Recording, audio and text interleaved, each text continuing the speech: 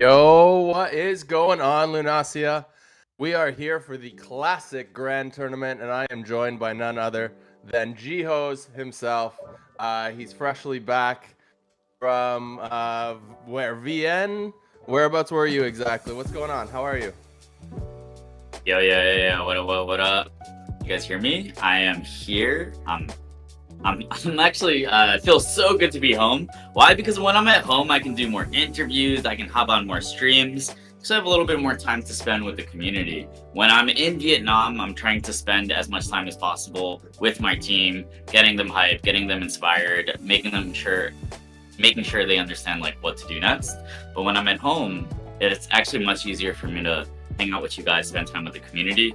And we're entering a really exciting stretch, right? With Part Evo, Classic is heating up, Classic is fucking back, Collectibles are back, Aperion is coming. So there's so much on the menu, and it feels amazing to be back home with all of you. Yeah, very, very well said. Glad to have you here. Glad to have you back. Shout out to everybody that's here with us in chat. I see Sad, I see Misumoko, Esports for everyone's in the chat as well. G Lun, Ludwing. What's up, everybody? Nice to see you all. Thanks for tuning in. Appreciate you for being here. We do have the top 16 players that are left in this tournament that are ready to battle it out. And the headliner, I will say, is none other than Elijah. Elijah has qualified into the top 16. Yeah, Elijah has qualified for this. So there's some other big names as well. Yeah, some other big names as well, but yeah, Elijah doing it again. That's insane. People like this is actually like truly fair, right? Like it's actually intense.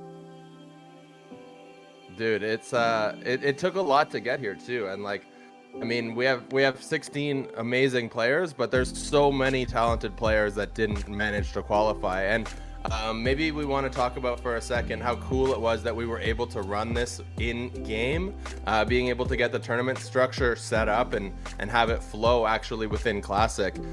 Maybe talk about the work that went into it, and it went super smooth from user experience. I don't know how it went on the back end, but maybe talk to us about the tournament format that you guys were able to set up within Classic. Well, tournaments, I think, are one of the catalysts behind why Classic came back, right? Because we did that like mini leaderboard reset for Classic, I think sometime in August, and we're like, yo, like if we just add a tiny bit of effort back to Classic, like people seem to really love it, right? So we're like, okay, like let's double down, let's start cooking, let's start reinvigorating. It was also like, yo, the cycle is coming back, so it might be a good time, right? To be honest, you can only bring Classic back once, right? So for all the people who are like, yo, we need it back ASAP, it's actually not true. You need it actually back at the right time. You can only bring it back once. So it's actually important to use that ammo when at the opportune moment, right? It's like, don't fire until you see the whites of their motherfucking eyes, right? That's Bunker Hill. That's the American Revolution. That's the principle, right? Like Sky Mavis we're always amazing at timing things. And you actually have to be very cognizant of how the universe works, of the cyclical nature of the market. And that's only something that you get for being in the space for 6 freaking years. Anyways, so so I think the idea was like we've always been interested, and the community's always been interested in having some sort of an in-game tournament format. So I think that was the thinking behind it, right? Like let's iterate, let's experiment, let's try something out. It seems like it's been working pretty smoothly so far, right? So we finally had an in-game tournament format that whittled us down from over 70,000 entrants. I actually even participated. I think I got to round 2. So we've been able to whittle down from 70,000 to the final 16, Sweet 16.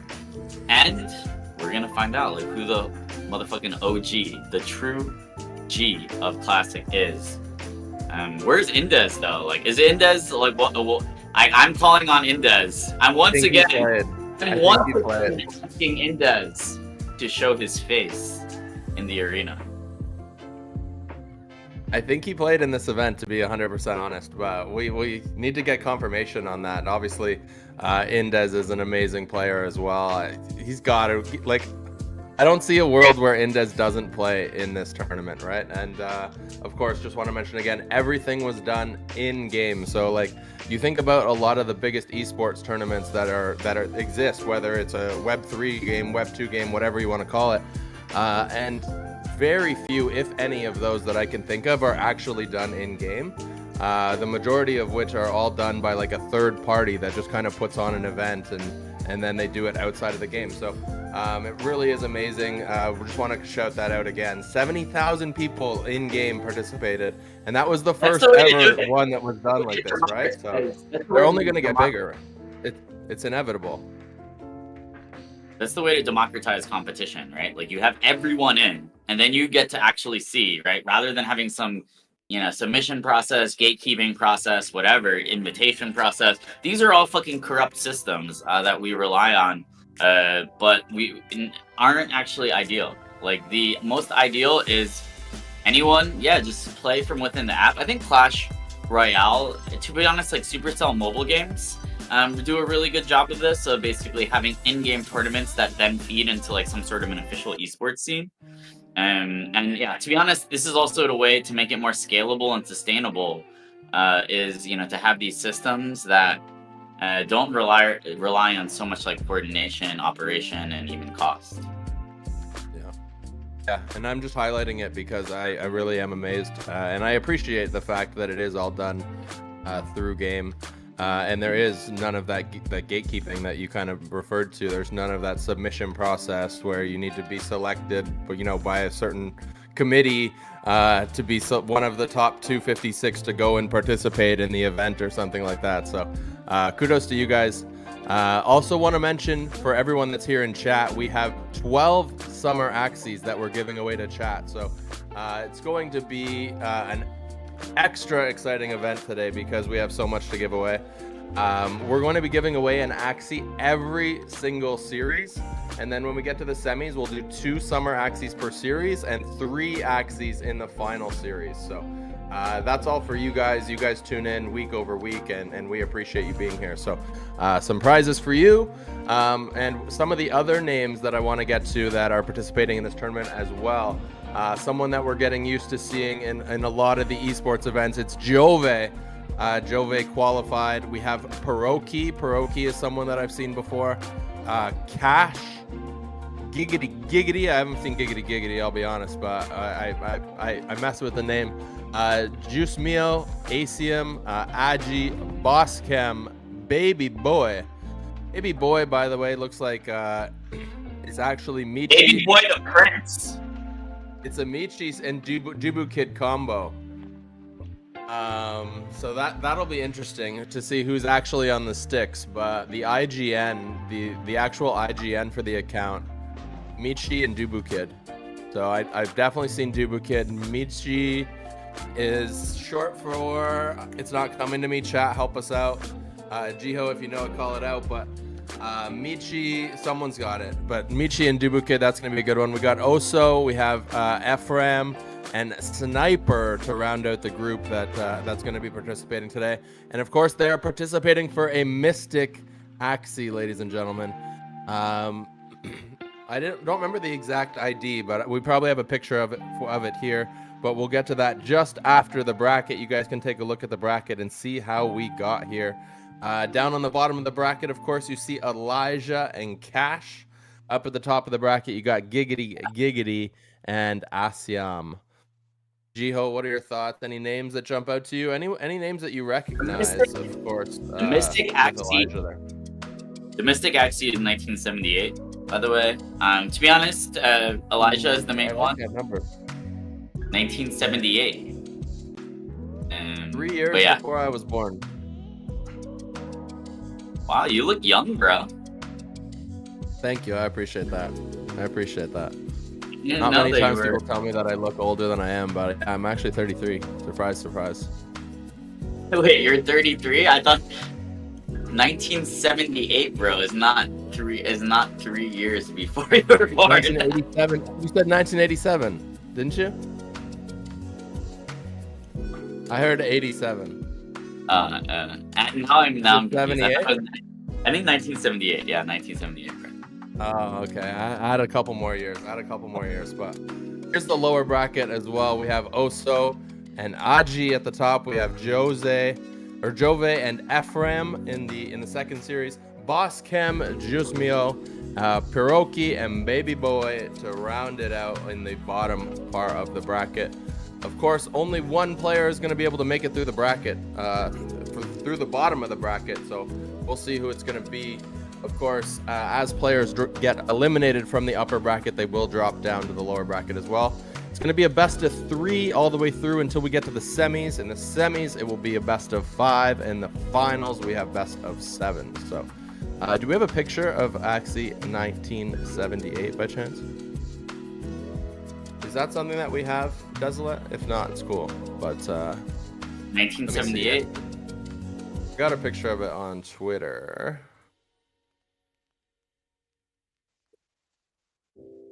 There it is. Look at that beautiful Axie. This Axie can battle, man. Like this thing, it's got it's viable. It's got Leafy, Carrot, who knows, but this thing looks ready to go. Also, it's level 9, so it still has its Radiant Shell. First Radiant Shell for claiming, ladies and gentlemen. Those things are selling for 1.15. The cartel is still determining the price at which to buy and sell Radiant Shells at. We're still gathering data. We're setting up some technology to monitor the prices. But if you want to join, the esteemed ranks of Mystic Axie holders, there are ways via the competitive scene. Yeah, there are definitely a lot of ways. The competitive scene being one of them. But yeah, these Radiant Shells are a nice little way to create some additional utility in the ecosystem. And really they create this feeling of FOMO, dude, right? Like, 'cause you need to have one if you want to evolve your collectible Axie. It's actually such an important lesson for all of the game designers in Web3 as well as in Axie, right? Because it used to be like, oh, if you want rewards, players want rewards, right? So then we're like, you're creating like giving out AXS, giving out SLP, right? Giving out these things that you also don't want people to dump.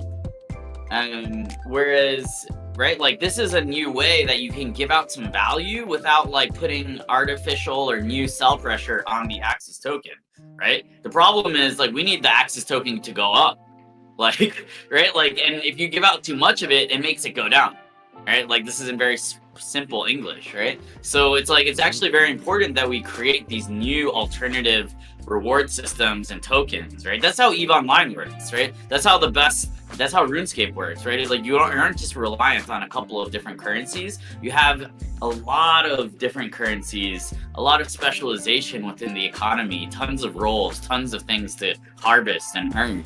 That actually is what is needed to create some sort of a balanced ecosystem, right? Like in 2021, 2022, until now, right? Like we were a baby economy. We had a lot to build. We had to build Ronin. We had to build a ton of Axie games, right? It wasn't necessarily the moment to focus on perfecting the economic system, but now it's like, boom, we got Axie Core.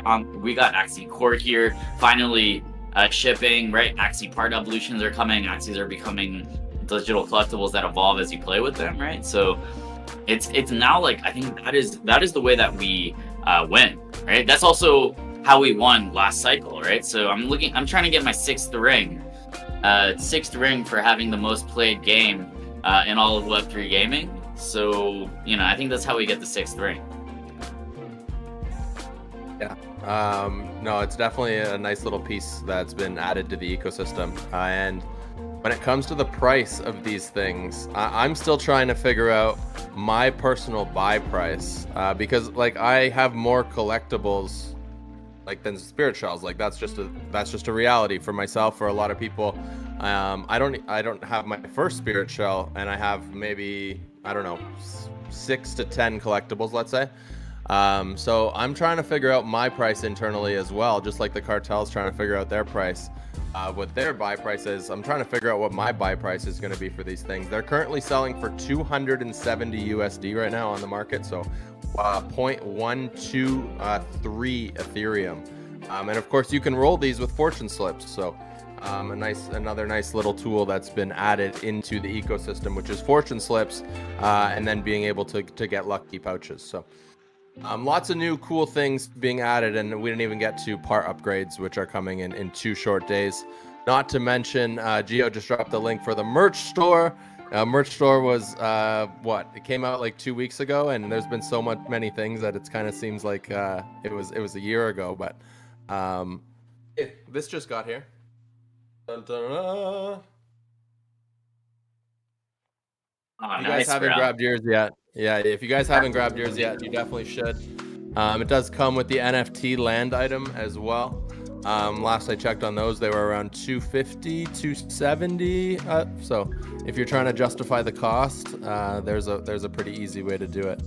So has merch surpassed 5K buyers? That's a good question. My last one was around 2,000, but that was a couple weeks ago. Sorry, go ahead. That promotion is still live. You can still win a Mystic Axie. There are still Mystic Axies. There are still tons of Axies out there. So yeah. Yeah, I think that's worth mentioning too. So when the merch store was dropped, or when it was initially announced, it was announced that there was going to be 3 Mystic Axies that were given to people that buy within the first 5,000. One of those Mystic Axies was won. I believe it was by Dashed, if I'm not mistaken. But one of the Big Yak Axie Club members. So that was one of the 3 that was claimed, but there's still 2 other Mystics to be claimed in that way. So definitely get an order in if you haven't already. Make sure to use a creator code. There is a war going on at the moment between 1437 and Cairo. Of course, use any creator code that you want to. But big battle going on between 1437 and Cairo at the moment. So support your favorite creator to get 10% off when you make your purchase. But get those purchases in. The Mystic figures were shipping right away, right? Hey? I'm once again asking you to buy Axie merch. Support the nation. 20% of profits goes to the treasury, right? So this is also your merch. And like I said, like this, when I looked at it at first, $300, I was like, that's a lot. But then you get the figure, plus you get the NFT land item. And also these are like limited edition, right? So like you're not going to be able to limited edition. Edition. The supply is basically around the same as Mystic Axies. So I think there are around like 1337 of them. A couple of extra because we gave some to the supplier. But yeah, man, like literally I bought one of the land items for I think 280 the other day, $280. So it's like, you can basically, right, like buy the figure, sell the land item, and get a huge discount, right? So, it's almost like you're getting paid to buy them. So that's not financial advice, but I highly recommend it. Right. I have a bunch. I'm buying them for everyone in my family, my friend group. OGK, like I'm buying you yours, by the way. I'm going to tell you this right now. Congrats on having it. Congrats on getting a free one. So yeah. Aw. Oh, man. Well, thank you. I appreciate that. That's just an example of the way Jiho is, to be honest. It's not the first time I've seen Jiho do something like that. He's just a genuine person and wants to give back to the community and spread just kind of share what he has. Not a lot of people realize too. It's not like he's dipping into like some Axie wallet when he does these things. He dips into his personal wallet to give back to the community. And he does it all the time. So thank you, bro. I definitely appreciate that. Appreciate like I could go on for a while on a Jiho rant about all that Jiho does, but you guys get to see only a fraction of what goes on with Jiho. He does his best to show in the community as often as possible, but honestly, like you guys get to see maybe like a tenth of what this guy is doing, and like 95% of all of the stuff he does is behind the scenes, and like I don't know if there's someone that works harder personally. So thanks again, bro. What I'll say is, like, compared to most people working on Axie and Ronin, most people at Sky Mavis, most people in the community, things that I do are actually much more publicly known and seen than what everyone else is doing, right? Like, I have the blessing to be out here in front, in public. People are interested in what I'm up to, right? So they do actually get to see a decent amount of what I do. I think, the true heroes are, the engineers, the artists, the product people. There are people on the growth team that are operating also behind the scenes, right? People on the business team, right? It's like you guys see Kathleen because she's out in public, and right, that's part of her role. But there are people on the business team that help run that machine and get us the Ronin games that nobody has never freaking heard of. So also, yeah, shout out to all the pair. Shout out to all the people who are grinding in the shadows to allow this movement to continue to rack up championship victories, championship rings, continue to stab our enemies in the fucking neck. Let's fucking go. Oh man, I love the passion.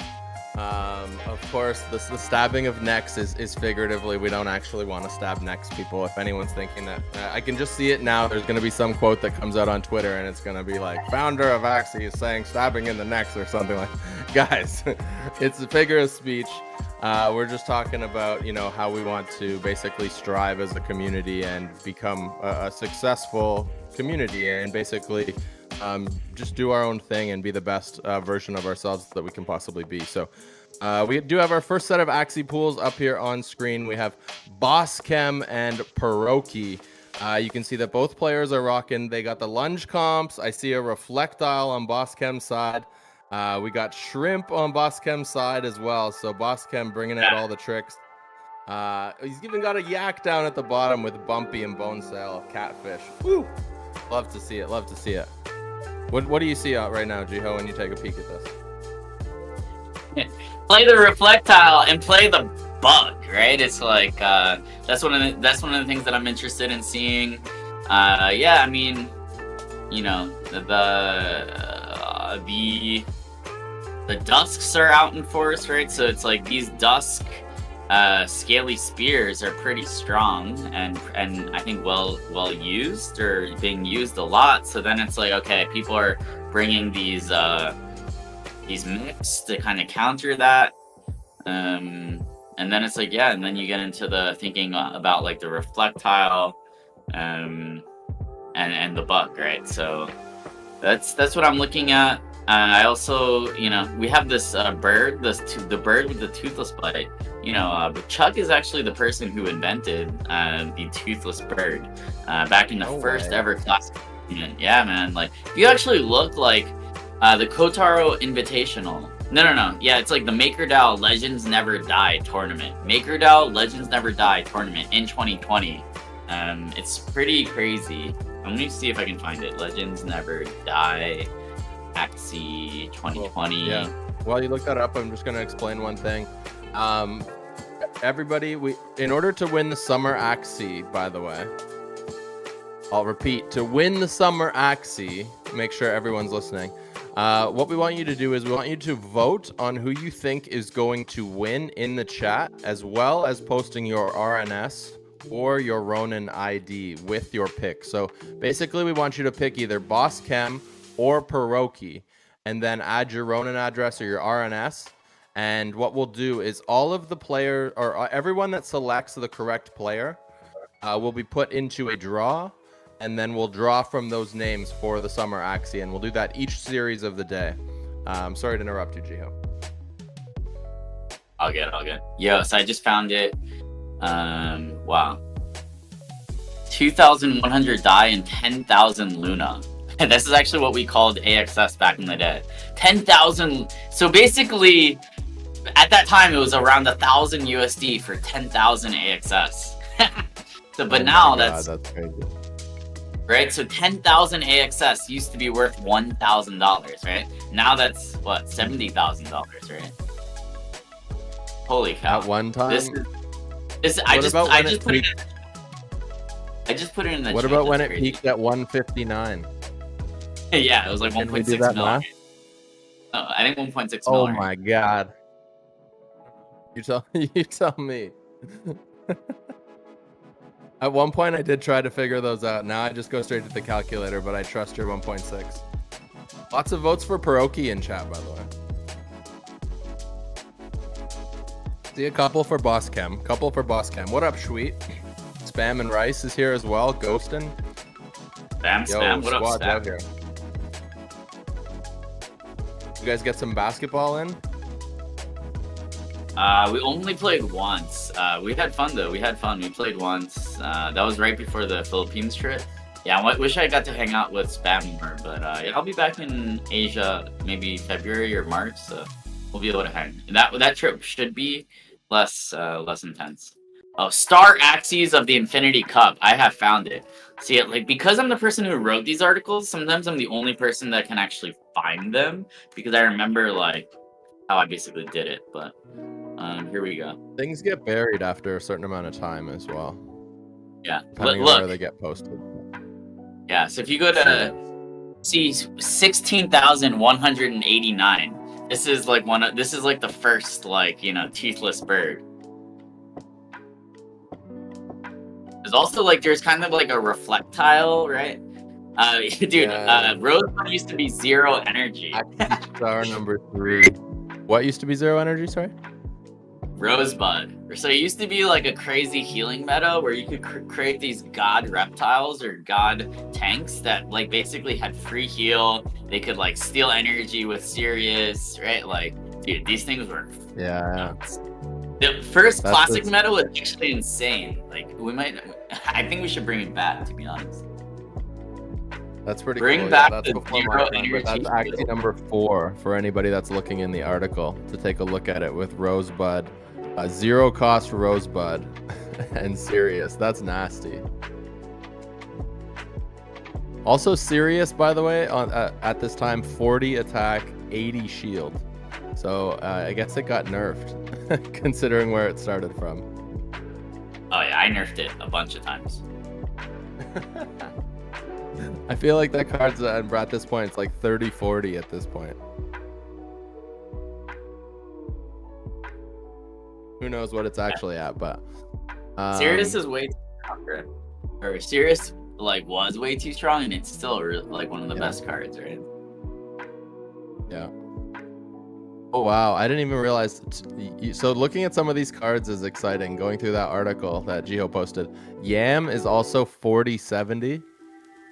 So that's pretty crazy. Poison used to be insane. Like, Poison was insane. Like, that was like, yeah, that was the crazy meta. Cool. Excited to see what these players are gonna bust out today. Where the meta's at, and I don't think we're at a point yet where we see the classic meta evolve from where it made it to by the time we got to Barcelona. I feel like the meta has been evolving to get back to where we were at Barcelona, but it's not there yet. That was where the god bugs were dominating. Literally, it was every team had a god bug, and while a lot of people are bringing those god bugs right now, it might be like, to be honest, like, right, it's like the god bug is the reflectile counter, right? So it's like, if people are, like, playing the reflectiles a lot, then it's like the god bug becomes the king meta. That's my understanding. That makes sense. All right, let's get into it. Kind of like that rock paper scissors. Yeah, exactly. Let's get into it. Yeah, I can't see it on Desolate's screen right now. There we go. I think I got it. All right, here we go. Round 2. Looks like both players decided to pass early game. Building up their hands. We got 2 copies of Scaly Lunge on Pierogi's side, only 1 on Boss Chem's side. But Boss Chem obviously brought the bug with the Shrimp, which is gonna play really well into Pierogi's box, where Pierogi decided to bring out the mech with Arco, but that's gonna get shut down by the Shrimp. So it looks like a clear, basically just like Axie type / choice advantage by Boss Chem here in game 1. What are you thinking? What do you see?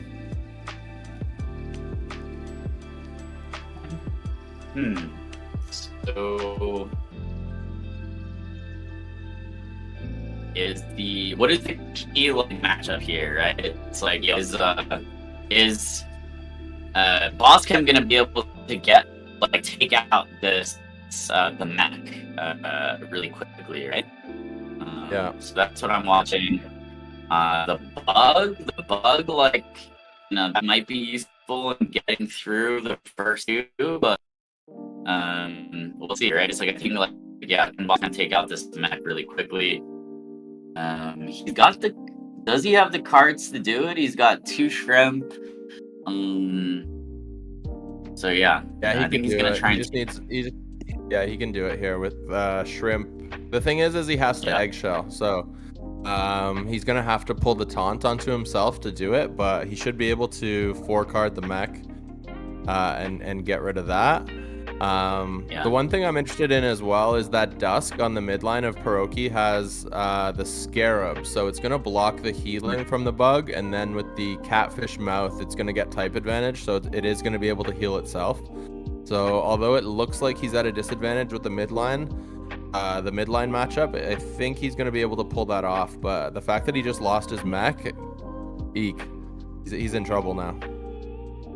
It's like Bosscam doesn't have a lot of, he doesn't have any beast or reptile big damage cards, right? So it's like these things are going to be pretty tanky and like have a chance of surviving. So that's the vibe that I'm aware of. A lot of energy in hand for Pierogi as well. You can see 120 shield coming out on the front. A little bit of damage comes out, does get the energy destroy from Goda. Pierogi fires it back, a Goda of his own, but doesn't find the energy. So good turn there for Bosscam, and then builds up a couple energy with the Cottontail as well. So Bosscam looking like he's in a pretty good spot here. He's got an Axie and a half left to knock out in order to secure the victory here in round number 1. Whereas Pierogi still has 2 Axies and a little bit to clean up. He looks like he's running out of cards on his front Axie as well. So I do expect that Axie to go down here on this next turn.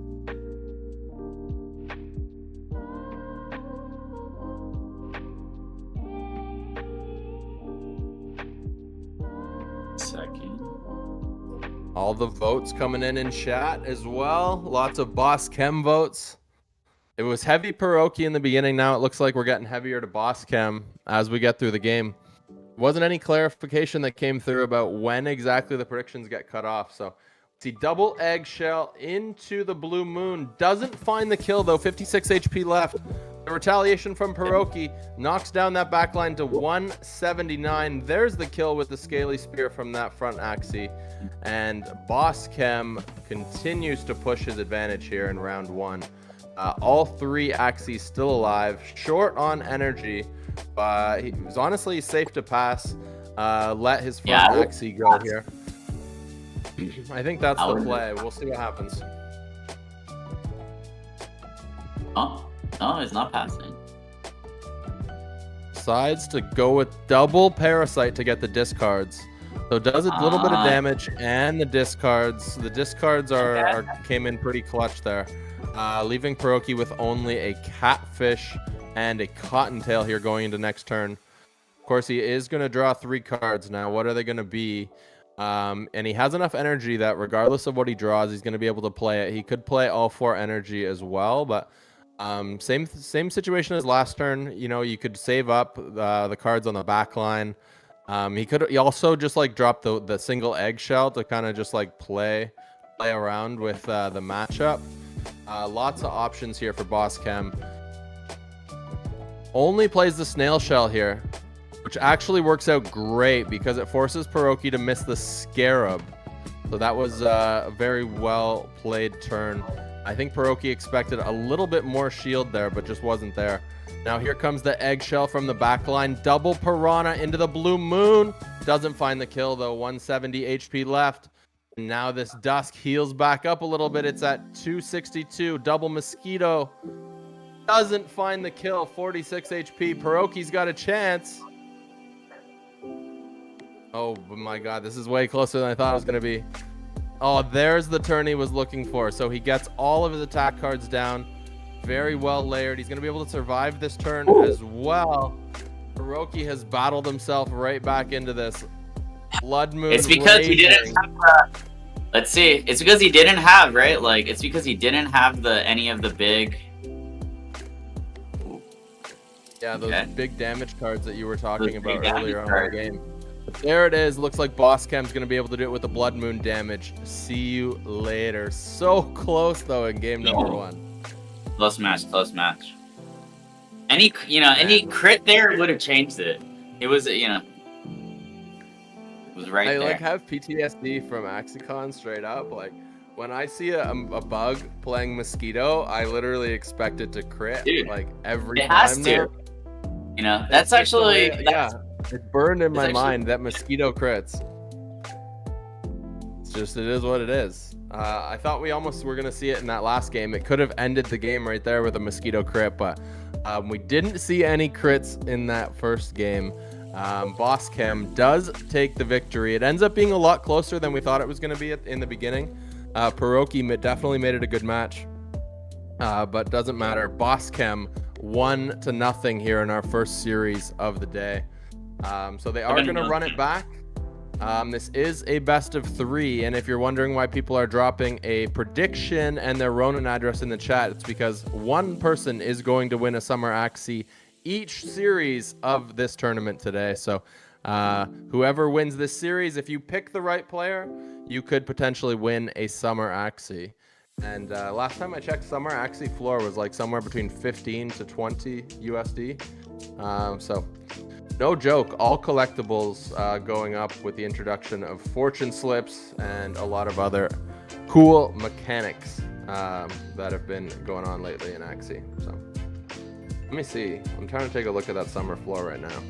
1961 summer floor. Crazy. Yeah, I have some, going back.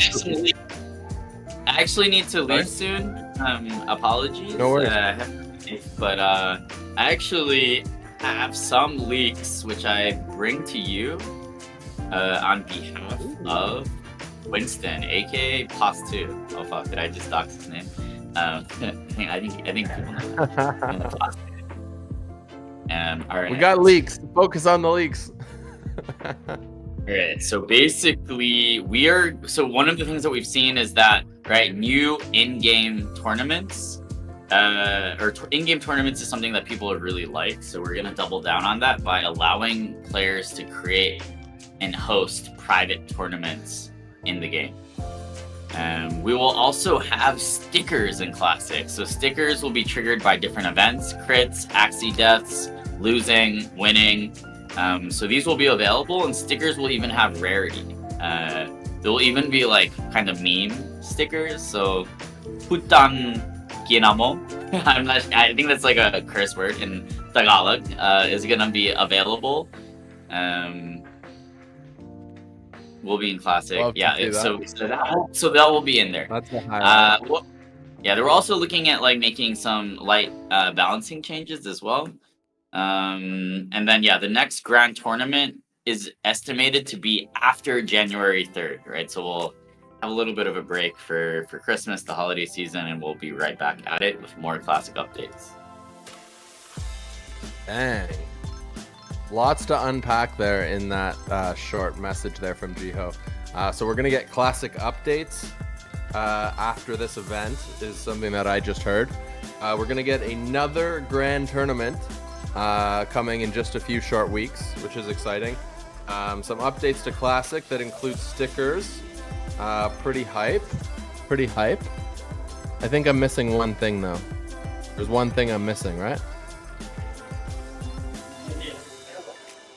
Chat, help me out here. I feel like there was one more thing. So much news.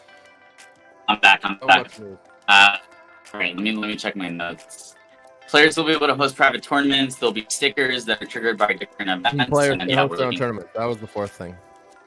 I'm looking for some light balance changes based on the Chris Coliseum Grand Tournament data. Anyways, so I am gonna leave. But yeah, it was expensive time with you guys. I'm rooting for the Reflectiles. May the strength, may Fuse bless the Reflectiles in battle, and I will see you guys on the other side. I'm sending love to OGK. Congrats on getting your Mr. Figurine, and I will see you guys on the other side. Over and out. Boom. Thank you, bro. Take care, man. Have a great day. I appreciate you stopping by. Peace. Much love. Ladies and gents, that's one of the co-founders of Axie Infinity, Jiho, dropping by to share some love and just kind of spend some time with the community. So always appreciate when he's able to do that. But we do have a best of 3 going on right now between Boss Chem and Pierogi. You can also win a summer Axie by making your prediction in chat as well as the Ronin address. So we should have game 2 coming for you here very shortly. Desolate, if you want to, by the way, you can toss me notes into the Discord chat, and then that way we can stay on the same page if you want. That's entirely up to you. But looks like we see a little bit of a change here in game number 2 from both players. Pierogi decides to go with that toothless bird that Jiho was talking about, that Chuck came up with back in the day. On the flip side, Boss Chem decides to go with the Reflectile. So Boss Chem continues his advantage in just mental mind games of trying to pick the right Axies here. Looks like he has the type and Axie matchup in his favor for a second game in a row here. But we'll see how it plays out. That dual blade sponge on the midline can toss out quite a bit of damage. It does have the heal. However, on Boss Chem's side, his midliner runs the Scarab, which gives heal block. So it's going to be a good match. Can't wait to see how it unfolds here for us. The other thing I want to do today as well is I want to kind of give a little bit of a tutorial on Classic. For anyone that's new to Classic that maybe came in during Origin or came in the last year or so, and they haven't seen much Classic being played, I would love to do a little bit of a tutorial here for you today. So hopefully that you can pick up the game a little bit easier. Now you can see in the bottom of the corner of the screen, that is your energy counter. So both players start the game off with 3 energy. There are cards that destroy your opponent's energy. There are also cards that allow you to steal energy from your opponent. Now, of course, you cannot go into negative energy. So if there is no energy to be destroyed or stolen, of course, you can't steal or destroy the energy. So energy counting in Classic is very, very important. And one of the things that I do personally to keep track is I actually count on dice. So I keep a couple dice right near me, and I count the dice as the game progresses, so then I know how many energy my opponent has. This is very important to ending if your opponent is going to be able to burst your Axie and knock it out in one turn, or if he's going to be short on energy, he's not going to have enough. So here we go on the first turn. Double Goda into the Scaly Spear. So he plays all 3 of his energy as well as getting 2 energy destroys. So let's see, if you're trying to count Boss Chem's energy, he would have had 5 had his energy not been destroyed, because when turn passes and a new turn starts, you gain 2 energy. So it would have been at 5, but he was hit with Goda, which destroys energy. So because he was hit with 2 Goda, his energy 2 of his energy was destroyed. He goes down to 3 energy. And on the other side, Pierogi had 3 energy, played all 3, and now has 2 going into the subsequent turn. So you can see Boss Chem has a slight energy advantage, but based on the HP numbers, advantage definitely in favor of Pierogi here early. That was a great first turn. It's always nice in Classic when you're able to destroy energy. So Boss Chem retaliates, double Scaly into the Goda, and then also has a Timber on the end. Follows that up with a single Kataro to clutch the kill there. Nice kill there by Boss Chem. Now Pierogi looks to retaliate, drops the Eggshell into the Blackmail, puts that Aroma onto that Reflectile, now into the double Nemo, into the dual blades for the kill. Huge kill on that Reflectile on the backline. Arco and Nemo as a counter, but that's very tiny in comparison to losing your backliner. Huge turn there for Pierogi. All right, starting round 5, Boss Chem fires the Arco into the Scarab, gets the heal block down, so there's no heal coming from Pierogi's midline. However, he does find the kill on the front line. Now we got a 2v1. Can this Arco Aqua double kill these Axies? Goes Arco, Scarab, Piranha into the Nemo. Doesn't find the kill though. The Catfish and the Sponge is just too much shield. So now what's going to happen? Pierogi decides to let his Aqua go down. Ooh, maybe he tried to save it. He might have tried to save it. But it doesn't matter because that backline bird does enough damage to smash through that Aqua. Pierogi takes the W, and we got a 1-1 tie, ladies and gentlemen. Oh, baby. You love to see it. Love to see it. First series of the day, and we go to winner take all, game number 3. It looked like Boschem had the advantage based on the Axie setup, but wasn't able to pull out the victory. Pierogi clutches up, takes the dub, and now we go to winner take all in this series. Man, that's exactly what you want to see. Chat's popping off. Pred, what up, Pred? Says backdoor on the reflectile was clutch. Yeah, it was. It was definitely clutch. Lots of votes coming in for Pierogi. Some votes for Boschem. Esports for everyone in the chat says giveaway winner will be drawn after the game. So there you guys have it. So right after this game, we're gonna give away a summer. Axie Bob, the Aqua survives with 4 cards. Keeping the reflectile alive is 100% a W. That's sad. Yeah, it's hard to predict when that back door is gonna come, right? It's really hard to try to predict that. The predictions keep rolling in. This is the last chance. Shuit says I already won. Don't even worry. Don't even worry.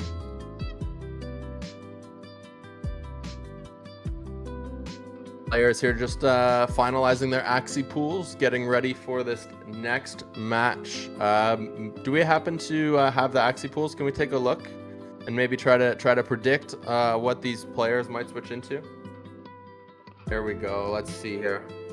Boschem's got he's got so many things in his box, like the spiky wing Arco Aqua on the bottom row left.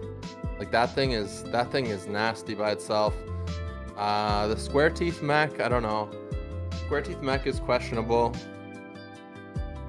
I don't know. You could run it. That plant is off. I've seen that plant put in a shift before. The Kitaro Hatsune plant. Pretty solid. And then on the flip side, there's nothing really that we haven't seen there that seems like too scary. It's all kind of standard stuff. That plant though, it's kind of the same thing, although it's snail shell instead of scarab. The white plant on Pierogi's side, that thing could be a menace. We haven't seen him play the bug yet either. Seems like he's tending to go with more speed and aggressive to this point. But I feel like Boschem has had the advantage in terms of like the Axie pool, Axie selection. But Pierogi's battled through it, so we'll see if Pierogi comes out with a type advantage in this third matchup. I think that says a lot. That says a lot. To me, like right now, I feel like Boschem has picked the Axies a little bit more effectively, but Pierogi's just kind of played a little bit better. I don't know. That's my opinion from what I've seen so far. But these players got to be almost ready for game number 3. Winner take all. Man, oh man. I'm gonna take a quick second, gather my breath, because we're gonna need it here for this game number 3.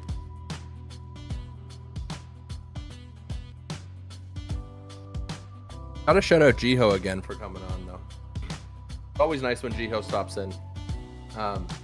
Like I was saying earlier, I think we only see like 10% of the stuff that Jiho does on the surface, and honestly, like there's so much that he does behind the scenes that we don't see.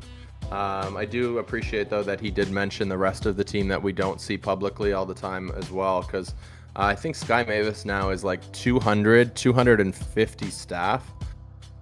So there's obviously a lot of people that make Sky Mavis into what it is today, so appreciate all them.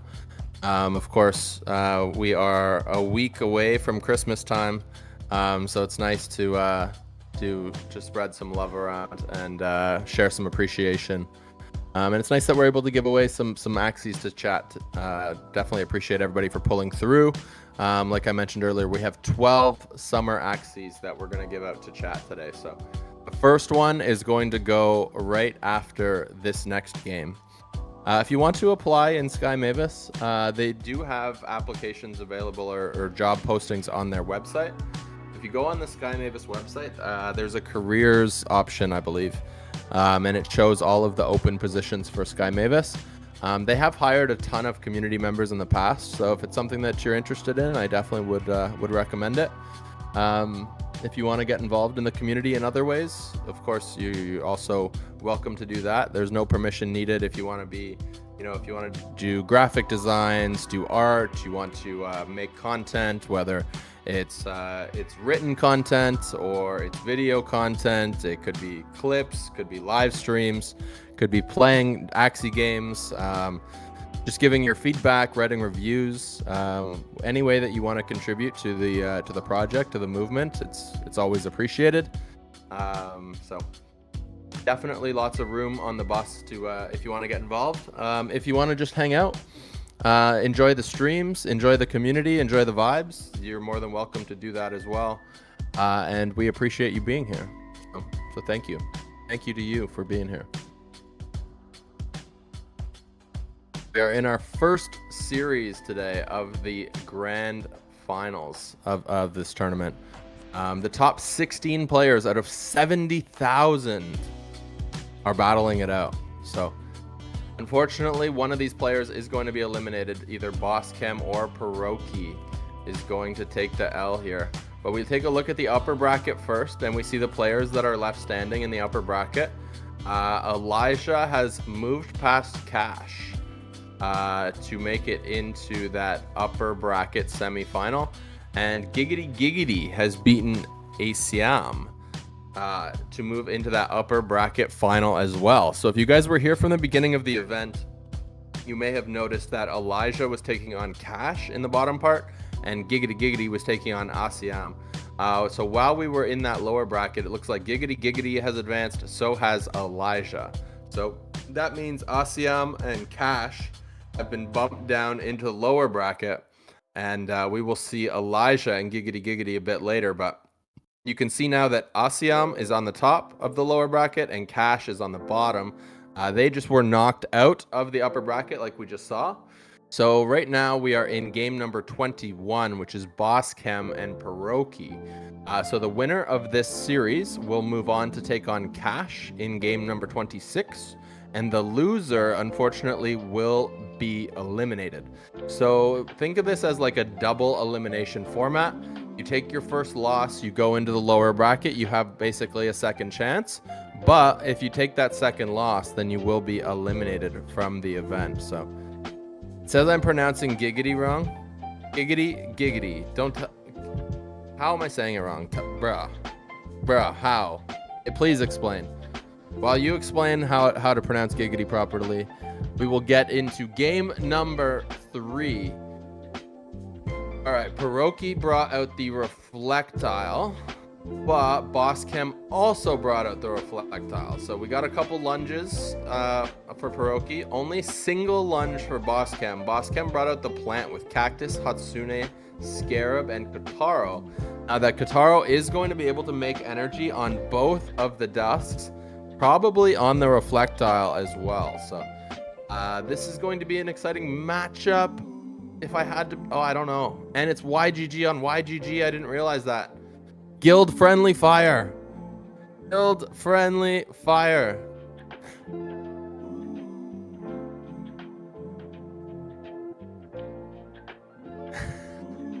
Say Giggity and then say all right. Giggity. Alright. Alright, here we go. Does I need an accent for my Giggity? I don't know what kind of accent to put on, yeah. I mean, I already have a Canadian accent, but I don't even know what a Filipino accent would sound like. You guys killing me right now. Giggity goo. Oh wow. All right, you guys. Dial it in here. Dial it in here. Round 2. Both players take a pass on turn 1? Question mark? Looks like it. Looks like it. There is a little bit of a built-in delay as like a anti-cheat mechanism with Classic. So that's why we wait on this screen for a few seconds always. It's actually a built-in mechanic so that no one can cheat from streams. All right, here we go. Looks like we'll see a double lunge with a cattail. So Pierogi was expecting an attack here from Boschem. The attack doesn't come. So loses the cattail, might be the most valuable thing that Pierogi lost there. Does get the damage down, which is good. But now Boschem has a solid energy advantage. You can see here 5 energy is going to turn into 7 when turn passes. Pierogi, though, decent hand of energy on his own. He's going to have 5 energy coming into this next turn. But he's lacking cards on his frontline Axie. That's the problem really right now, is the frontliner doesn't really have anything to wall itself or shield. So we'll probably see his frontliner go down here on this turn. So got a comment in the chat from Bumptron. What's up? I like that they revive Classic. Me too, bro. Me too. It was long overdue in my opinion, but like Gio said, the timing of it was very important, and they brought it back at a very good moment. We see the double catfish into the double scarab for the kill. Yes, sir. Yes, sir. Down goes that front line. Well played. Double Kataro back the other way. Gains 2 energy off those Kataros. That's massive. So now look at the energy. 5 energy to nothing. So although the frontliner is gone, on Boschem's side, so many energy.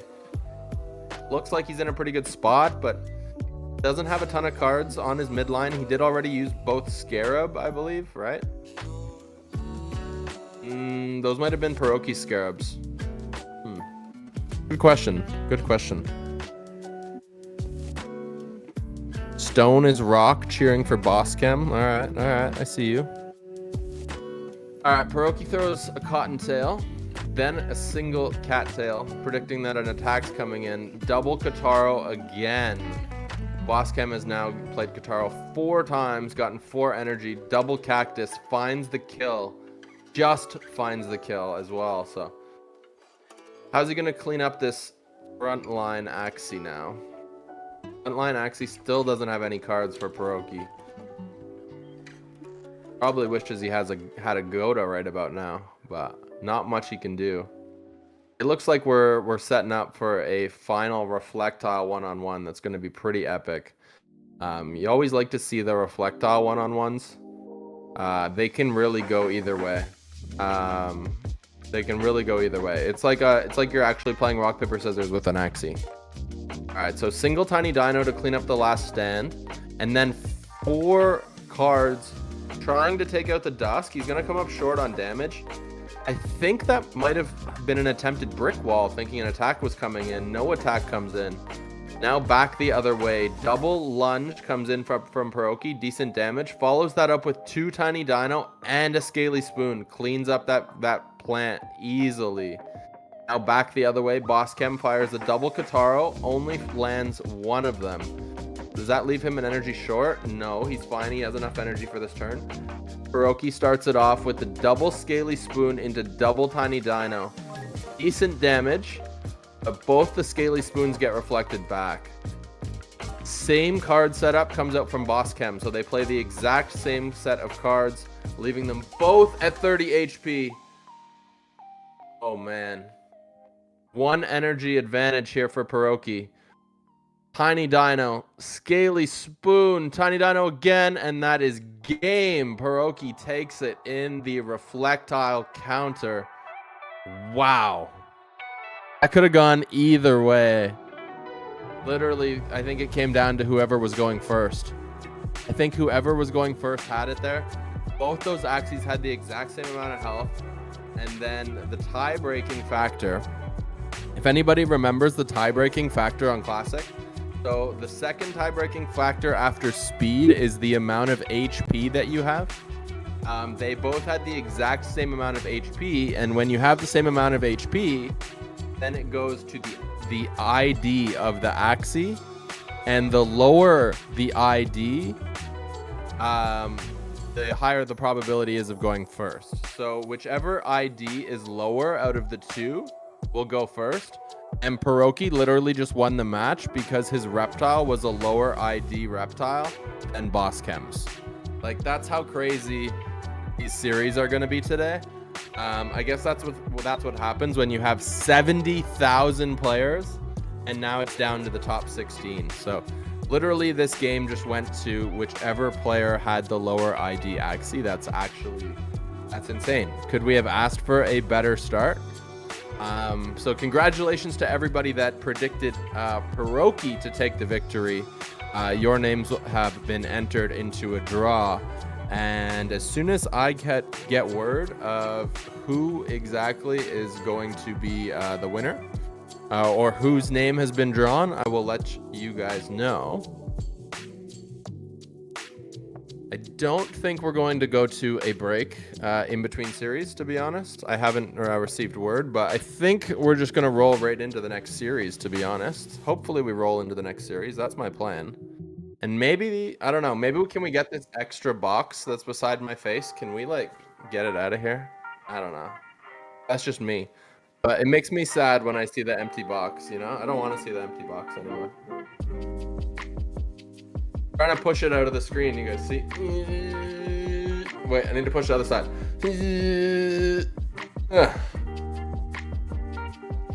It'll disappear eventually. There you guys have it. Series number 1 of the lower bracket sees Boss Chem go home because the ID of his Axie is too high. Isn't that sad? Like, come on. Lower ID Axie clutches the victory. Imagine you're like at home and you're like, so, you know, like, what happened? Like, so your significant other asks you, so, like, what happened in the Axie match today? Like, why didn't you win a Mystic, you know? Like, you told me you were going to win a Mystic. And then you're like, you know what? Like, I lost because the ID of my Axie was higher than my opponent's. Okay, I shouldn't laugh. I feel bad. I do feel bad, really, but that's a crazy reason to take an L. I got a question about, do I play Pokemon? And the answer is hell yeah, I do.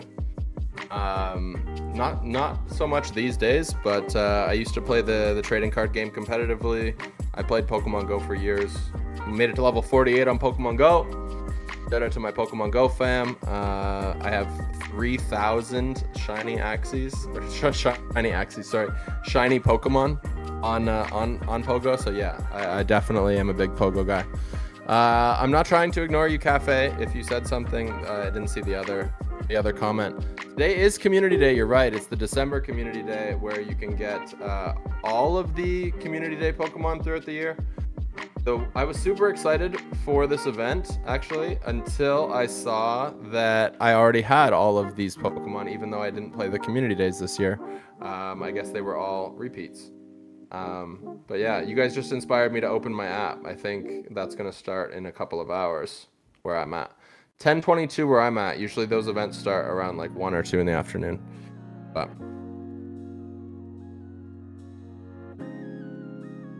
some questions about the summer Axies as well. So summer Axie, as soon as I find out who won the summer Axie, I'll let you guys know. And then we're doing one summer Axie for every series that gets played today.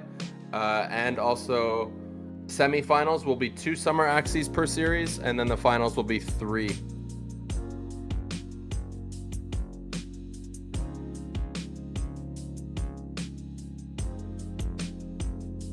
Who's our second series going to be, by the way? Axie versus Jove. All right, cool. Cool. Yeah, if you, like I mentioned, if you want to let me know in the Discord chat, that's hype. If you can. If not, that's cool. But and that way I can like take a peek at it and know what's going on. All right, so we got Axie on the left, Jove on the right. We see the Godbug right off the bat. We see only one lunge though, so no lunge team. No lunge team on Axie's side. That's interesting. We see the mech with the Arco. We see the Toothless Bite Bird. Okay, standard. He's got a Gravant with Sandal. Okay, interesting that he's got the Gravant. Gravant, Sandal, Cerastes. Ooh, with Guitaro too. That thing's gonna be slow. That's an interesting Axie. That one's kind of an X factor. Going with the Gravant in the bottom row left for Aji. On Jove's side, Jove's got the same Axie. He's literally rocking the same Axie in the second row. He's got the Shrimp on his team, which is something Aji doesn't have. He's got that mech we saw last game, but didn't get pulled out. But it's got the square teeth, or is that Might Bite? It looks so similar, it's hard to tell. But either way, that mech with Arco is fast. You see the plant. Both players have the plants with the Hatsune Scarab. Okay.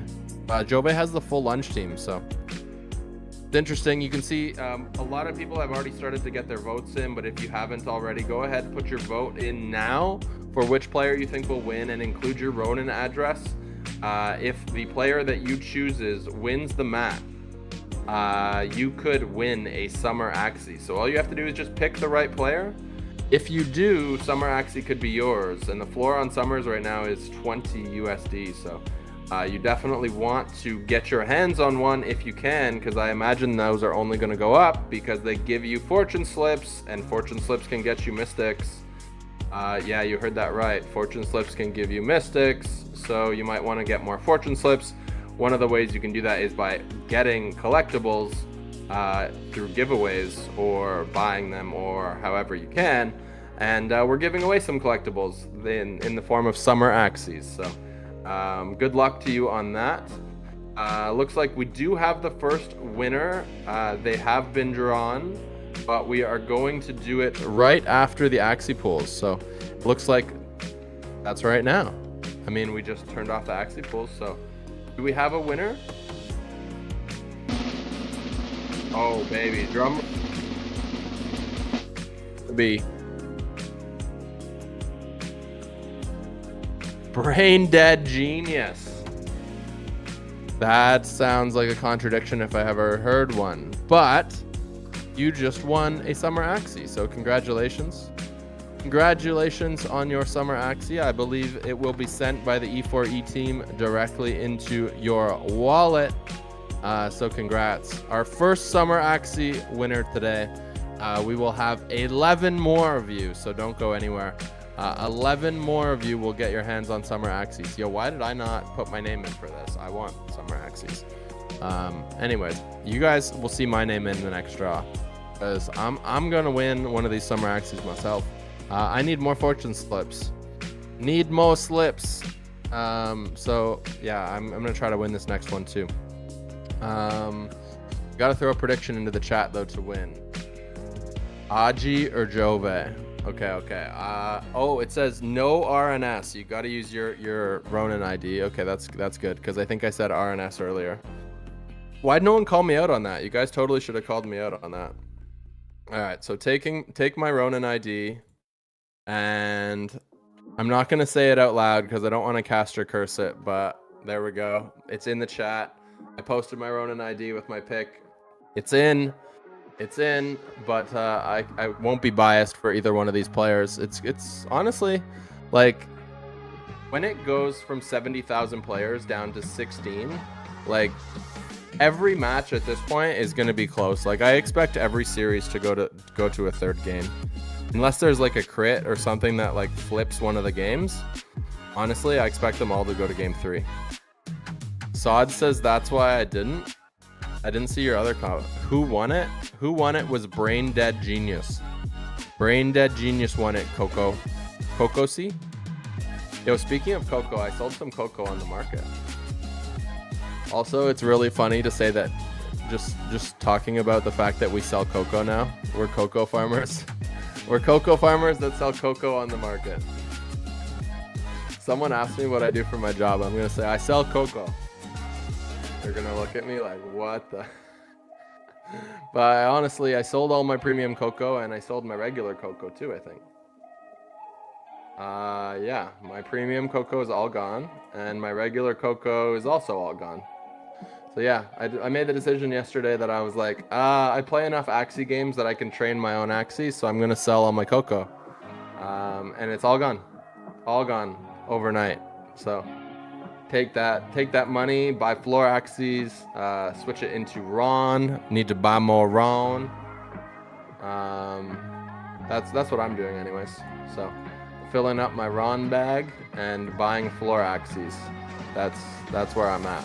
I think that people are kind of like sleeping on the amount of Axies that are going to get burnt for part upgrades. Part upgrades are literally 2 days away.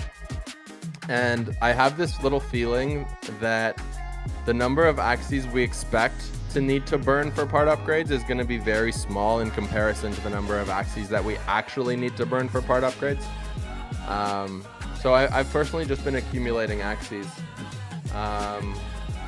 So then I'm prepared either way. Like if I need to burn Axies to get materials, I have Axies to burn.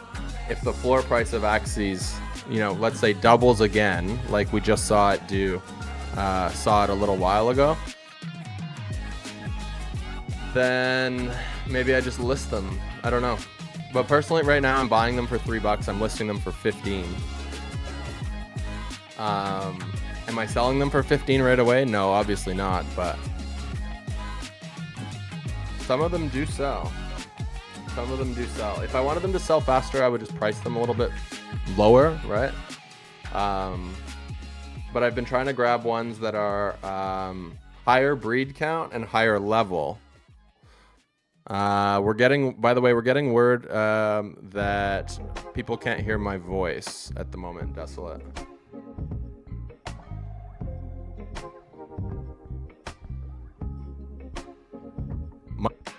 Mic check.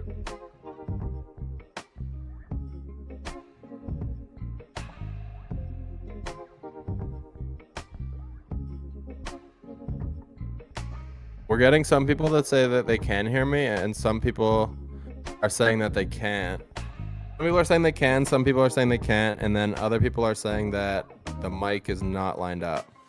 So, I mean, if you want to take a quick little minute, we can do that. And then we can do the next series, or we can just keep going. It's entirely up to you. Some people are saying my voice is loud and clear. I don't know. Other people are saying it's not synced.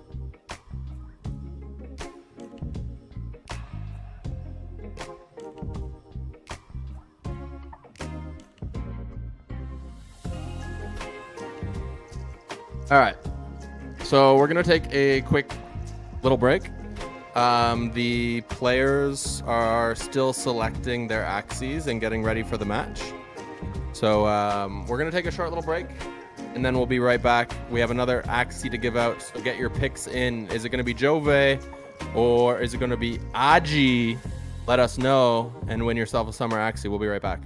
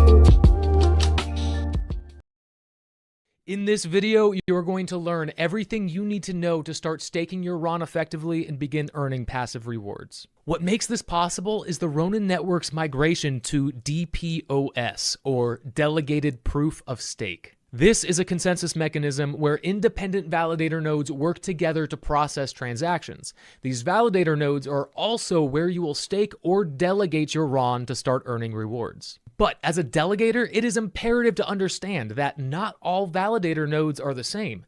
In fact, there are a ton of different factors to consider when choosing which validator is right for you. And since staking reward issuance won't begin until April 12th, this will give you plenty of time to learn your way around this new system. Let's get started. Every validator node has a commission rate. This is a portion of the daily rewards provided to the validator in return for hosting and maintaining the hardware used to run the node. Each validator node can set their own commission rate, from 0% all the way to 20%. Smaller commission rates will result in more rewards for delegators. Likewise, higher commission rates will result in less rewards for delegators. Validator nodes can also change or adjust their commission rate, which will take effect at a minimum of 7 days after the request. You can check if a change has been requested by hovering over this icon. Now, delegators earn rewards based on the percentage of their staked RON against the total supply of the validator node. So, choosing a validator node with less delegators or a smaller total supply could yield you a greater percentage. Checking the APR is a great way to determine where you will earn the most rewards. Getting down to brass tacks, there are two main types of validator roles that you should be paying attention to. These are governing validators and validator candidates. Governing validators are considered partners, having been screened through a rigorous process of checks and balances, and with names that you might recognize, such as Quest, the Big Yak Axie Club, and Google. These validators are more or less permanent and are considered everyday validators. As long as they perform well and meet their requirements, they should be consistently earning daily rewards. If you see this green checkmark next to the validator node, that is your confirmation that this is a governing validator. Now, validator candidates can be launched by anyone in the ecosystem, as long as they meet the validator requirements. These nodes might offer better rewards in the form of smaller commission rates and a smaller total supply, although not all validator candidates are guaranteed to earn daily rewards.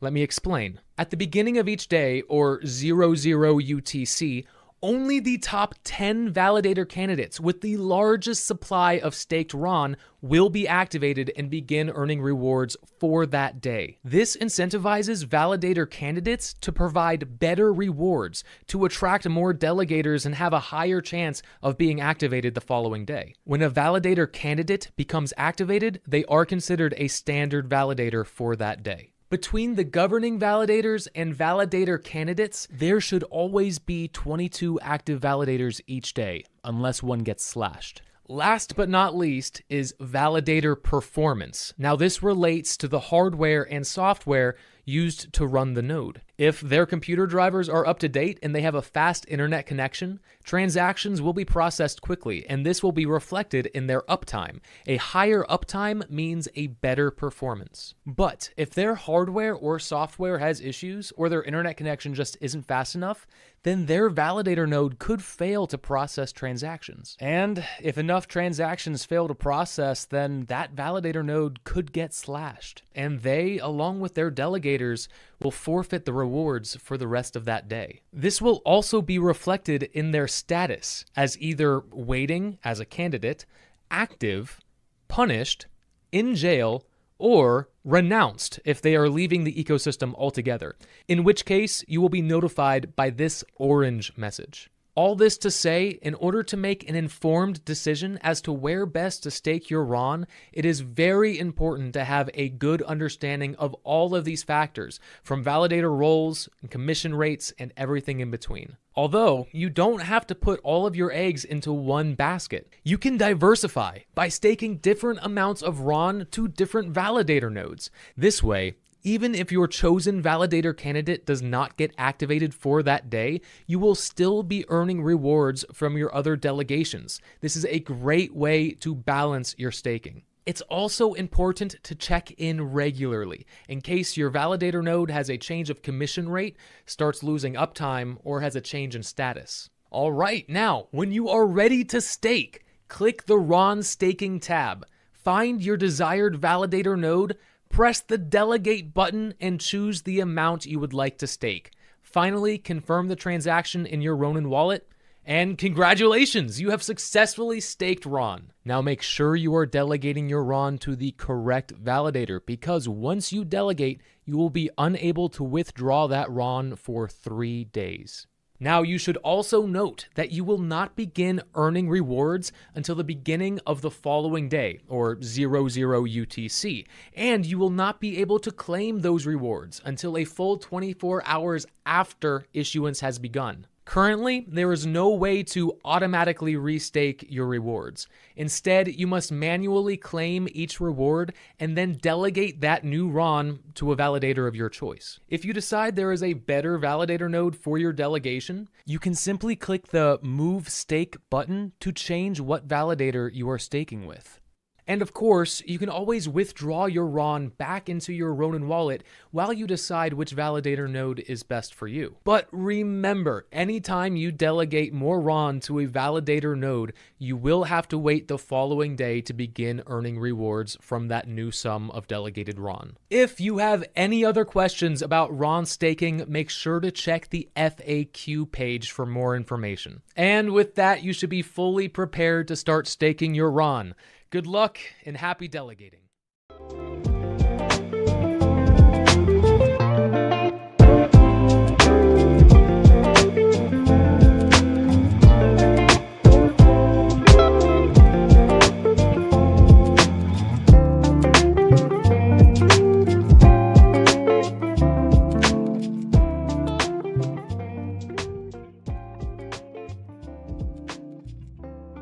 Yo, what's going on, everybody? Welcome back to the grand tournament. We are working our way through the lower bracket, and we currently have a matchup between Jove and Axie. It is a best of 3 matchup, with the winner moving on to the next round, the loser being eliminated from the tournament. And of course, these players are playing for Mystic Axie 1978. So a lot on the line, to say the least. Mystic Axie, you guys can look it up in the market yourself. Quite a pretty price that these players are playing for. Axie's on the left, Jove's Axie's on the right-hand side. Of course, you can win a Summer Axie by making a prediction in the chat and dropping your Ronin address. Ammo, thank you for that. Welcome back. I appreciate it. But just taking a look here at the Axie pools, one of the things to call out, as mentioned before, Jove has access to the full scaly lunge comp with those scaly spears you can see there in the top row. Also has access to the shrimp, whereas Axie prefers the backdoor option of that toothless bite bird. A little bit different with those mechs as well. Axie choosing the nutcrackers, whereas Jove has the rice.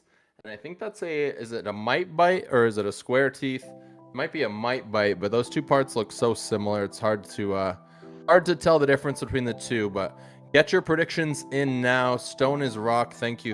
Appreciate that. But we're gonna hop into game 1 of this series here very shortly.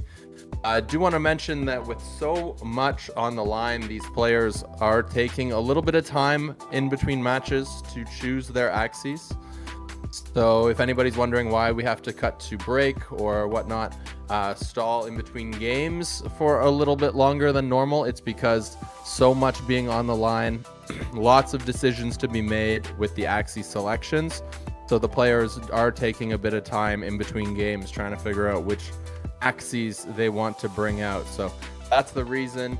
But we appreciate everybody's patience, and hopefully you guys enjoy the stream and enjoy the opportunity to win some amazing prizes while we're here. So I can't wait to see what these players pull out here in game number 1. Personally, I want to see some of those god bugs, the mosquito bug with the cottontail, and the reflectile. That's my personal favorite comp right now at the moment, but it'd be nice to see somebody pop off with the lunge team as well. I haven't seen a lunge team like carry somebody through an event in a long time, so it would be nice to see that as well. We'll see what these players decide to pull out. Here we go, game number 1. What do we got? We got the Hatsune plant. Both players deciding to go with that in the midline. On the left, doesn't look like the names loaded in for us properly, but we got a reflectile on the left, and we got the mech with the Arco Rice on the right-hand side. I think advantage mech, if you ask me, but we'll see how this battle unfolds. Early turns, both players swinging in with full damage. Oh, I wish I could see the names. But on the right-hand side, gets the clutch kill on turn 1. Turn 2, follows that up with the Rice Energy Steal. Ooh, baby. Just munching through. That midliner almost goes down. 25 HP left on the midline. This battle might be over before it even got a chance to get started. But just a reflectile left here for player 1 on the left-hand side. Trying to stay alive. A ton of energy, a ton of cards. Can this reflectile 1v3? It's gonna try. Tiny Dino times 2 into the Scaly Spoon. Doesn't find the kill though. Just enough shield there on that front line. 26 HP left. Reflectile loads up again, but it's gonna eat a bunch of damage from that mech in the back line. It does get the reflect though. Great call by the reflectile. And it finds the kill on the damage reflect, but it does go into last stand. And there you have it, ladies and gentlemen. Game number 1 goes to player 2 on the right-hand side. I will get confirmation from production if that was Axie or Jove that just clutched that W. As a result to be reviewed. Getting clarification. One of the players disconnected.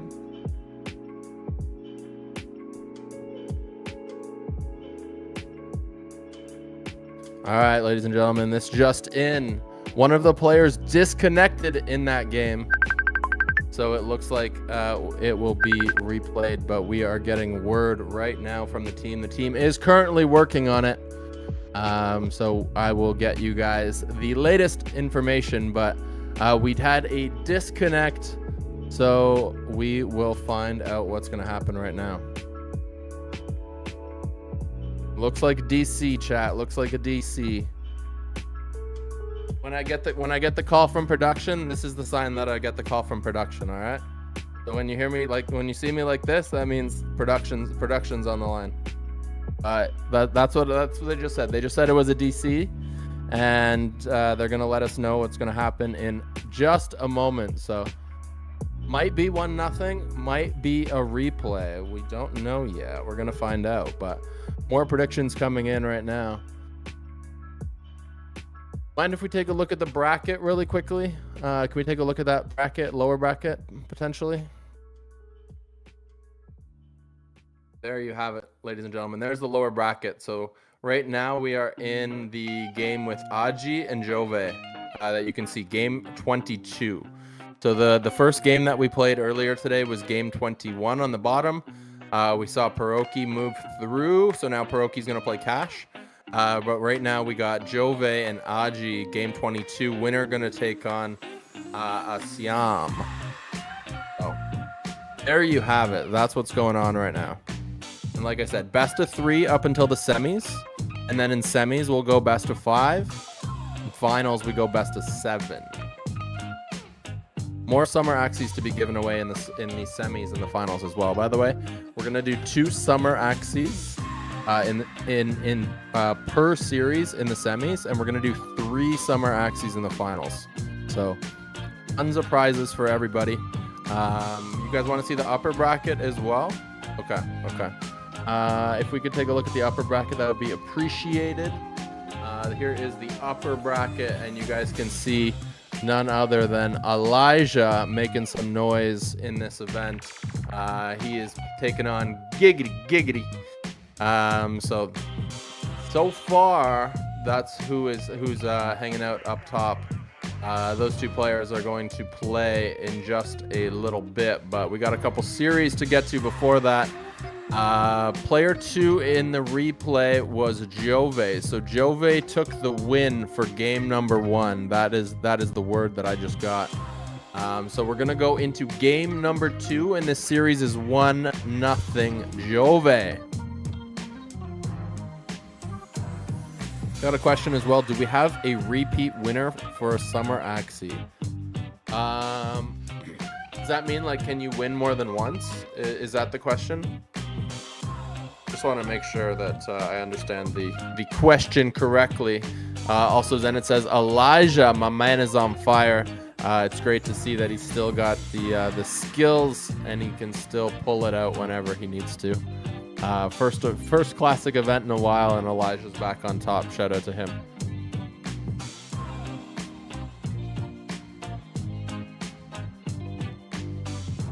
Game 2 almost ready. Gonna take a quick little sip of my coffee here. Still early where I'm at. Still early. My favorite kind of mornings though are when I get to wake up and cast some Axie, hang out with the community. But it is 10:50 where I'm at right now. We've been live for almost 2 hours as well, so give you a little bit of an idea. But I need a sip. Give me a sip.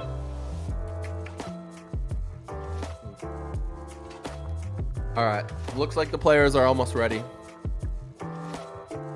We're going to hop into game number 2, Jove versus Axie. If Jove can clutch the victory, he's going to be moving on. If Axie wins, we will go to game number 3. So will Axie be able to stave off elimination, or will be able to survive and push this series to game number 3?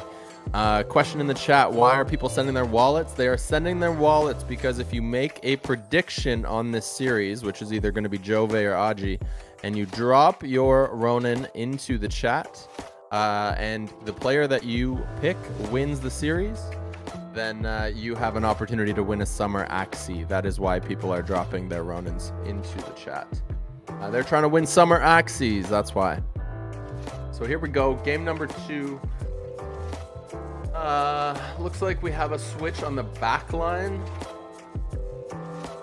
So one of the mechs the reflectile got switched into a mech. Also, it looks like frontliner got switched too, right?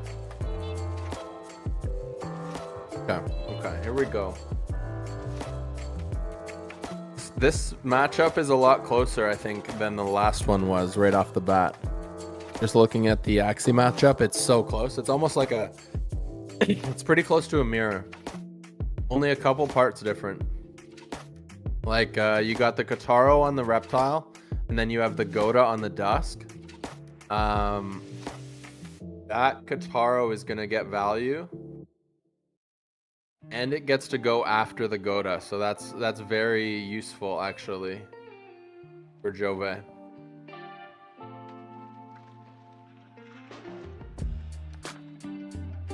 I think that plant is slower than the rep, though, so he's going to get value there.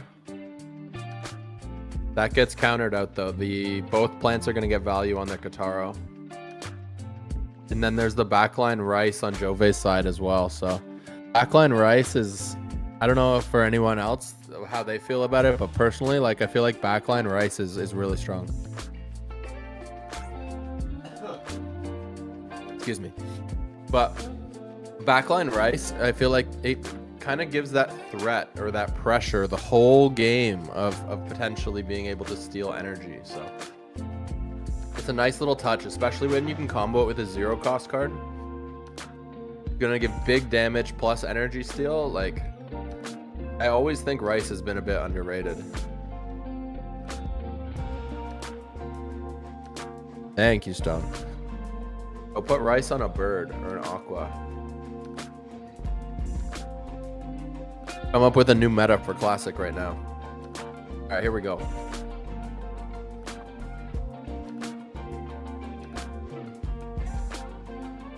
Rice, risky, might bite. Oof, that's massive damage for 2 energy. Puts that Dusk down to 165. Fires back with the Scaly Lunge and the Cattail into double Scarab from the midliner. 73 HP left on that frontline reptile, and that dust goes down to 20. Both players unloading all their energy here to start the game. Turn 2, we got a cattail into a Goda, finds a kill on the front line. But then right back, Jove comes and finds a kill of his own. So both players here continuing to just go full aggro, not saving any energy. Arco into the Might Bite, takes the plant down to 395, follows it up with Cactus into Scarab, plant down to 137, but it survives with the Hatsune and the Cactus. Fires back a little bit of damage as well. Looks like advantage Jove here, but here comes Double Nut into Double Balloon. Is he going to find the kill with the Double Balloon? He is going to find the kill on the number. Puts that plant into last stand and misses the Hatsune with the fear. Oh, baby. What a game. What a game. Okay, so he finds the energy steal there with the rice. Big damage though comes out of the plant before it goes down. And there you have it. Aji's gonna take it. Jove's gonna lay it down. Jove knows he's defeated at that point. What a game. Aji takes the victory. And now we are headed to game number 3, ladies and gentlemen. What more could you ask for? Both players just go full aggro, and they're just trading blows the entire game. Aji comes out on top, and now we go to game 3.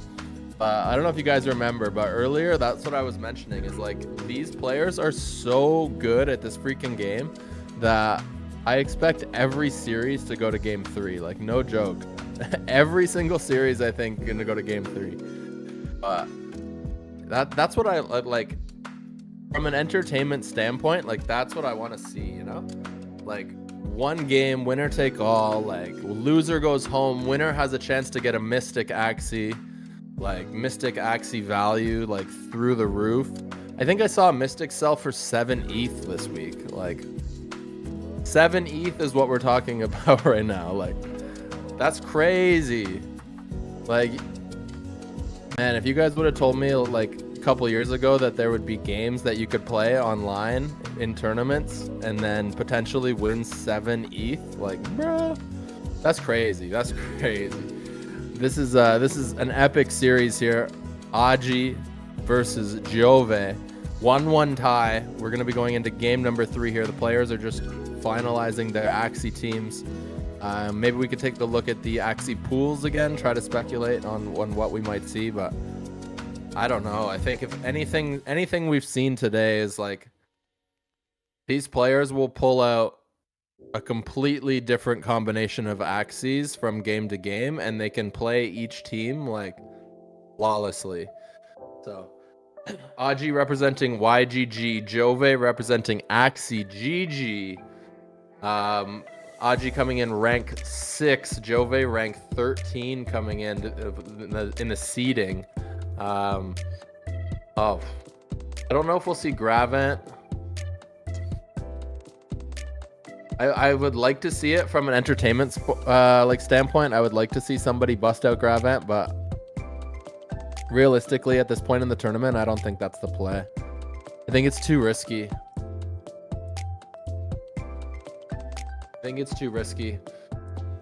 Probably see the plants again, to be honest. The plants seem to be consistent. They allow you to gain energy. They're tanky.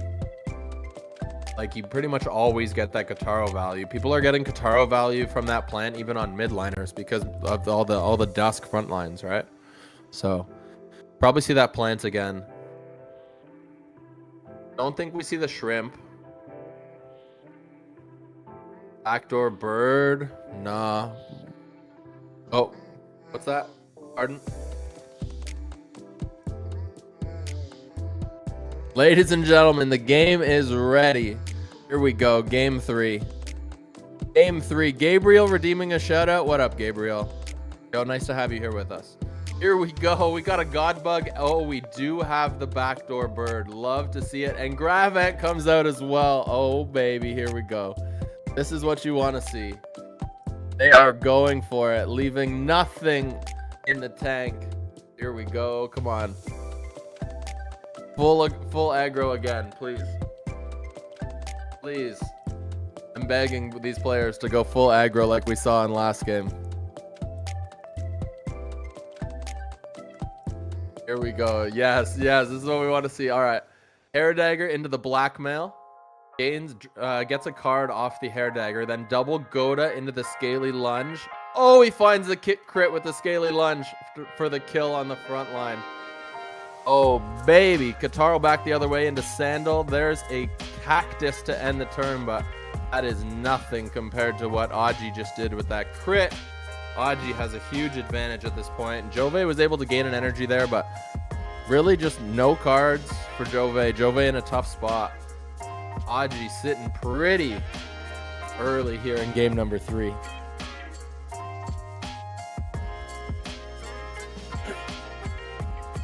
All right, Axie starts Egg Bomb, follows that with Parasite into the Cottontail. Now, oh, baby, crit back the other way. Cactus crit into the Kataro, finishes that bird off with just 2 energy. And just like that, Jove is right back in this game number 3. Both players throwing crits back and forth. Oh, wow. How is that Reptile going to match up against the Bug? That Gravant is going to completely shut down that Bug. If it gets into a one-on-one, that Gravant eats that Bug alive. Oh my god. Is this the call of the century by Jove to bring the Gravant? Oh my god, here we go. Jove sitting on 2 energy, Axie with 1. Based on the cards in hand, they do pretty much have to rely on what they draw here. They don't have a ton of resources. They're really short on resources at the moment. All right, here we go. All right, the Dusk plays first on Axie's side. Timber into the Scaly Spear. Barely takes out the shield. Jove counters with the Kataro into the Gravant. Gains the energy. Gains a second energy off another Kataro and then plays the Hatsune as well. So Jove manages to gain 2 energy, but doesn't do a ton of damage. 178 HP on the Dusk, 238 on the plant here. Pretty even. Jove, though, only 2 cards in hand. Meanwhile, Axie has built up almost all of his Bug cards. Wow. Does it get any closer than this? Here we go. Dusk still gets to play first. Dusk is locked out, though. It can't do anything. So Axie fires with the Bug. The Bug is the fastest. Can you believe it? The Bug is the fastest, and it takes out the plant. Jove counters with Sarostes, doesn't find the kill. That's going to be costly. Axie fires back the other way. Goda, Timber, Cattail, takes out the shield, finds the energy destroy as well. Now the double Cottontail to gain energy. Jove fires back. Kataro into the Sarostes, finds the kill, but there's still a last stand Dusk. Plays the Cattail. Okay. Okay, here come the discards. Mosquito. First discard, second discard, 51 HP. Can that Reptile survive this next attack? I don't think so. I think it's short. Here we go, double Sandal. Oh, that's so painful though. Missed the second Sandal, hits the Kataro, and lands the Gravant. So if he can survive this turn, he's in a good spot, and he does survive the turn. Axie only has Parasite available after being hit with Gravant. Okay, here's Gravant again, so keeps the lock on. There's Sarostes into second Sarostes. No Snail Shell. Does he find a kill with 2 Parasites? It's going to be close. Oh my god, and he finds the kill by 3 HP. And there you have it, folks. Axie takes out Jove and wins the game. Oh my goodness. Like, such an amazing series. Comes right down to the wire. Like, I think it was by like 3 HP. Let's see. There was 105 HP, and I think he did 108 damage. So I think he found the kill by 3 HP there. It's also super lucky that Parasite wasn't locked out. I thought for a moment there when I was thinking about how that matchup was going to play out, I thought that Parasite was going to be locked out as well, to be honest. But the fact that he still had access to Parasite, that Axie was still able to play that because it was a range card, that was massive. Like, if that's a melee card there and he can't play Parasite, like, it's actually GG. Like, the Gravant would have completely locked it out. But because it's a range card, it's just able to basically get around the Gravant and clutch the victory there for Axie. So, wow, so close. So close. So we will have another winner of a summer Axie, somebody that picked Axie and dropped their Ronin. You see all the people coming in now for dropping votes for Axie now that the series is over. But I think at some point the E4E team would have cut the voting off. Yeah, I think it would have. Stone is on the same thing as me. I think honestly that would have got cut off a little while ago.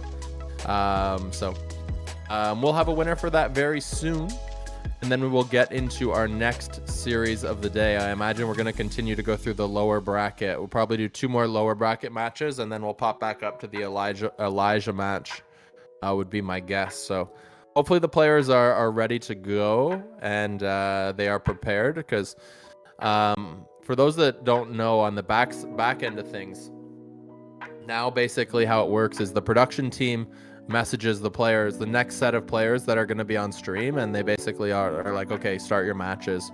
Or they told them to start their matches like 15-20 minutes ago or whatever, hoping that they would, start playing right when they're told. But sometimes when the message goes out from production, the players might not respond to that message for like 10-15 minutes. Like, who knows, maybe they went to get food, maybe they fell asleep, like, who knows, like, anything can happen, right? Phones could die, like, so that's why it always takes a second in between matches, because people are basically like on hold until the stream is ready for them to play, and then as soon as the stream is ready for them, they're expected to be ready, but they aren't always ready, if that makes sense. So what do? I mean, there's too much on the line to like just DQ somebody for like taking too long to respond. Like, imagine you got disqualified out of your Axie because you took too long to respond to your match. Like, there would be a war. There would be a war. So, anyways, that's what goes on behind the scenes. Sounds like we're ready. Round 3. Fools are ready for the next matchup. Let's go, baby. Let's do it. Sign me up. Here we go. So we are going to stay in the lower bracket. When we have the winner of the last summer Axie 2, we will let you guys know. But in the meantime, here's the pools for the next matchup. So we got Pierogi and Cash. So we saw Pierogi earlier today. Pierogi took the victory in our first game of the day. So he's been pushing through the lower bracket already. We'll see if he's able to continue pushing through the lower bracket as he takes on Cash. Cash has access to that spiky wing Aqua, which always seems to play a factor in events or just in high level classic. He also has access to that catfish sponge Nemo Axie. That's a pretty popular mid-liner. But he does have that plant that we've seen. Everyone seems to have access to this plant that has Kataro, Cactus, Hatsune, Scarab. That's kind of a staple at this point. If you're looking for like classic Axies that you need to get back into competitive, I would definitely recommend that plant. Pretty much everybody plays that plant. You can play different versions of the mech. You see lots of different versions of the mech. Like, you can see the Cash has a dual blade, Risky, Beast, Rice, with Might Bite, and then a couple Aqua parts. On Pierogi's side, he has double nut with Arco Balloon. Personally, I'd take the double nut Arco Balloon. That's my personal preference, just because it has the speed up ability. Being able to speed up in Classic is huge. If you can get that advantage. Both players are rocking bugs, but they have slightly different versions of those bugs. You can see the Pierogi bug has the Cottontail. That's the more traditional god bug. But on Cash's side, he looks like he's got a Kataro with a Gravant. So that actually is going to be super slow. It does have Aqua ears, though, it looks like. Those might be reptile ears. I think those are reptile ears. Might be small frill. Interesting, though. That bug's still going to be pretty slow. Still going to be pretty slow. So it should get a lot of value off Guitaro, but it can't heal like the other bug can. So it's going to be a good match. Can't wait to see who comes out on top. Players should be just about ready to go here. Just about ready to go here. What does RNS mean? RNS is like, it's the word or the name that is used for your unique Ronin ID that can be set up on the Ronin network. So, for example, I went ahead, I set up my RNS, which is basically my address, which takes place of my Ronin ID, which is ogk.ron. So you can basically set up an ID to take place of your... Oh, what's that? Production says we have giveaway winner. Giveaway winner is in. Let's find out who the giveaway winner is.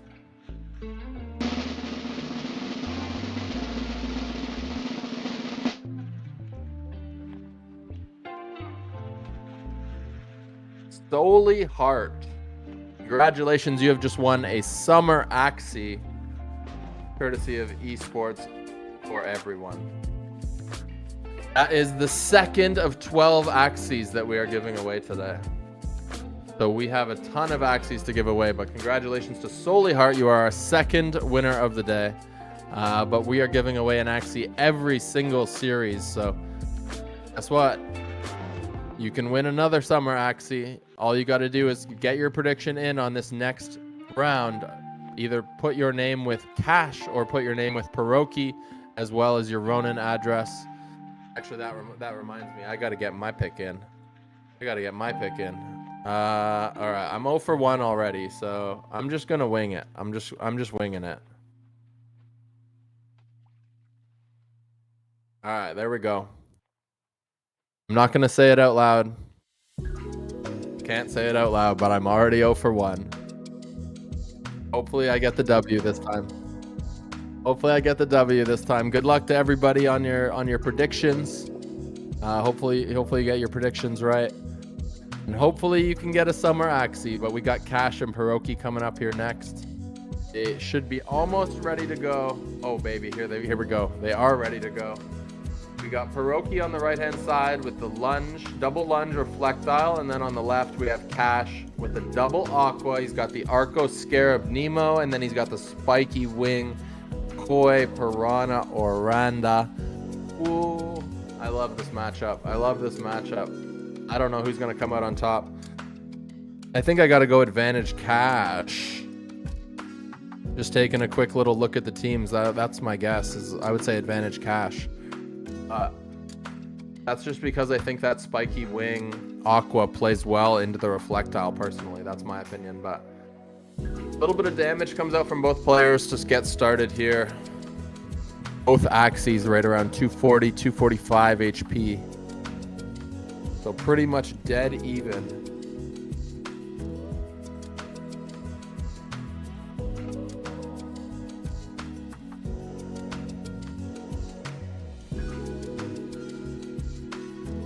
We see that Cash has the Oranda. He also has Piranha in hand, where on the flip side, Pierogi just has a Timber at the moment, which Timber is going to work out well for the brick wall on the front line, so it's kind of useful, to be honest.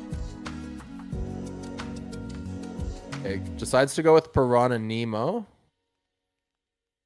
We have a Scarab in the way. Excuse me, pardon me, Scarab. You are blocking the screen. Scarab, get out of the way, sir.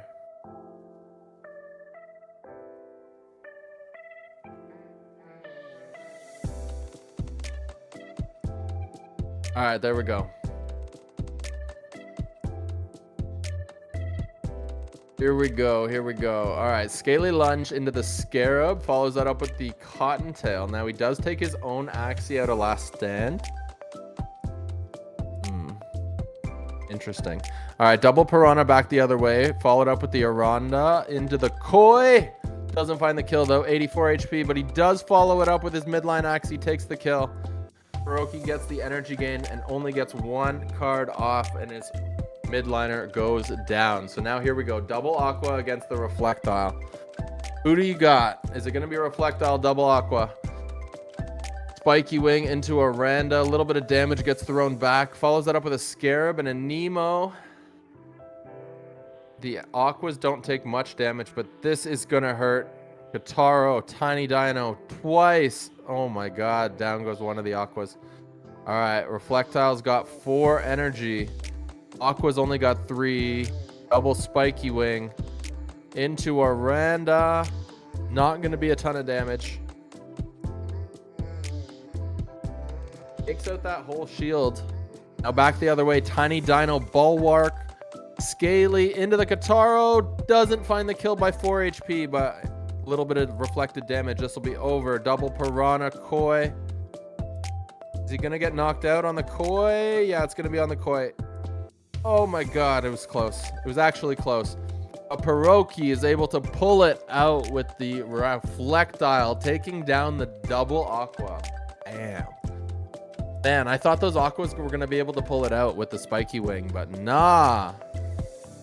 Nah. Chat saying, bro, just use 2 Spiky. Man.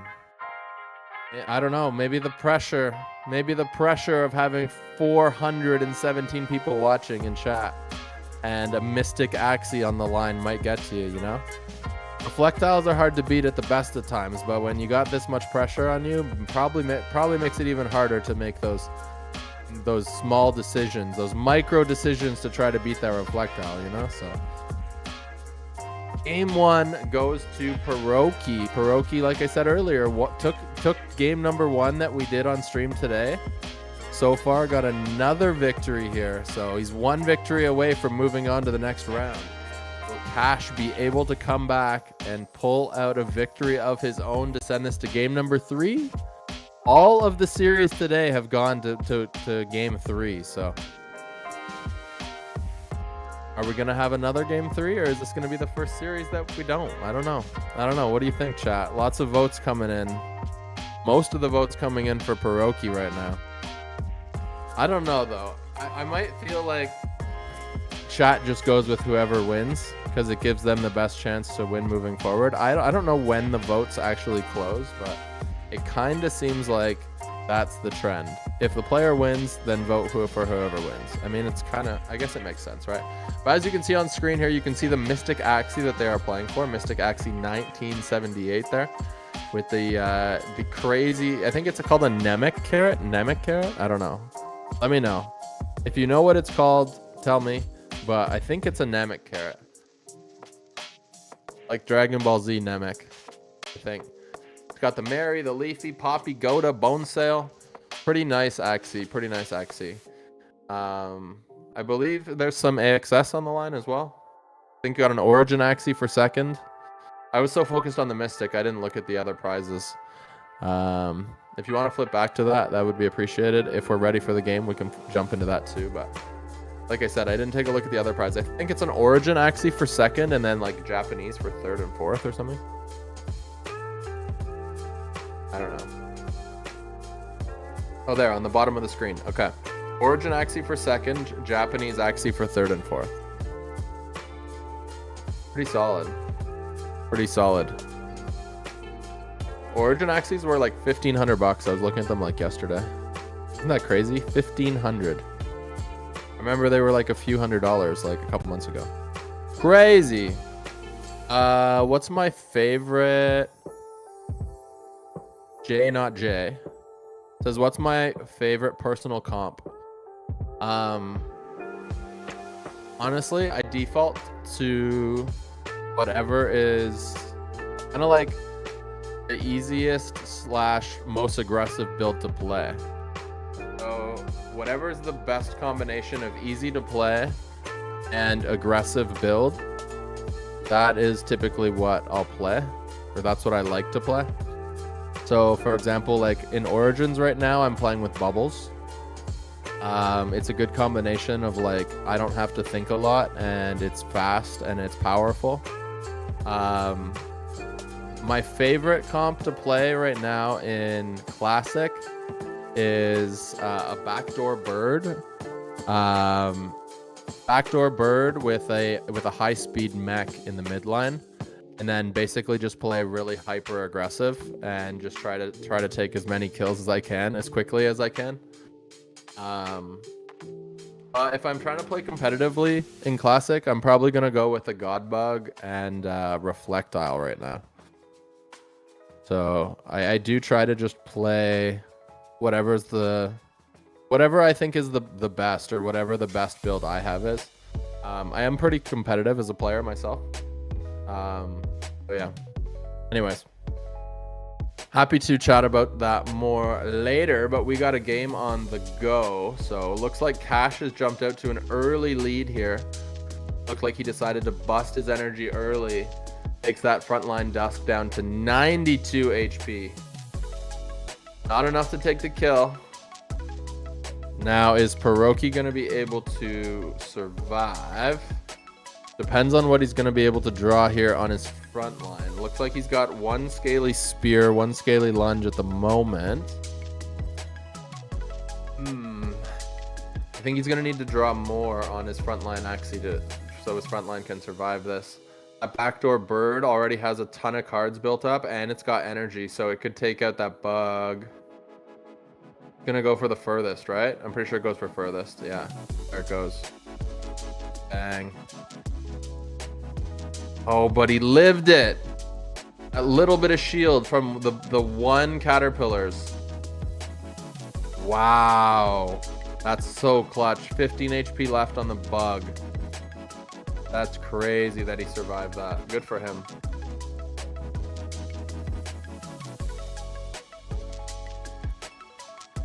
Cash has got 2 energy, but the only cards he has in hand, Gravant. Okay, just drew into Goda, drew into a couple sponges as well. Here comes Pierogi.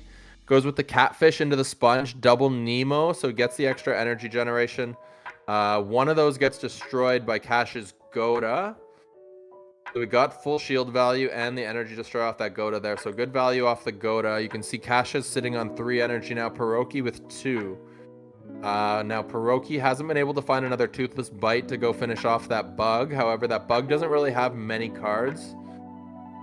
The only threat I think from that bug right now would be Kataro value. To me, it's not really a priority. I think you just got to start chunking down this front line. I think we'll probably see Pierogi come out with the Catfish and the Dual Blade. We'll see what else he draws into. Everybody getting their predictions in to win a Summer Axie. We've already given away a couple Summer Axies today. We're going to give away a few more. Definitely going to give away a lot more. We've given away 2 out of 12. Double Dual Blade into the Sponge. Sponge finds the kill. Back the other way. Gravant into the Kataro. Crit on the Kataro, but still doesn't do a ton of damage, actually. There was a big shield there on that Aqua from the Sponge and the Catfish. So it didn't eat into too much HP. Now that bird looking to clean up the bug. Not going to find the kill, though. The bug puts up too much shield. Now fires back with Gravant. Double Snail Shell. So that bird is going to be locked down. But that bird doesn't have melee attacks except for the Toothless. So it still can throw all its damage. Pierogi fires the Catfish into the Nemo. Gets the heal. So that midliner back up to full health. Back the other way from Cash. Double Catfish into the Caterpillar and the Nemo. Takes the Aqua down to 115. So it looks like Cash has the advantage at the moment. Is he going to be able to clutch and get a kill here? These Aquas just keep smacking each other with big shields and heals. And they're just going back and forth, not able to knock each other out. Is the bug from Cash going to be able to kill it here? Not going to find it with enough damage. 85 HP left on Pierogi's Aqua. And Pierogi's Aqua gets to act first, but it's got no cards left. It has no cards left, and it can't play its Dual Blades. So it's going to get picked off regardless what it does. Here comes the bird firing onto that midline. The bird is going to find a kill on a midline Axie. Now there's just a bug chilling all by itself. The Aroma pulls it to the back line, and this battle is going to be over, I think, ladies and gentlemen. It's going to be Pierogi taking the 2-0 victory over Cash. Pierogi goes 2-0 in this series and 2-0 on stream today. Congrats to Pierogi. but I just gotta say that I lost again. I don't know what to do. If I think about my pick, I lose. And if I don't think about who I pick, I still lose. So I don't know. I honestly, I'm clueless on who to pick and pick for these matches. But regardless of who I pick, congrats to Pierogi. 2-0 victory. Very well played. I could honestly sit here and cast and watch classic games all day long. Like, no joke. These games are so close, and they can honestly go either way every single time. And Pierogi's kind of becoming a story of the lower bracket. You know, it seems like every tournament there's one player that kind of like pushes their way through the lower bracket. And today it might be Pierogi. You know, they already won 2 matches in lower bracket. So record of what? Let's see, 2 wins, 4-1, I guess, on stream today. Pretty solid. Pierogi 4-1 on stream, not bad. We got a Pierogi proud girlfriend in chat.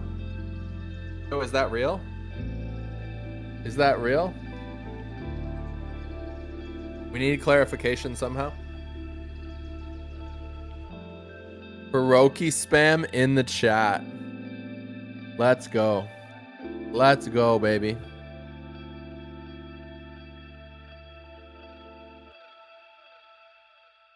Pierogi says, yes, it's real. He says girlfriend buff. He's got the girlfriend buff. Let's go.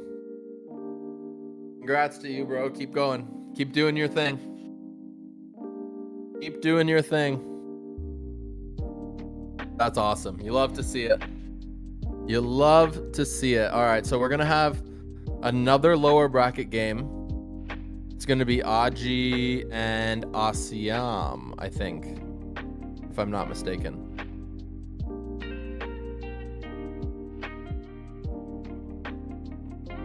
Production just called. They confirmed it is going to be Axie taking on Asiam. So I imagine we'll have some Axie pools here in just a little bit. And then we'll check those out. Have we seen either player on stream? We just saw Axie take the victory earlier. So Axie's 1-0 on stream today too. So Axie can go 2-0 as well. Or will we see Asiam get a victory? Because we haven't seen Asiam play yet. So I have no idea what they kind of have in their Axie setup. So we'll see. We'll see. We'll also have the winner of the 3rd giveaway being picked very shortly. So when I get word of who won the 3rd giveaway, I will let y'all know. But in the meantime, we're gonna need some predictions on number 4, but maybe don't start that just yet. Maybe just hold off on those. We got a lot going on while these players get ready. So we have Axie pools. We'll start with Axie pools. Here we go. So we've seen Axie play already today. Busted out the Reflectile earlier. We also saw that lunge in the front line. Asiam side. Okay, he's got a God Bug of his own. It has reptile eyes. It's interesting. He's also got a backdoor bird. Okay. Okay, he's got the full lunge setup. He's got the regular Reflectile, and he's got the Gravant Reflectile. Ooh, 4 lunge Axies? Wow. Heavy lunge team. Heavy lunge. And then he's got that plant as well. Both these players have that plant, so there you go. The vote is up for this next series, so you guys can get your votes in now for Axie or Asiam. Who's it gonna be? Who's it gonna be? And how do I actually vote? All right, I'm gonna try this again. I will apologize in advance to this player for voting for you. But I don't know what else to do. Like I said, if I think about it, one result occurs. If I don't think about it, the same result occurs. So anyways, good luck. It's getting hot in here. We need that summer Axie. Yeah. Especially because summer Axies are spiking and they give you fortune slips, right? I need more fortune slips. That's one thing I can't get enough of in my life. It's like if someone asks me what I want for Christmas, it's like more fortune slips. If they understand what fortune slips are, they're like, I can't send that to you. If they don't understand what fortune slips are, then they just look at me like I have 6 heads. But I'm just like, trust me, I need fortune slips. Sorry, what did you say, Desolate? Ooh, we have a giveaway winner. It's just in.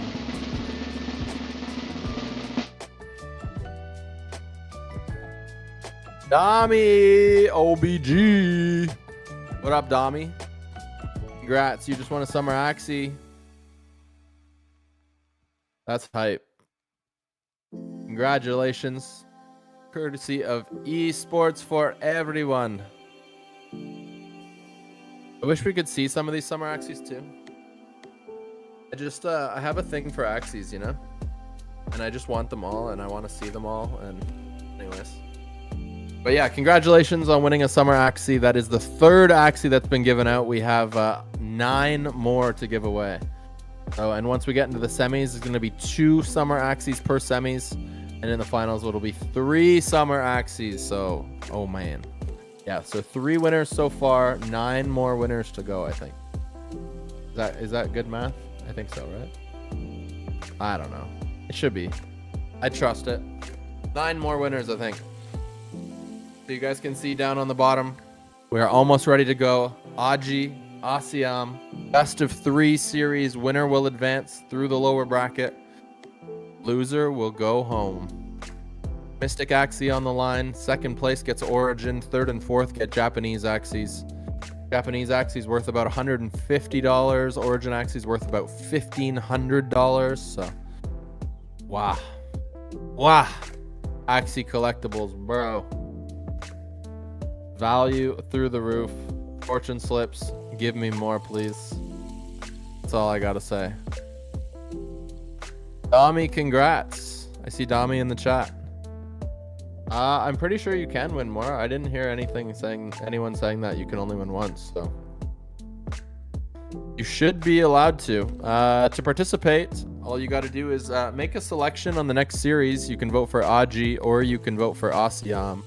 And then copy your Ronin address, add your Ronin address after your selection. So that's why you can see everyone posting names, either Asiam, Axie plus Ronin address. So just go ahead and make your vote in the chat. And then basically hope that the player that you pick wins the match. And if the player that you pick wins, you get entered into a randomized draw. And then your name can be selected from that draw. So we've had 3 winners so far. We can have 9 more winners today based on the number of prizes that we have. So 4 is coming up here in just a minute. What was that, sorry? Game is ready. Oh, baby, here we go. All right, we just got word. The game is ready. Game number 1. Asiam versus Axie. We have a God Bug in the midline for Axie. We also have the Toothless Bite Backdoor Bird. Then on the flip side for Asiam, representing Morpheus League, he's bringing out that plant with the Kataro Hatsune, and then he's actually choosing to go with the Arco Nemo Aqua. That's often played in the midline, in the back line. Okay, let's see how this plays out. Exact same front line Axies. It's going down. They're playing Timber. And they got Cattail and Scaly Spear and Goda as well. So, interesting. Both have Aqua Eyes and Ears as well, so same speed on those Dusks. Both players choosing to pass on turn 1, it looks like. As we just wait for the game client to catch up. Anti-cheat mechanism. That's built into Classic. Where we do have to wait for spectator mode to basically allow for a delay so nobody is able to cheat using spectator mode. So it's a good feature for anti-cheat, but when you're trying to cast a tournament, I wish it went faster. I'm not gonna lie. In the meantime, we see lots of votes coming in.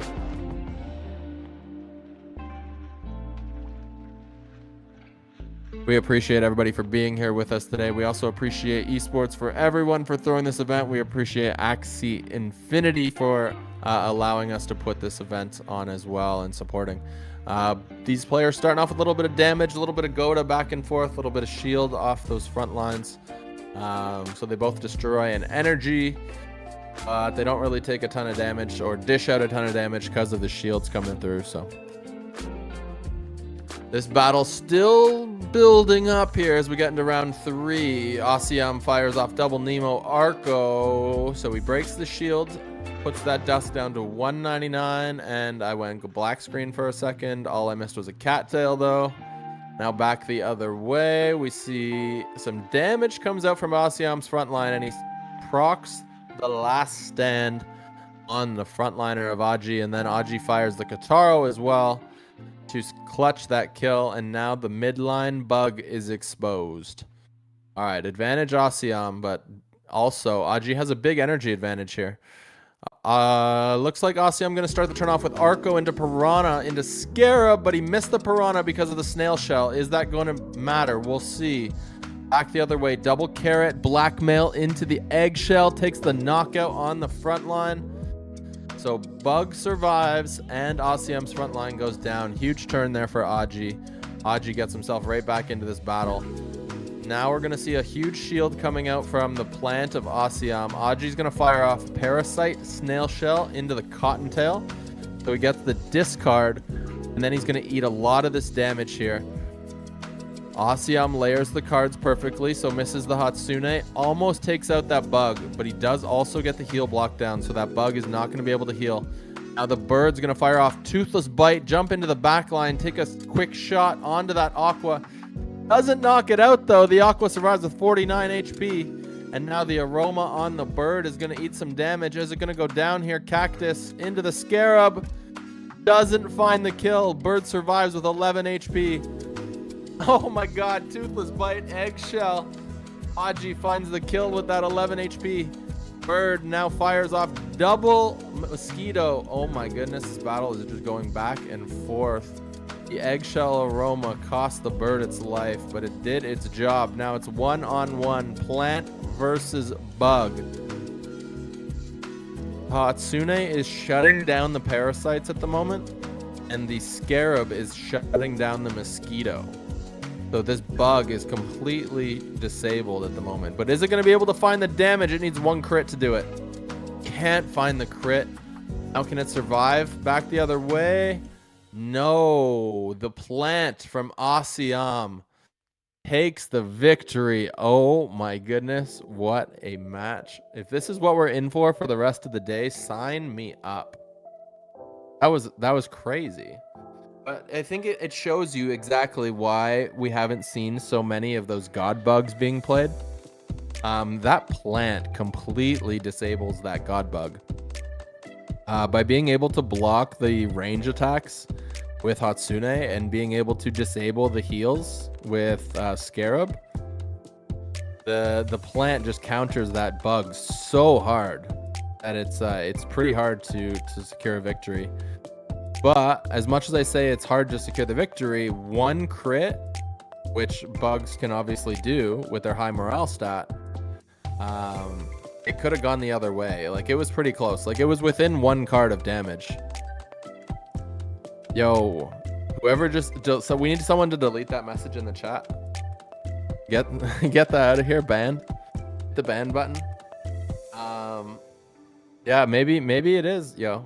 Maybe it is. I'm trying not to say it out loud, but like, I want to enter the giveaways as well. So I've been putting my votes into the chat, and yeah, so far it hasn't gone very well. But yeah, good game to both players. Very well played on both sides. It was an exciting match, especially with Aji being able to snipe the back door. But yeah, that plant just too much in the midline. The card combination is so well thought out. If anybody knows who came up with that plant, like, let me know in chat, because that plant is crazy. Such a good combination of cards. Also, if anybody knows what I can do to pick a player that's gonna win a game, I'll take advice for that as well. Any advice is needed. Potato Chip says I'm the one who bred it. No way. That's crazy. Potato Chips, were you like a breeder before you became like or I shouldn't say full time, but before you played a lot of competitive? Because I know I've seen you a lot recently on the competitive scene, but were you breeding a lot before?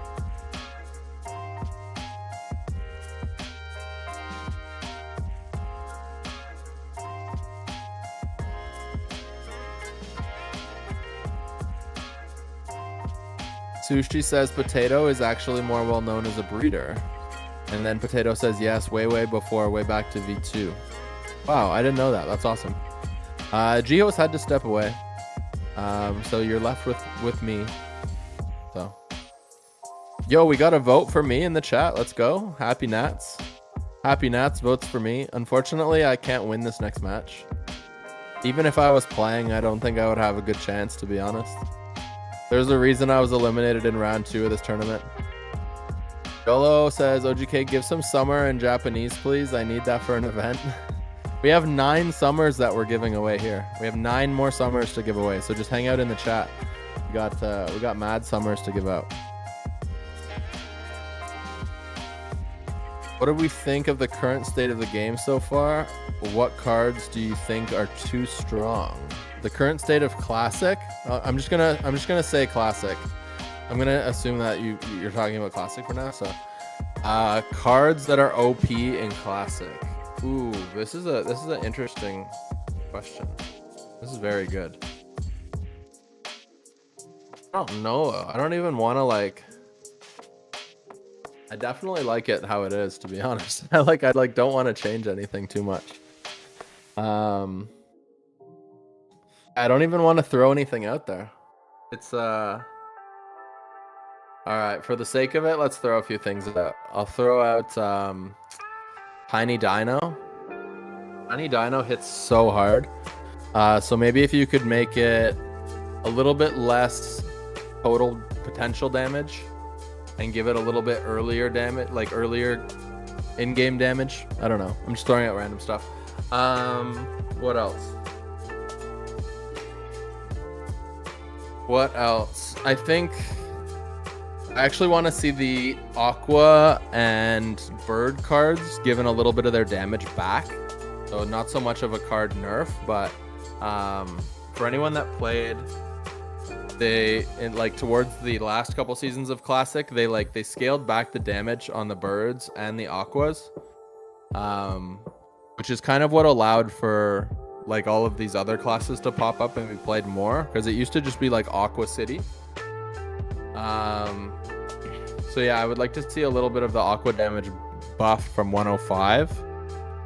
Maybe put it back up like Risky Fish 110, Goldfish 110, Eggshell 120. Would be nice to see that again.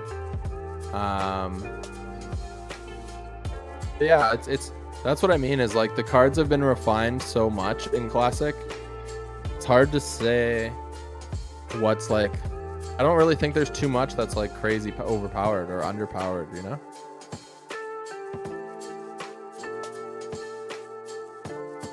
Buff Serious. I think Buff Serious. What do you guys think? What does chat think? And I'll read some off. But I'll probably in between games.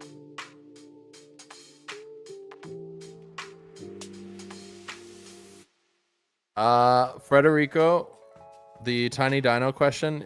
Frederico is asking, do I want Tiny Dino to be nerfed or buffed? And it's kind of like, just like a little bit like reworked.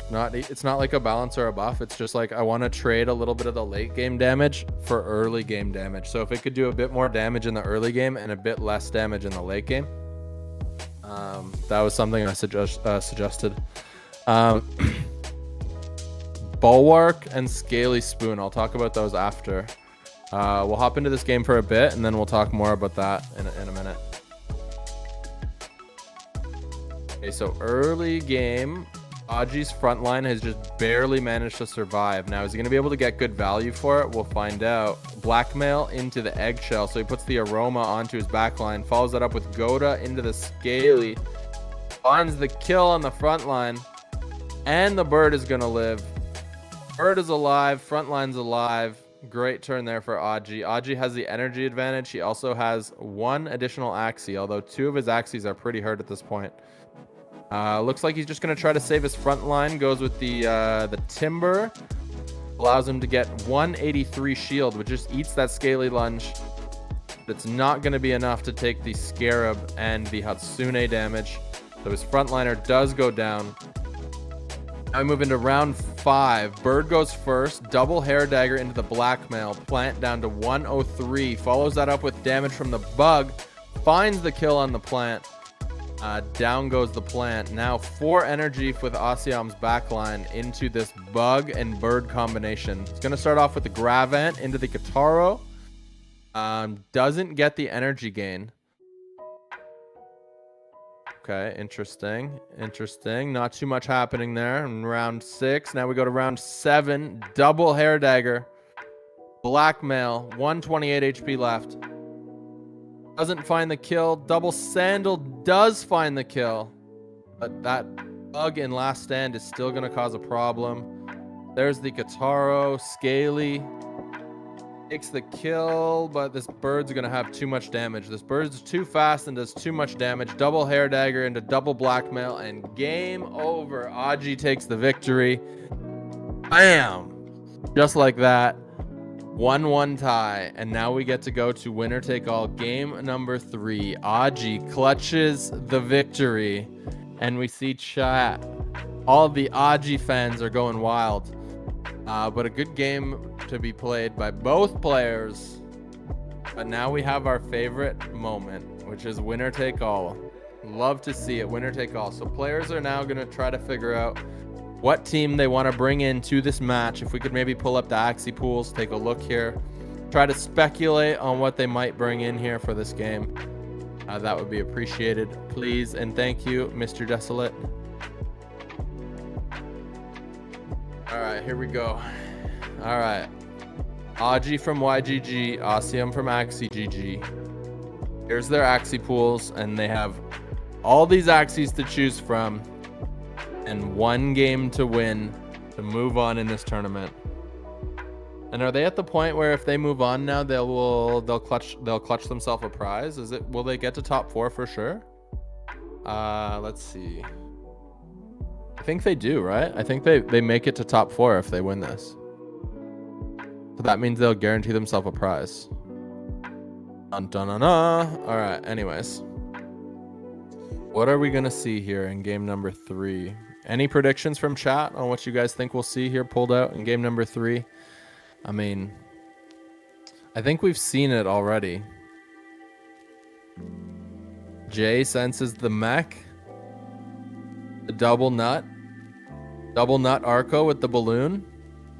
Yo, that's such a strong mech, honestly. The balloon with the double nut and this, like, just the amount of speed that mech brings as well. Like, Crypto Magpie says the Blackmail. That backdoor bird. We have seen the backdoor bird already. Might see that again. The lunge comp.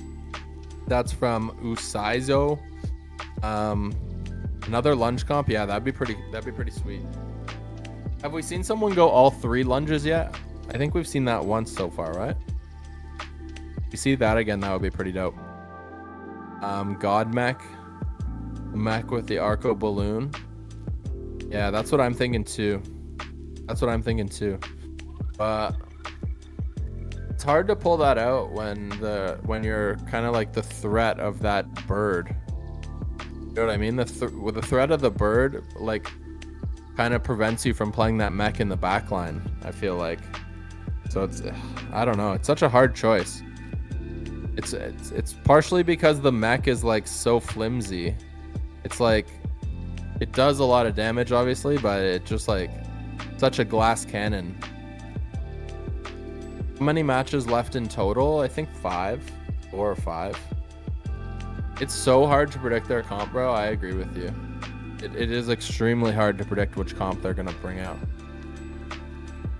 That's why we just get to speculate, you know? We just get to sit here and kind of like guess, but honestly, who knows what they're thinking? There's so many factors that could go into the Axie selection at this point. No, not 5 till the semis. No. We're like 1 or 2 away from the semis. The loser from this game actually is eliminated. The winner moves on.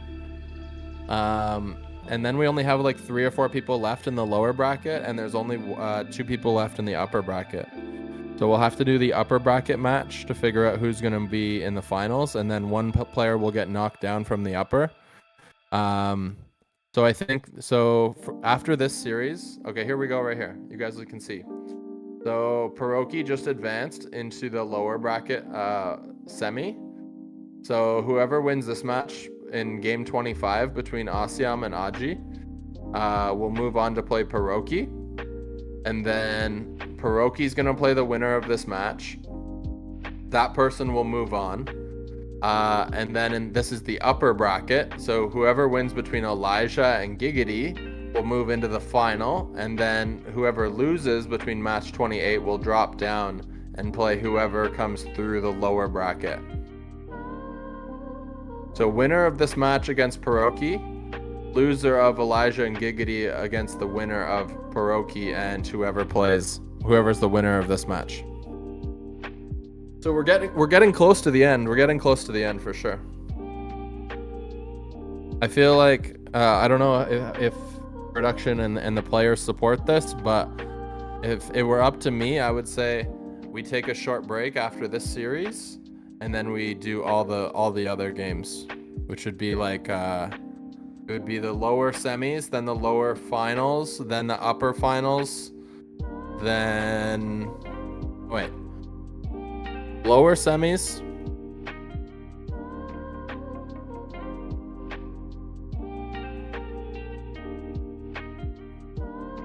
I think it's lower quarters.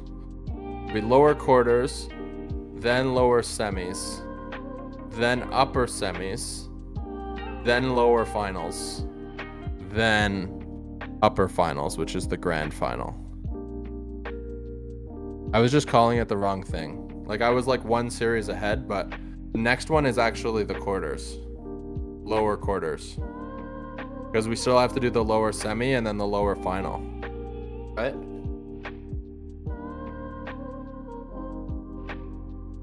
I don't know. It sounds right. I think it's right. How close are the players right now for game 3?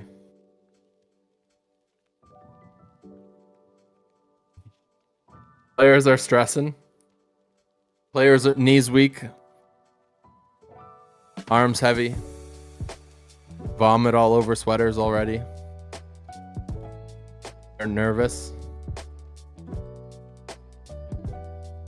Yeah, so the answer I got back, I don't know if you guys could hear Desolate, but Desolate was just saying that players are just taking their time, getting ready and selecting their Axies, which makes sense, I guess. There's a lot on the line, right?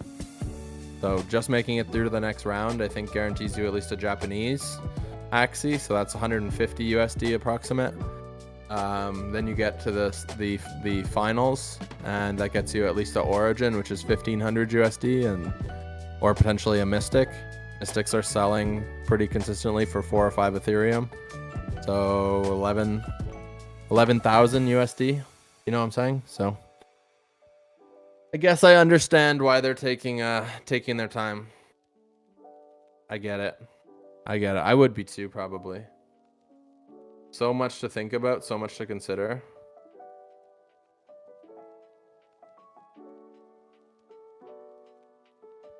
Ooh, break right before game 3. I say break after game 3. We can I don't know. We can keep it busy for a couple minutes. We could talk about part upgrades. Basically, the word that I just got from production is that the players need a few minutes to decide what's going to happen. So they suggested taking a short break, and I was like, nah, no break right before game 3. We'll do break after game 3. So in the meantime, we got a couple minutes, so we could talk about part upgrades. We could talk about Aperion migration to Ronin, because Aperion migration to Ronin is happening today, as far as I'm aware. That's going to be pretty sweet. The AAG token is now available on Ronin as well, which is also nice. The AAG token is the Zoids token. So that's in addition to Berry, which has been listed on Ronin already. You guys can see. Banana, I imagine, will be listed on Ronin very shortly. Banana is the token for Cyberkongs that is used for play and collect. So we could very quickly see like 4 or 5 additional tokens on Ronin within the next few months for sure. Could even be by end of year. We'll see how much stuff is going to come out between now and end of year. That's interesting. Frostburn's asking, do part upgrades directly increase your damage? Sorry, I just scrolled away. Do part upgrades directly increase your damage or only affect the effects of the cards itself? That's a good question. Honestly, I have no idea. I wish I knew. We'll find out in 2 days. Sorry, we got a message from production.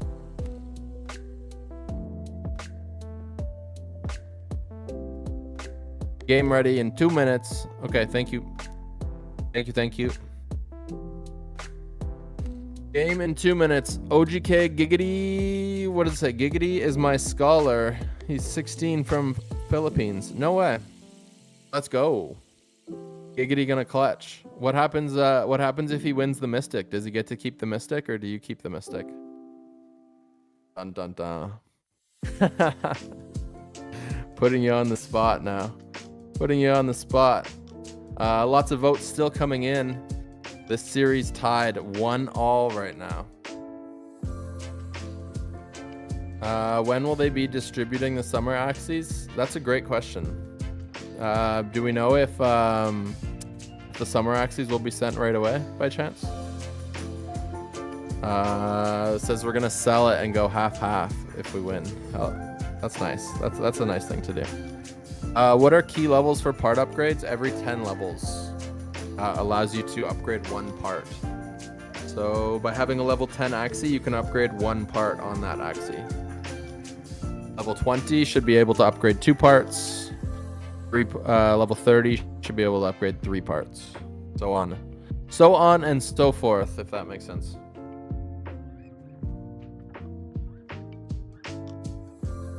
Two days away from that. That's going to be exciting.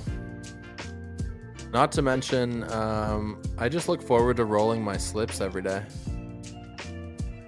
Like as soon as I can go to the Garuda Grove shop and I can roll my slips, I do that. And now I've made the decision that I'm selling my my cocoa. Sell all my cocoa. And that's just me though. I'm sure some people are buying cocoa, some people are selling it. One thing I do think is that it'll probably be worth more like a week or 2 weeks from now than it is right now. So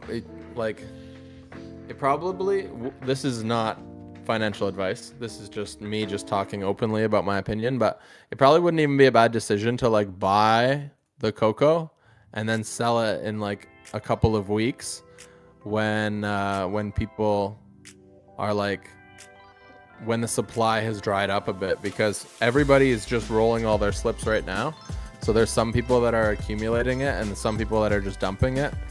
I'm dumping it, but I also admit that I think like a few weeks, months from now, it'll be worth more because there'll be less around that people will be able to use, right?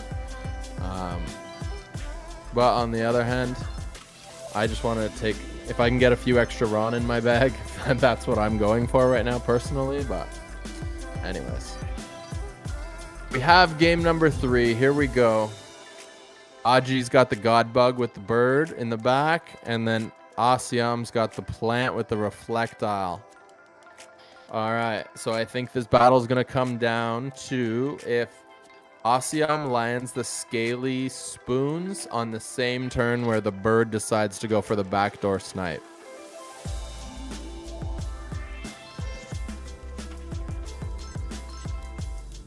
Aji's already got the Toothless Bite in hand. Has the Eggshell as well. He needs the Blackmail and a Hair Dagger, maybe even 2 Hair Daggers.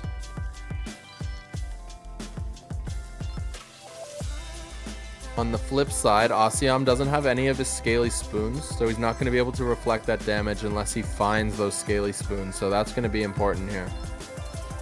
Something to keep an eye on is if the bird finds its cards first, or does the reptile find its cards first.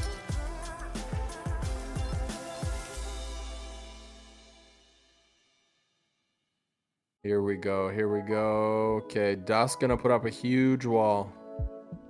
Aji's Dusk going in. Double Scaly Spear into the Timber. 121 times 2, 106. Plus the Cattail. Puts the Asiam Dusk down to 118 HP. Now just quickly looking at the cards in hand for Asiam. Asiam has a big brick wall on his front line. He also has a lot of the cards on his midliner. But he hasn't been able to find many cards on his back line. So both players struggling to find cards on their back line right now. I'm sure Aji would love to have all of his backdoor cards, but he only has the Eggshell for damage on his bird right now, so not able to go in with that backdoor. But on the flip side, Asiam not able to defend his reptile, so I'm sure this is weighing on both players' mind right now. Aji probably trying to find the backdoor, and I'm sure Asiam's kind of concerned about it. But here we go. Asiam fires the Goda. Scaly Spear. Double Timber. So now he's got a massive brick wall. He did lose an energy there. Aji fires back with a Goda of his own. Also finds an energy destroy. So both frontline Dusks kind of just slap each other. But nobody able to find a kill, which is kind of the most important thing here. Asiam does have the 1 energy advantage, so very close here in this game. Aji gonna fire off the Eggshell into the Hair Dagger, so he's gonna pull the damage into the back line. Now is his bird gonna live? His bird is not gonna live. Double Cactus just eats up the bird. So good read there by Asiam, and that backdoor bird is out of here. However, that's not the worst case scenario. Aji wants to finish the game with this bug. If he can get that bug in a one-on-one against the reptile, he's in a good spot. But he's got to get through this plant quickly. I would almost open up my damage. Probably like Goda double Parasite with Cottontails. We'll see. We'll see what he decides to do here. Like I said, Aji's got to get through this plant like quickly, because if it ends up being plant and reflectile against the bug, I'd say advantage Asiam. But if Asiam gets one-on-one, oh, that crit's big. Go to crit, then the Scaly. 352 HP left. There's the Parasite. It's a Scarab. Okay, discarded a Scarab. And the Dusk lives again. Wow, the Dusk living with 25 HP might be the difference in the game.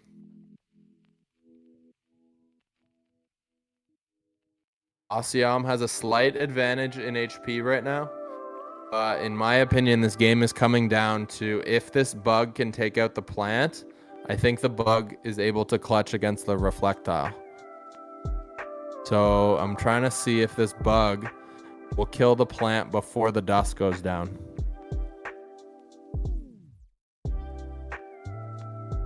Here we go. Big brick wall on the front line. And Asiam just full passes? Why? Bro. I can't believe he passed. I don't know. I cannot believe he passed. But now he's got a ton of energy. He's got to get through this Dusk.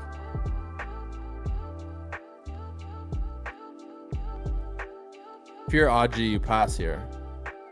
Now it's the one-on-one. Like he's basically set himself up for the one-on-one with the bug and the reptile. Like in such a good spot.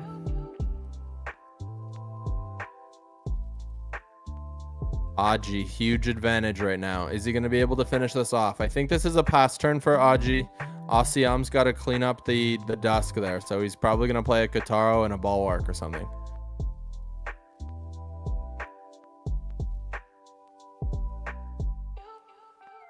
Okay, we see the Goda and the Cattail come out. Goes double Kitaro. Little bit overkill. But now here we go.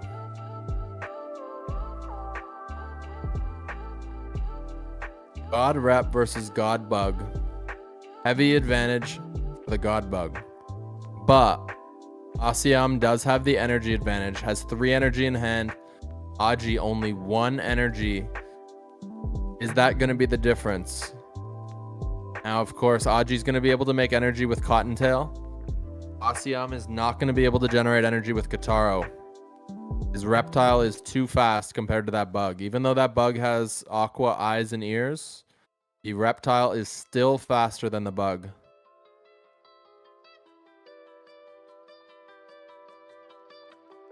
All right, here we go. Wow. Asiam. Nerves of Steel. Played nothing on the first turn into the snail shell. Now here we go. Tiny Dino, Scaly Spoon, Bulwark to shake off the stun. Very well layered. Doesn't take any damage here. And now he's going to need to... Is he going to shoot for the kill? He's not shooting straight for the kill. Goes double Tiny Dino. Gets stunned. Shakes off the stun with Bulwark. So he's going to reflect this damage. So the heal and the reflect basically cancel each other out. That bug actually ended the turn with a little bit less HP than it started with. So it looks like Asiam has played this 1v1 before. Now, not having the Tiny Dino or 2 Tiny Dino here is definitely painful. Single Tiny Dino into the Scaly Spoon. 2 Bulwarks on the end puts the bug down to 128. Okay, so it looks like, oh, there's a massive crit. Massive crit, but a lot of that damage got reflected. Reflectile still at an advantage, but out of energy finally. Kitaro, Tiny Dino, not enough to find the kill. And there you have it, ladies and gentlemen. It's going to be Aji. Battles through. Asiam played that so well, but just ran out of energy in the end. And Aji secures the victory. Wow, what a game. Aji, 2-1. And I just got to say that the person that I picked won. Yes. Anybody that says Caster Curse, I just got to say I did it. Thank you, Aji. What a series between those 2 players. Oh my God, Asiam made that close. Asiam played that extremely well. He just ran out of energy at the end of it. Aji coming up clutch and moving on to the next round. Now Aji is going to take on Pierogi. Asiam, unfortunately, is eliminated. But maybe we'll take a quick look at the bracket. But basically, on the lower bracket now, like I said, we're going to have Pierogi versus Aji. That's going to be our next match. And then we will have Elijah taking on Giggity Giggity, which is at the top of the bracket. And then whoever loses the Elijah match, come down and play the winner of Aji and Pierogi. So we got to figure out who's going to be there. Is it going to be Aji or Pierogi? We're down to the final 4 now. Final 4, Aji, Pierogi, Elijah, Giggity Giggity. Who is going to win the grand tournament? There you have it. Aji, Pierogi have come through the lower bracket. They are the ones that are left standing. And look at them starting all the way back. Look, game 12, Pierogi. Like literally first series in the lower bracket. And Aji came into the second series of lower bracket. So they've battled all the way through. Pierogi and Aji. And then at the top there you have it, Giggity Giggity and Elijah. Final 4. Yes, the Elijah from Meditate. He's here. He is in the upper bracket. His series is going to be coming to us in just a little bit. But I think we'll do one more lower bracket game first. And then we'll hop back to the upper bracket. And then we will crown a winner and see who's going to get that beautiful Mystic Axie 1978 that you can see at the top of the screen. It's so beautiful. So beautiful. We also have one of our summer Axies ready to go. The giveaway winner is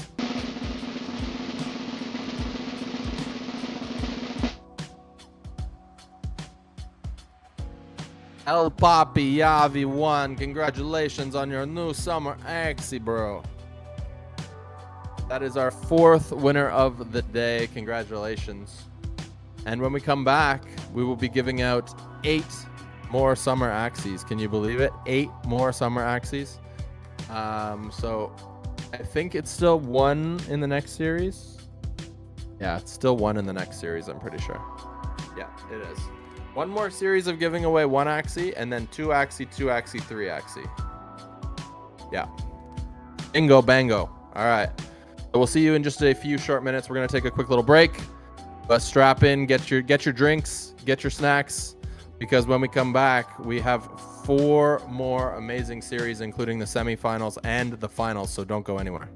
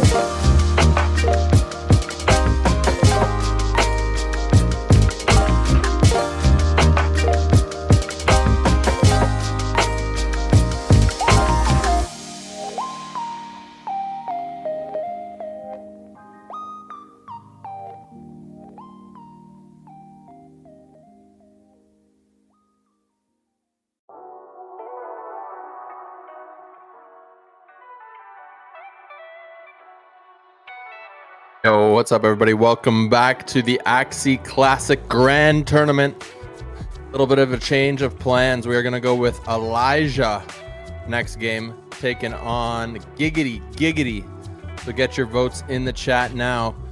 Drop your selection plus your Ronin ID for a chance to win a Summer Axie. This will be our 5th Summer Axie given out this stream.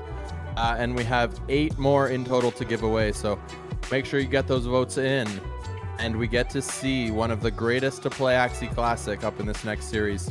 I can't wait to see what he has brought to this tournament. But I'm excited to see Giggity as well.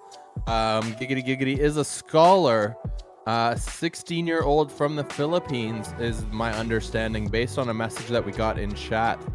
Haven't confirmed if that is accurate, but if chat says it, then it must be true, right? So excited to see here one of the up-and-coming players taking on one of the players that has been around for years.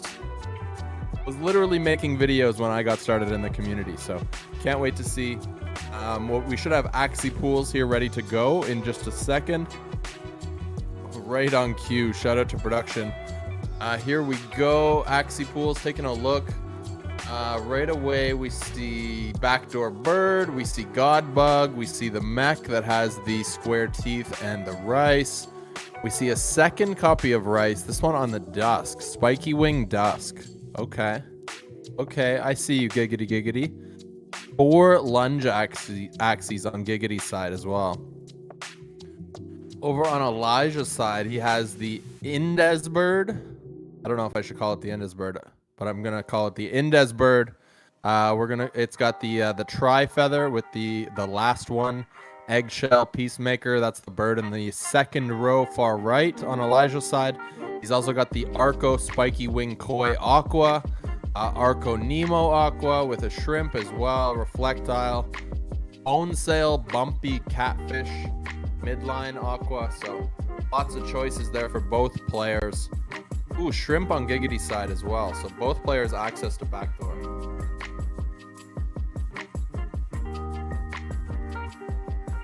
Slight difference, I guess, on the plant. One plant has Goda. That's Elijah's plant. Elijah's plant is Sandal Goda with beech. Giggity's is Cactus Herbivore with a turnip. Interesting, because Herbivore and Turnip both do like a decent amount of damage with like a significant amount of shield in Classic. So he's going to get more shield value out of those cards. And Elijah will get more damage if he goes with his plant. But realistically, I don't expect to see the plants. Probably going to see Dusk in the front line. Dusk in the front line with a Godbug and a Backdoor Bird, I think, will be one of the setups. Elijah probably does the same thing. His bird just doesn't have the back door on it. But having the Eggshell with the Godbug is a really nice combination, because then you get to pull the final matchup. Like, you can leverage the aroma from the Egg Bomb to kind of dictate that final matchup. If you want to have the bug in the one-on-one, or if you want to have the bird in the one-on-one. So like if you're playing into a mech, obviously you want to have the bird. If you're playing into a reptile or something, you want to have the bug. So it'll be interesting to see. These players should almost be ready to go. Giggity came in rank number 1. Elijah came in rank number 3. So there's a reason both these players have made it this far in the bracket, as we see lots more selections and predictions coming in from the chat. Once again, appreciate everybody for spending part of their Sunday here with us, watching some Axie Classic. And if you haven't heard the news, which I'm sure if you're here you have, but this is a notice for everybody. Get your clips ready. Axie Classic is back. Spread the word. And hey, this is just my thoughts, but I think it's just a matter of time until Classic gets SLP back. So when it does, I think the roof's really gonna blow off. But Axie Classic is back. Elijah is on stream, and there's not much more that you could ask for if you're an Axie fan. So can't wait to see who's going to come out on top of this next matchup. It is going to be a best of 3, and it looks like we are ready to go. So Elijah deciding to go with the double Arco Aquas, and Giggity is going to go with 2 lunge Axies and a shrimp in the back line. So shrimp with an egg bomb, so he's able to taunt as well if he needs to, which I think he's going to want to with the double Aqua setup that Elijah's running. Single cattail comes out in round 1. Sorry, what was that? Oh, best of 5. Okay. Right, so yeah, this is a semi, so we're gonna go a best of 5. Okay, I'm with you. So, my mistake. Best of 5 in this series. Here we go. Elijah going Arco into Piranha. Decent damage. Back the other way. Double Scaly Lunge into the Goda. Doesn't find an energy. Back the other way. Elijah Goda. Scaly Sandal. The Cattail Slap for the kill. Finds the kill. Now the other way. Kataro into the Scaly Spear. Finds the kill as well. Procs the Last Stand. Giggity follows that up with a Blue Moon. Elijah double Nemo. Gains a couple energy. Elijah has the energy advantage here. Is he going to be able to capitalize? Giggity comes out with the Eggshell. Piranha into the Blue Moon. Finds the kill on that midline Aqua. No value coming off that Aqua. That's going to be painful. Big energy loss. Huge damage there coming out from Giggity's side. Arco Koi into the Piranha. Decent damage, but doesn't find the kill. Now back the other way. Kataro into Tiny Dino. Chunks that Aqua down to half HP. That Aqua looking for the kill on the Reptile. Spiky Wing. Arco. Piranha into Spiky. Is it enough? I don't think so. It's short by 21. Back the other way. 2 Scaly Lunge. And there you have it. Bulwark to finish it off. And game number 1 goes to Giggity. Wow, that damage that came off that backline Aqua, to be able to pop the midliner before the midliner was able to get any damage off, was the turning point of the match. Elijah lost a couple energy there on the midline and just wasn't able to recover after that. I mean, that's a 2, almost maybe even 3 energy swing, depending if he played Nemo or not on that Axie. I don't remember. I remember there was Arco. I remember he played Arco, but I don't remember if there was a Nemo there. But either way, losing multiple energy on that midliner as it went down, that's a huge turning point. And Giggity takes the win, goes up 1-0 in this best of 5 series.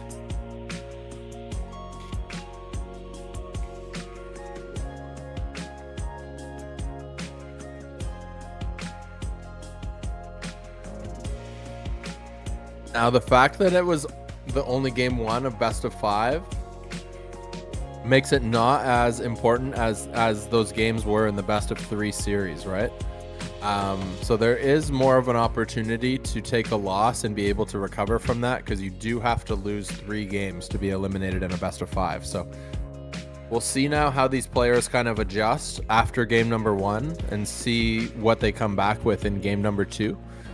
Something that we've seen a lot today is, regardless of if players win or lose, the potential of them changing their teams, right? So we'll see if that trend continues, or if these players decide to come back with the exact same thing. But like I said, most part today, people have been changing their Axies, so I do expect to see different setups coming out of these two. But yeah, Elijah went with the double Aquas. Meanwhile, on the other side, that Reptile in combo with the Shrimp that has Eggshell. Shrimp with Eggshell is like not super common, I would say. Like, it's a pretty rare Axie, and it was played extremely well there. Massive damage too. Like, even with the shield to 4-card the Aqua, like, that's massive. Like, that's a ton. That's like 500 plus. Right around 500. super close. All right, anyways, here we go. Game number 2. Ooh, both players decide to run it back. All right, so a little bit of a change up from what we've seen earlier today. Earlier today, players electing to change their team regardless, win or lose. In this series, both players sticking to what they had and going to run it right back. So we'll see if same Axies, different result, or same Axies, same result here in game number 2.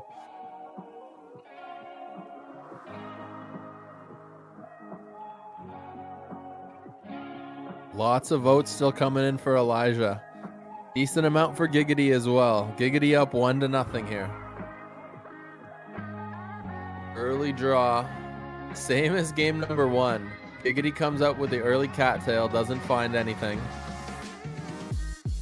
Of course, with the cattail, you want your opponent to play like beast or bug cards into you so that you get card draw. That's the benefit of the cattail. So not able to find any card draw there.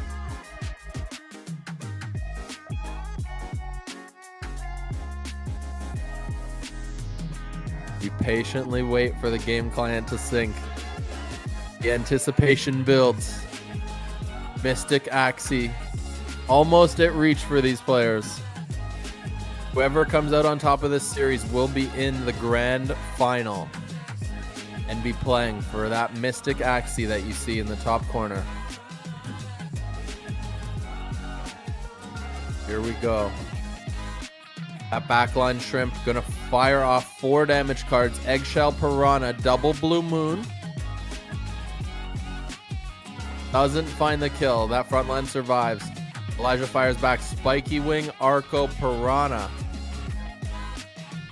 Now a Timber comes in, puts that front line down to 29. Goda, Sandal, Scaly, and the Scaly Spear takes the kill on the back line. Elijah draws first blood here in game 2. Arco into Piranha, starts to chunk down that front Axie. Meanwhile, Giggity fires off the Goda, takes the kill on the front line, then fires the Guitaro. Gains an energy off the Guitaro, but doesn't do a lot of damage. Now Elijah comes out, Scarab, Arco, into the Nemo, gets the extra energy. The retaliation from Giggity, Scaly Spear, Timber, into the Cattail. Ooh, one more Scaly Lunge. Doesn't find the kill, though. That Aqua survives just barely. 34 HP. Is it enough to find the kill? It does find the kill with the Nemo. Huge. Now the Spiky Wing into the Arco. Decent damage. Giggity finds the kill with the Guitaro to end round 5. All right, here we go. Round number 6. Both players 4 energy. Here we go. Elijah double Arco. Double Piranha. Doesn't find the kill. Back the other way. Is this going to be enough damage? Double Tiny Dino. Scaly. Guitaro finds the kill. Last stand. 2 energy. Spiky Wing into the Arco. Is it enough? Not enough. And Giggity goes up 2-0 in this best of 5 series. Both players use the same Axies and they come out with the exact same result. That game was a little bit closer, but it doesn't matter. Giggity is 1 win away from making it to the grand finals. That reptile, holy. Also leveraging the eggshell to get the matchup that he wants in the final 1v1. Very well played. Very well played. Giggity showing why they made it to this point in the tournament in the upper semifinals. Elijah 1 game away from being eliminated. Will he be able to rattle off 3 wins in a row? He's got to start with just 1 victory. Giggity. Showing that they are here and ready to represent PH. Shout out to PH. Will Giggity get the job done? That's the question that we're all wondering right now.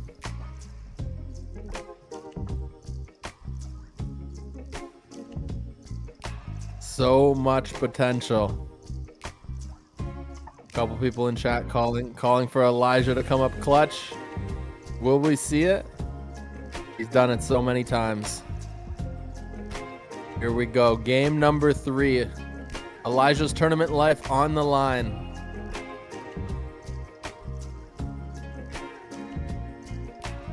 Wow. In this game, Giggity wasting no time. Fires off all of his energy and almost takes out that frontline Dusk. Couple scaly lunges and a Kataro. Was able to gain an energy and almost take a kill. Great start there for Giggity.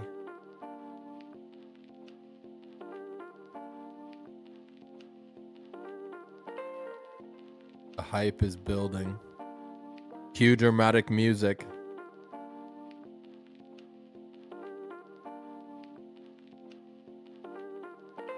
All right, here we go. Spiky Wing, Arco, Piranha. Big damage. Follows that up with Nemo, Scarab, Piranha, finds a kill.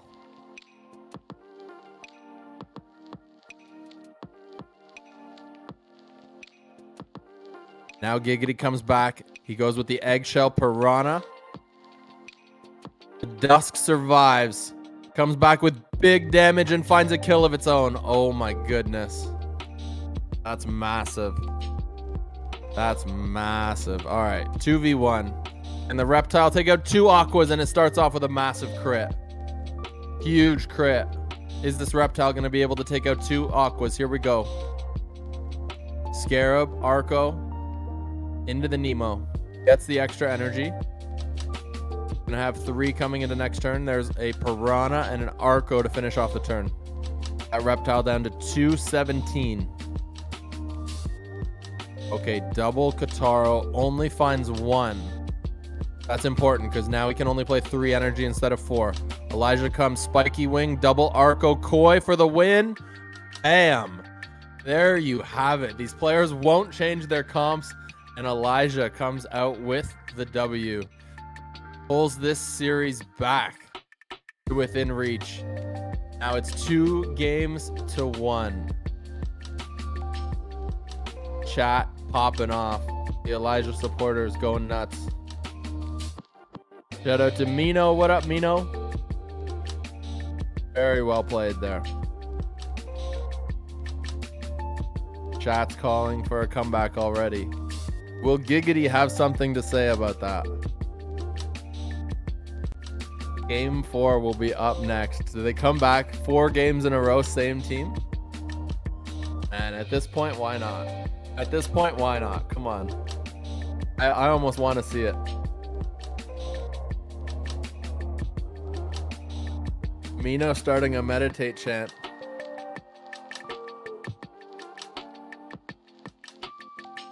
Oh, wow.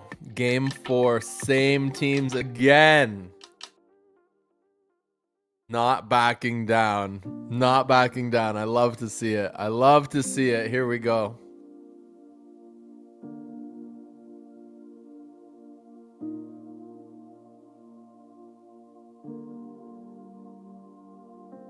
So much hype for this match.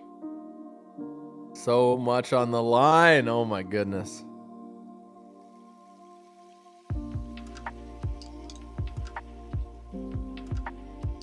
We haven't seen a big shrimp play yet.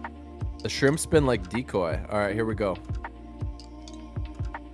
Couple lunges. 3 lunges. Needs a crit. Doesn't find it, so the Dusk survives. All right, Elijah comes back.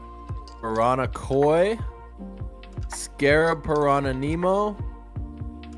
Just short.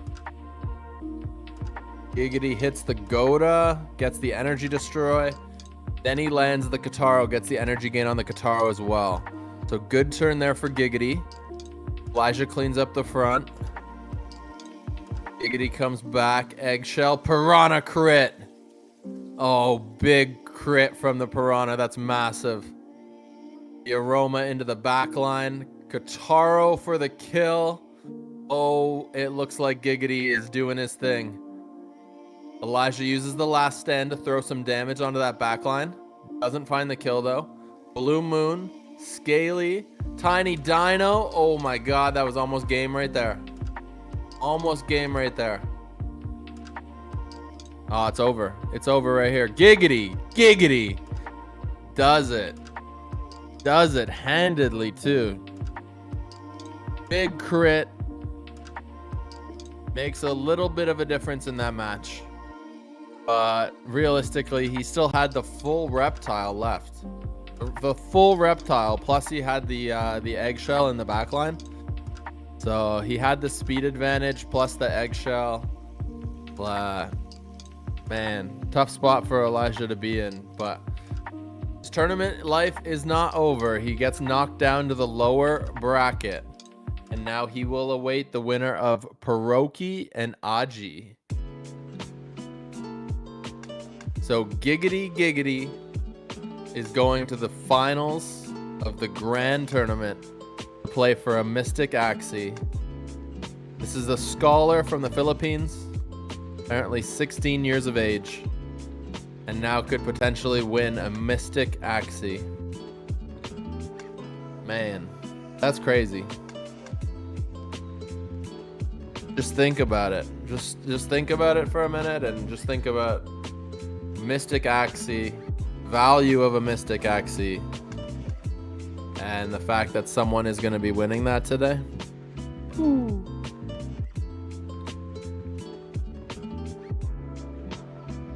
Play to earn is real? I don't know. You guys tell me, but that's crazy. So just quickly, production, curious. Are we close on the next series? What's our timeline looking like on the next series?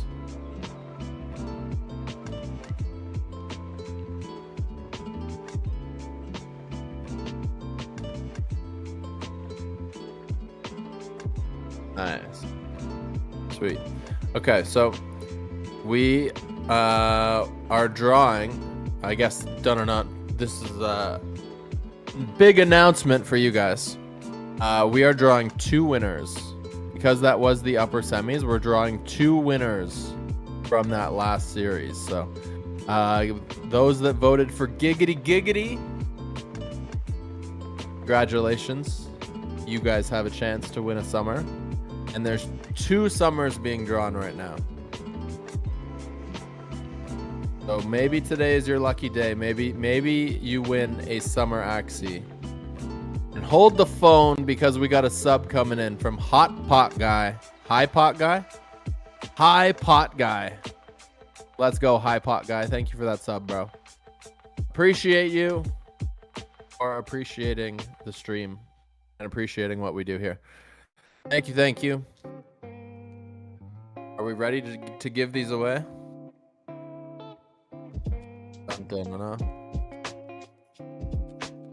All right, baby, here we go. We are ready to give away Summer Axie.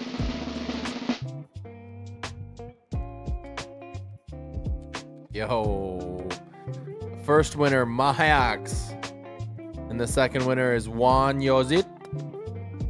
Congratulations, both of you have won a Summer Axie for voting for Giggity in our last series. Now we're gonna move back to the lower bracket and we're gonna watch Pierogi and Axie. And then is that one gonna go back to a best of 3? All right. This one goes back to a best of 3 now. All right. So Pierogi on the left, Axie on the right. We've seen both these players today. We've been moving through the lower bracket. And now only one of them can continue on. And waiting for them in the lower bracket is Elijah. So good luck in this series. And good luck trying not to think about your next opponent if you happen to make it through this.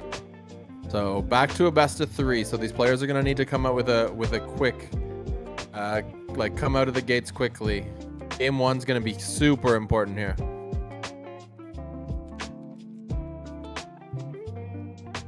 All right, so right away we look at, it's like basically, it is a mirror. And it's an identical mirror.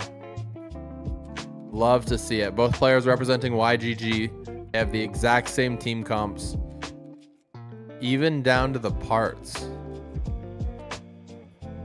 2 sets of eyes are different, but they're all aqua eyes, so they're all the same speed. All right, got to get your predictions in. Who's it gonna be? Who's it gonna be? I know who I'm going with. The guy that got me a W earlier today. One guy got me a W earlier, the other guy didn't, so that's what I'm basing this on. Here we go. As we just wait because of the anti-cheat mechanism. The players are playing, and it's just building in a slight delay so that nobody could like be in chat with like Pierogi or something and be like, oh, by the way, this is what he has in his hand. It'd be really easy to be in a Discord call and like relay something if you were spectating. So that is why this had to be built in, but it makes sense. Wish it could go faster. We need like Jeopardy music or something. Or we need to find like a mini game that we can play that takes the exact amount of time that this takes. I don't know if we could find a mini game that takes like 30 seconds. I think that's the solution.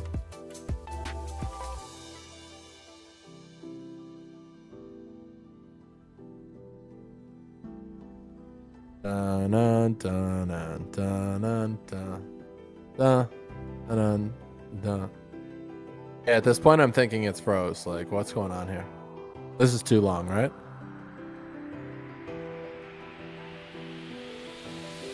Oh, here we go. Maybe? No, now that we see cards, I feel like it's gonna go.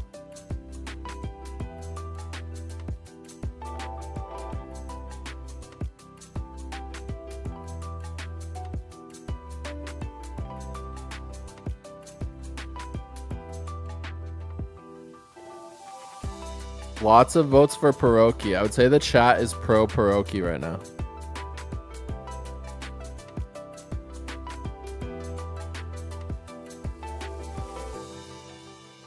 Round 2 backdoor. Toothless Bite, Carrot, Eggshell, Blackmail, Good Night. Pierogi with the God Draw. Turn 2 backdoor, and that's already game, no? How do you battle back from that? You just got your backdoor sniped in turn 2.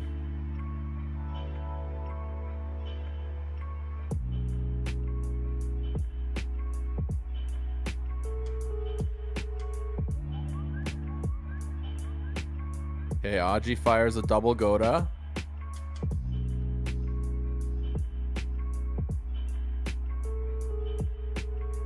No extra energy, but it does get the card draw. Pierogi gets the card draw, that is. So Pierogi's got a handful of cards at this point. Both players going to fire off double Nemos. Is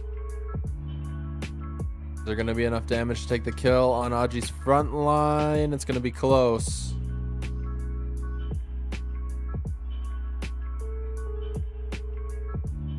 Nah, it's going to be short. Short by 74 HP. Axie, so much energy, but not having that backline Axie really hurts. Okay, Hair Dagger. Axie retaliates with a dual blade. Pierogi comes back, kills the front line. All the cards on the front line gone. I mean, you have so much energy if you're Axie that I guess you might as well throw those cards, but crit there, but doesn't help. That Axie was going down anyways. Axie needs to go back-to-back kills here. Double dual blade. Double catfish. Doesn't find the kill. Pierogi survives with the sponge and the Nemo. He's got so many energy at this point. Blackmail. Double aroma into the... Oh, and a crit. There's the Hair Dagger. Double dual blade and a catfish. Oh my god, so much damage. I mean, I don't even think he needed that crit. Don't even think he needed that crit. Hiroki gets the victory. Starts off with that early backdoor, that round 2 backdoor. And I mean, once he hit that backdoor, like that was game over. Like he tried, like Axie tried to make it close after that, but just couldn't do it realistically. Like once you hit the backdoor, being able to knock out that Axie with 4 cards on turn 2, like there's not much that you can do after that. Like you can try to fight, but being an Axie short that early, yeah, not too much that you can do. But well played by both players. Hiroki goes up 1-0, and of course this is a best of 3. The winner will move on to play Elijah, and you can win a summer Axie by dropping your name into the chat with the Ronin ID. So lots of votes coming in Hiroki now after Hiroki goes up 1-0. Maybe it's your lucky day. Maybe today's the day you win a summer Axie. You never know. You never know. Meanwhile, these players are hoping it's their lucky day and that they can win a Mystic Axie. I mean, that would be one of the best days for sure. For sure. And then maybe they could upgrade it and get a Radiant Shell. Ooh, that sounds like a nice idea. Not only do you get the Mystic, but now you can get the Radiant Shell as well. Just extra bonus on top of bonus of bonus. Alright, here we go. Game number 2. Hiroki makes a change, goes with the plant in the midline, also puts the Arco Aqua into the backline with the Nemo. On the flip side, Axie goes with the God Bug and then the Toothless Bite Bird. Okay.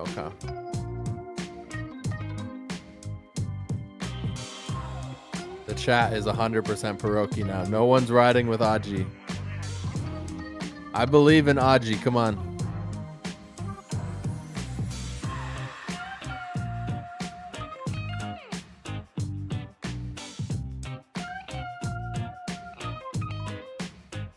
Nobody wants to make the first move. Axie just throws out a cattail, doesn't find anything. Both players 5 energy. Building up a full hand of cards. Hiroki's going to want to play a decent amount of shield on his Aqua on the turn that the bird throws the back door. So he's going to want to try to time the back door and get an Arco down. At least an Arco. Could go for a Scarab or Piranha as well, as long as he gets some shield down. Because if you get no shield down, then the bird can burst you. If you do get some shield down, the bird can't burst you. Unless, of course, it gets a crit, but bird's least likely to get a crit, but it still happens every once in a while, so you got to be careful, but definitely get some shield up. You have to try to guess when that back door is going to come.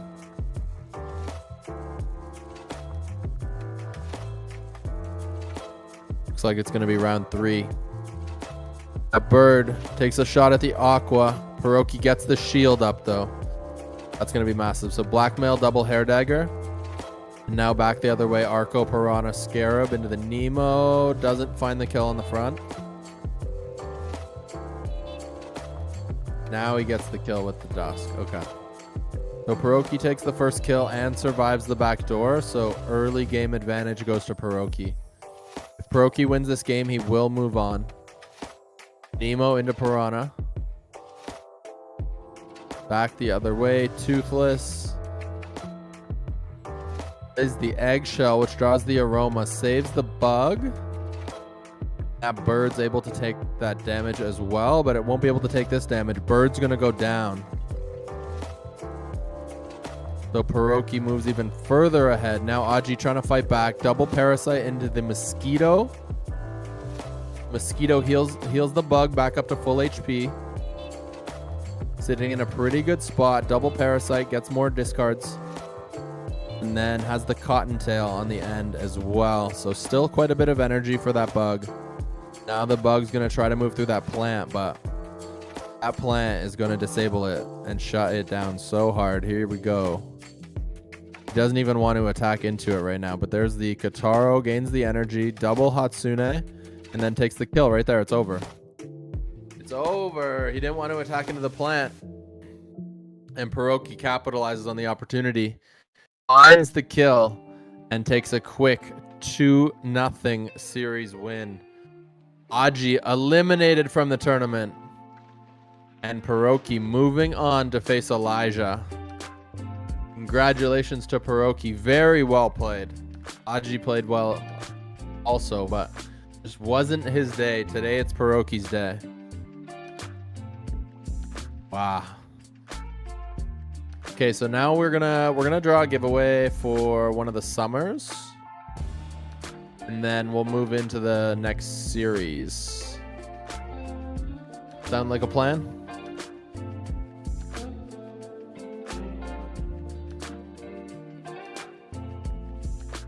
Production agrees. Desolate says, let's go. It's hyped up. So we will let you know momentarily who won the summer Axie. In Manal, you're feeling it? I'm feeling it. Let's go, baby. And then there were 3 left standing in the tournament. Can you believe it? I love you too, Gabriel.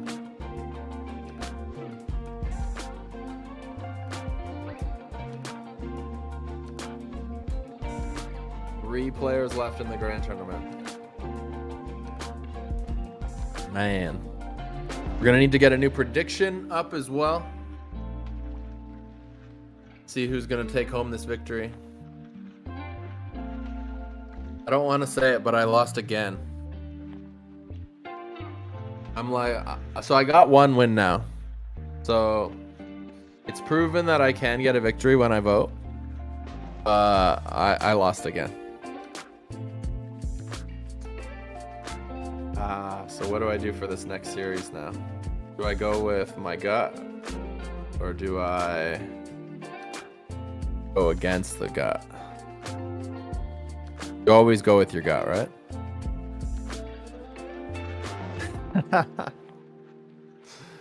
Oh, man. Decisions. Too many decisions.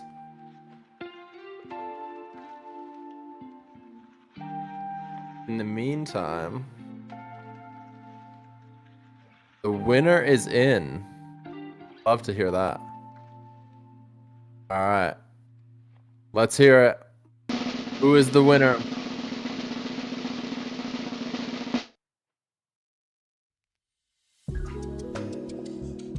Macrobowels 19. Yo, that's the one whose scholar is giggity giggity, right?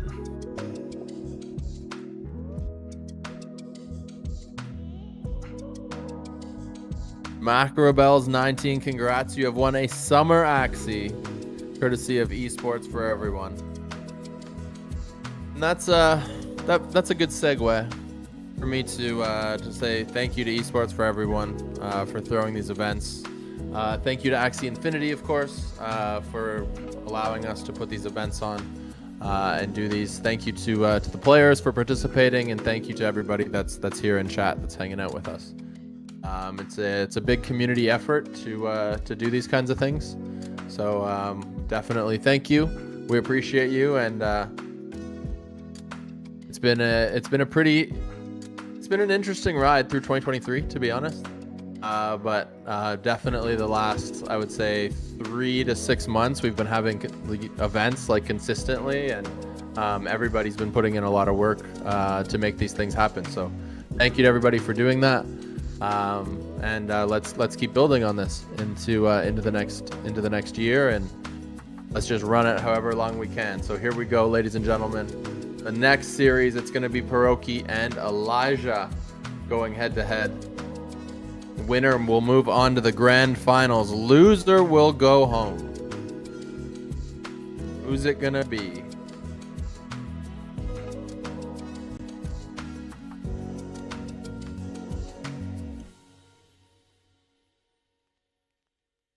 All right. Nobody look at my vote. No, my vote didn't happen. My vote didn't happen, guys. Oh, man. All right, so we just saw Pierogi play. We saw Elijah play a couple series ago. Elijah ran the double aqua the whole time. On the other side, Pierogi, we see bird come out again. I think it's the bird. Bird bug. Or do we see the reptile? Elijah goes bug bird. Meanwhile, Pierogi goes Arco Nemo in the backline. Double lunge. Best of 5. Best of 5. Semifinals. 2 summers on the line, by the way, in the giveaway. Come on, baby. Early draw. Elijah has a couple cards on the bird, a couple cards on the bug, no cards on the frontline plant. The flip side, there's a timber. That timber is gonna do decent, like get decent value. Okay, here we go. Last one. Tri-feather, Peacemaker. Last one again. Doesn't find the kill. That timber shield too much with the cattail. Parasite. Nope. Did you guys see that shield that came back because of the timber? That's crazy. The fact that timber does 100, like, can do 100 damage and then give you 100 shield as well, like, massive. Massive, massive. Here we go, round 3. Goda, Scaly Lunge. Goda, Scaly Lunge again. Down goes the plant. Goda back the other way. Goda finds an energy, but the plant goes down. First kill goes to Pierogi. Elijah looks to clean it up. Doesn't find the kill. Gets it there with the bug. But Pierogi has a huge advantage at this point. Elijah gonna sack his bird, it looks like. Draws the aroma. But the bird is gonna go down here. Good night. Now the bug eats a decent amount of damage as well. Pierogi gained an energy there too. So Pierogi 3 energy coming into this turn. Gonna gain another one here. He goes Nemo into the Scarab. Procs the stun from the snail shell. Now this is straight damage. Sandal, huge. Cattail into the Scaly Spear. Only 58 HP left, and the heal is blocked. That bug is roasted. That bug is straight roasted. All right, here comes Pierogi. Piranha, 162 Piranha. Sandal, that's game right there. Game over. And there you go. Pierogi takes game number 1. Very well played. Wow. Just honestly put on a clinic. Once that bird went down, that bug just didn't have it in the 2v1, especially because of the Scarab. The Scarab blocking the heals is such a key component of shutting down that bug. Like, there's so many counters to those bugs these days. So I can see why that bug isn't on top. At the start of the stream with Jiho, I was talking about why that bug wasn't on top. Like, I couldn't figure out why there wasn't so many bugs, and it's because there's so many counters to it between that plant and just like things that deny heals with Scarab. Like, a lot of things are on Scarab. So here we go, game 2. Game 2, best of 5.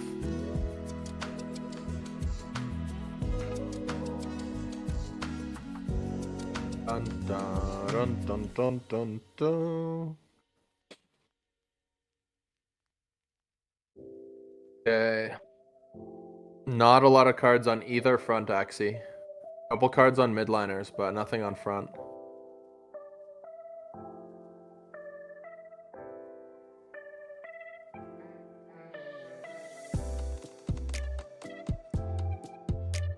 Arco into the Piranha.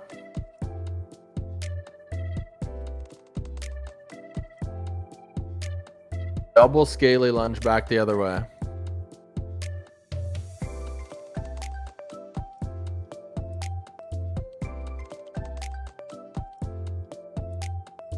Alright, Elijah takes first kill, gains an extra energy off the Nemo as well. Pierogi comes back with the Goda to find the kill, so destroys that extra energy that was made. We're pretty even here in the mid game. Pierogi fires double Nemo from the back line. Elijah counters Spiky Wing, and now here comes the 4-card burst. Scarab into double Arco. Piranha, is it going to be enough? Leaves it short by 46. Back the other way. Goda, Scaly Lunge into Sandal with the cattail on the end. Puts that Aqua down to 205. Now that Aqua did speed up with double Arco, so it is going to be able to go first. There's the Piranha, finds the kill. Back the other way. Pierogi goes double Nemo into double Piranha. Is he going to find the kill? He is going to find the kill. Spiky Wing into the Piranha. Takes a little bit of damage, but Pierogi is going to be able to go first. Is he going to be able to have enough damage? Not going to be able to have enough damage, but not trying to take the kill either. Looks like he's going to go double Arco to speed up. Back the other way. Elijah, double Arco to speed up as well. Which Axie is going to get to go first? It's still going to be Pierogi gets to go first. Pierogi's got 4-card burst. That's going to be game. Pierogi goes first. Pierogi takes the kill, double Piranha Scarab, and he wins game number 2, baby. Pierogi doing his thing, making it look easy.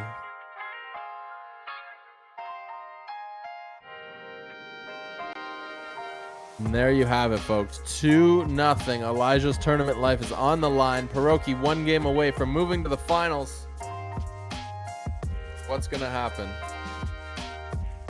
What is going to happen? Is Pierogi going to clutch? Or is Elijah going to start to battle back?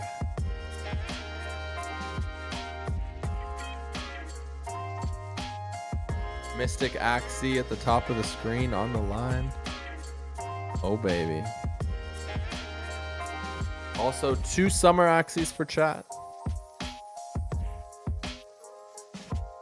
So, Jonathan, what up, Jonathan? Nice to see you, bro. He says someone is climbing Mystic Mountain today. You're not wrong.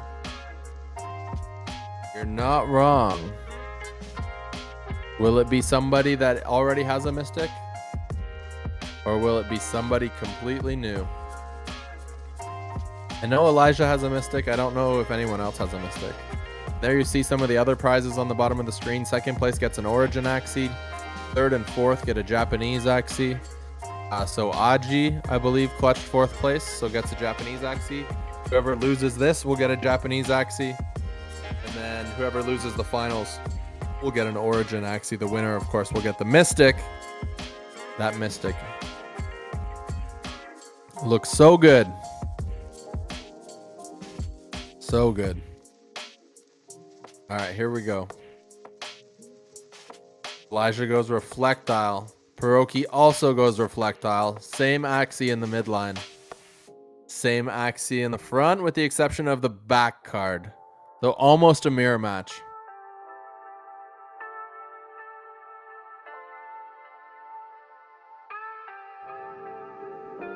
Oh, baby.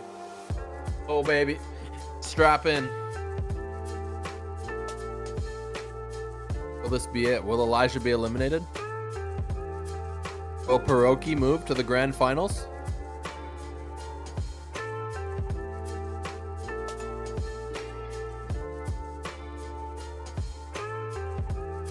Alright, right off the draw. Take a look at the frontline cards. See a Scaly Lunge and a Sandal on Elijah's front line. Nothing on Pierogi's front line right now, so Pierogi's front line is exposed.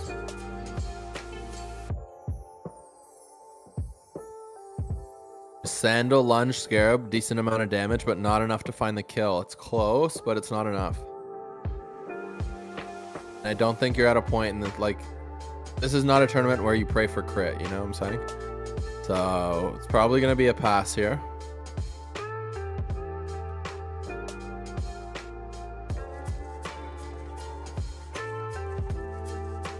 The only reason that I think you would play your cards in this situation if you're Elijah is if you're worried about Goda potentially destroying your energy. I don't think he's going to worry about that. And then, as I say that, 3 energy come out.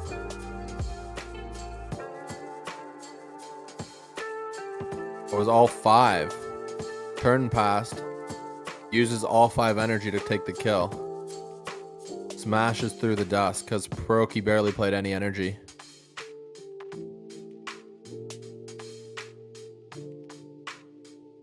Well, Elijah takes the first kill, but he has no energy left.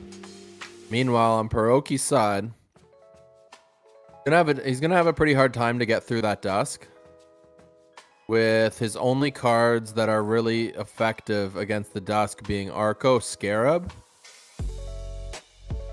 So yeah, really any amount of shield that Elijah can put on the front is going to be valuable.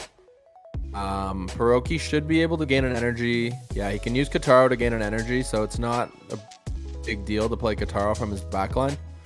Pierogi going to go double Nemo here into the Scarab. So more so just gaining energy this turn. Elijah fires off the Goda, does find an energy, but Pierogi has so many energy, doesn't really care. Arco double Piranha, does he find the kill? Short by 1. 1 HP clutch. Then he can eat that Kataro damage. Pierogi does gain the energy though. Elijah gonna use 3 out of his 4 energy. Pierogi Arco into the Scarab. Elijah back Arco Nemo. So both Aquas same speed. The Reptile, big swing, takes the kill. Back the other way, Pierogi's Reptile going to take a big swing, take a kill of its own. And we have both Reflectiles, same amount of energy, same amount of speed. Here we go, Reflectile Mirror. Tiny Dino into Bulwark, double Scaly Spoon. Back the other way, only single Bulwark.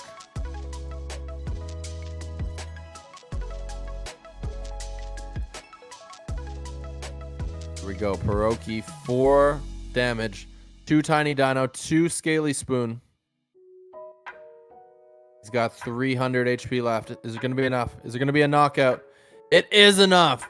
A double Tiny Dino into the Scaly Spoon takes the kill. And Elijah is still alive, ladies and gentlemen. Elijah taking game at number 3. Pierogi still up 2-1 in this series. But Elijah has life. Wow, what a game. What a game, what a game. Really well played on both sides. Deciding to go for the full damage right at the end of the game. Knowing that you have just enough if you play both Tiny Dino. Very well calculated, very well played. I know that there's a lot of situations when you're in those moments where sometimes the Reflectile player will fade the damage and go into Bulwark or something. Very well read, well played. And now we are going to game number 4. So the series gets extended. What more can you ask for? Will Elijah force game 5?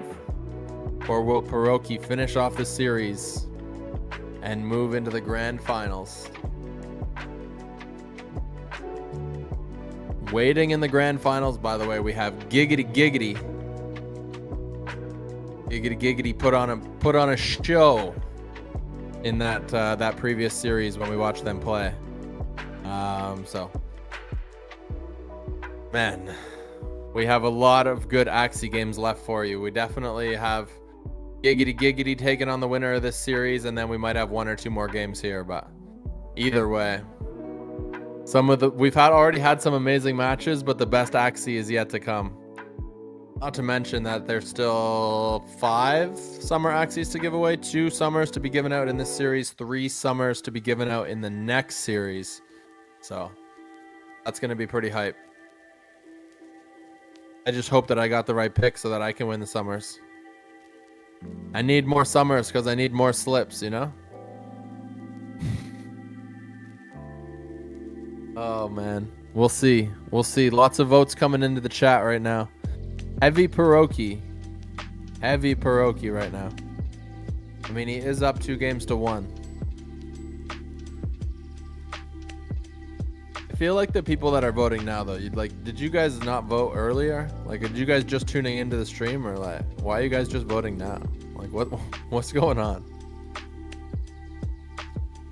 I seriously, anybody have any guesses? Are you guys just spamming, or like, did you guys just get here? Like, what's going on? No Elijah Faith. Flagged ferret.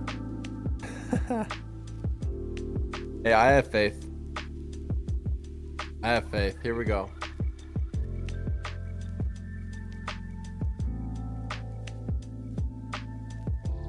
What about the Coco Choco floor? I sold some of mine too. I do think though that it'll go back up. I think it'll bottom out, and then I think it'll go back higher.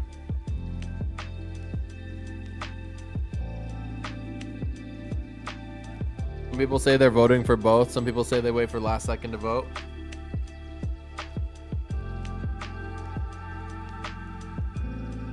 Alright. 4 cards on the bird, including both back doors. Gonna see an early backdoor. Is it gonna be enough for the kill? This could be it right here.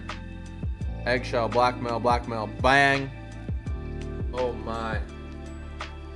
How do you battle back out of this now? You just lost your backline. And you got a bird to deal with. A bird and an aqua to deal with. Oh my. Oh my. Pierogi wakes the beautiful plays. Yeah, with the turn 2 backdoor. Logic saying not like this. Logic saying not like this. The turn 2 backdoor though. Pierogi jumps out to a massive early lead. Now we see a couple cattail slaps going back and forth. Is this game over?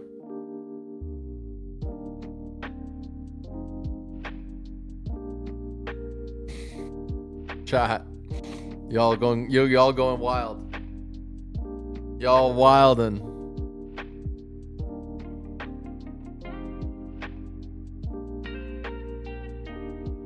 Three Axies to 2. 7 energy to 2 though.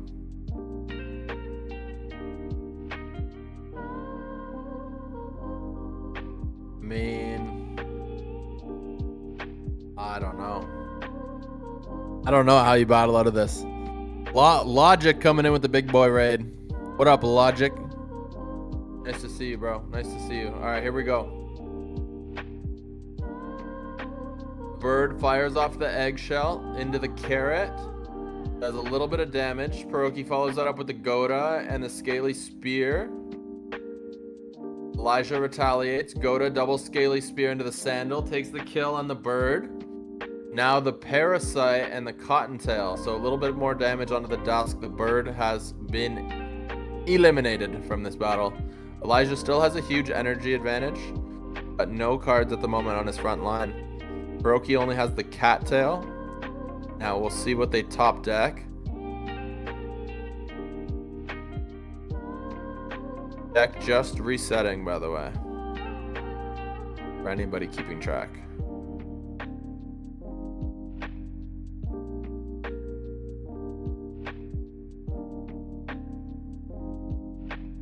Pierogi gonna fire the Goda, the Scaly, and the Cattail finds the kill. Alright, so Godbug against this Dusk and this Aqua. No Scarabs, so it's gonna be able to continuously heal. 327 to take out this Dusk. Dusk has no cards on it. Pierogi also gonna be able to gain energy off the Nemos.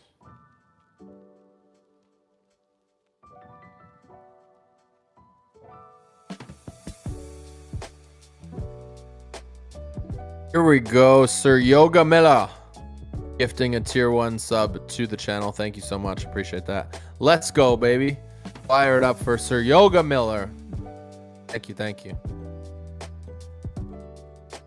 Getting some comments that the fish, the Aqua is going to sweep the board.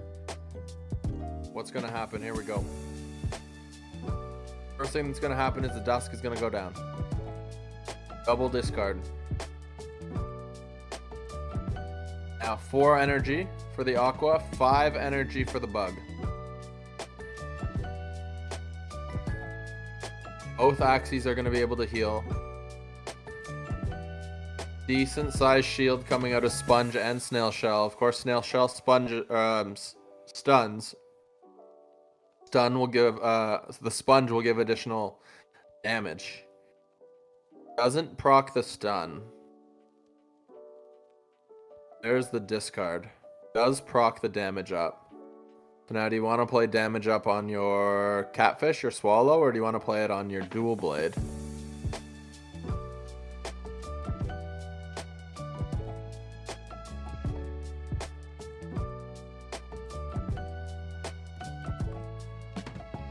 I mean, the Aqua's got to win this, right?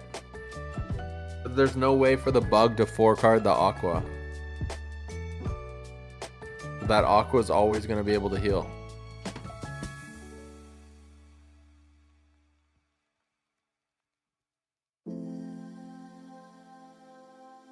Like a stalemate. Stalemate. Logic says the bug could crit. That's true. Discards. I mean, discarding the hand is helpful. 1 Catfish heals. More discards.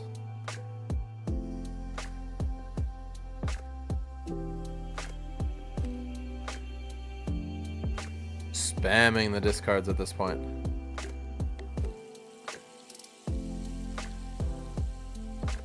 Like, is that hand getting low enough? Finds a crit on one of them too.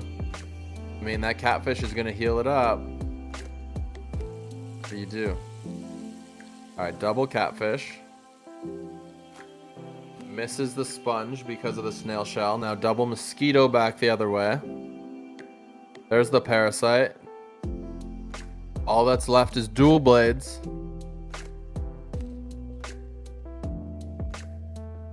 A lot of energy on the Aqua. Not a lot of cards though. Those discards starting to take effect.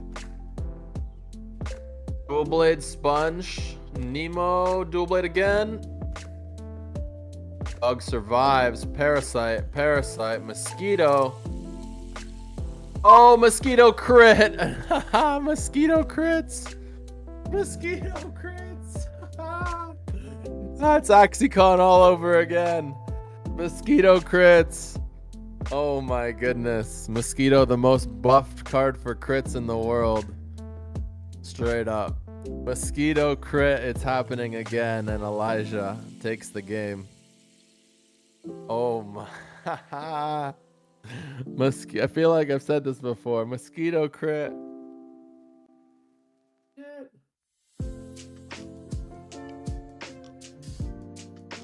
That takes me back.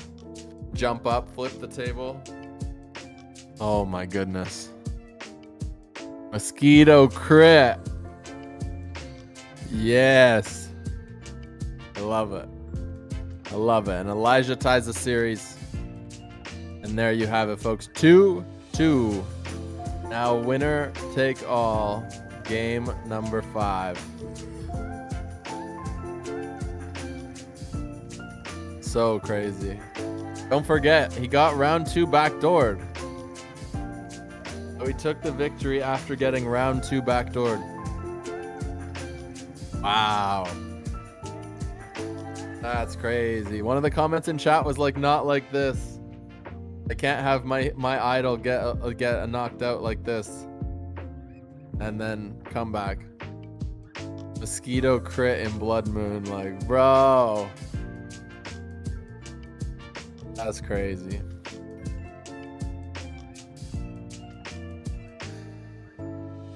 Chat, heavy Elijah favorites now. Still lots of votes for Pierogi though. Lots of votes for Pierogi. But actual comments coming in for Elijah.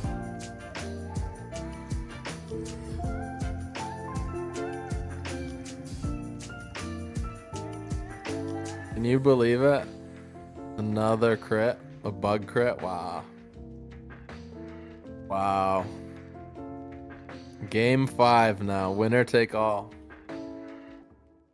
Yeesh. I can't handle this. This is crazy.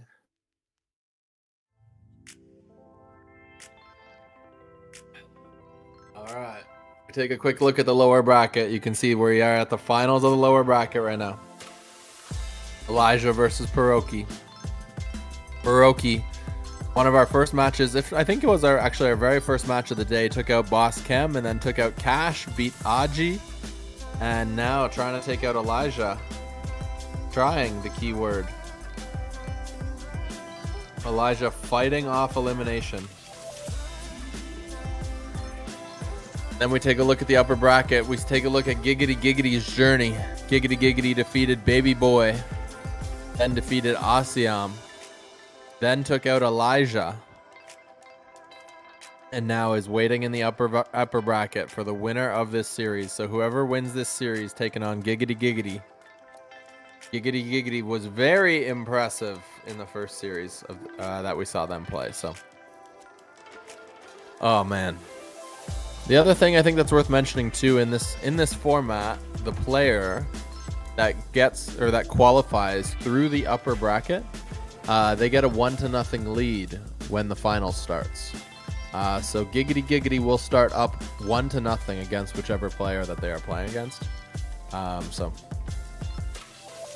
yeah, even if you make it through this series, which of course is the goal, you will start at a disadvantage in the finals, 1-0. Although it is a best of 7 series, so the one game is not as important as if it was a best of 5, and definitely not as important as it would be if it was a best of 3. So players making their final decisions right now on their team comps, and then we will get into game 5. We got a question in the chat from Wong. Wong says, OGK, can you tell us what the AXP is for? AXP is so you can upgrade your Axies once part upgrades start. And part upgrades are starting in 2 days on December 19th. So if you have an Axie that is level 10, you'll be able to upgrade one of its parts. So AXP lets you level up your Axie. And like I said, level 10 is the first spot where you can upgrade one of the parts on your Axie. So yeah, definitely excited to see all the new parts, all the new combinations. I have no idea which Axie I'm going to evolve first or upgrade a part on first. Because originally I was planning to do a collectible Axie, but now I know that I need a Radiant Spirit Shell to upgrade a collectible Axie. And I do not own any Radiant Spirit Shells, so I might have to upgrade an Axie that is not a collectible for now. But we'll see. We'll see. And if I have to do not a collectible, I'll probably do one of my sponge Axies that I use in the arena. Or maybe a Topaz Axie. Something I'll use next season would be my plan. That would be my plan. But I have no idea what exactly I'm going to upgrade first. Because like I said, I don't have a Radiant Spirit Shell. But maybe, just maybe, I will hit a Radiant Spirit Shell. Maybe I'll randomly draw into one. I don't know. We'll see. We shall see. I do get a couple of spins each day.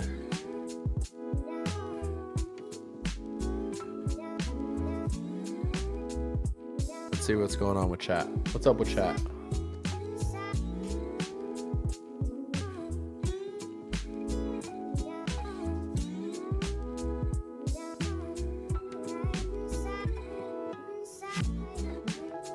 Cool.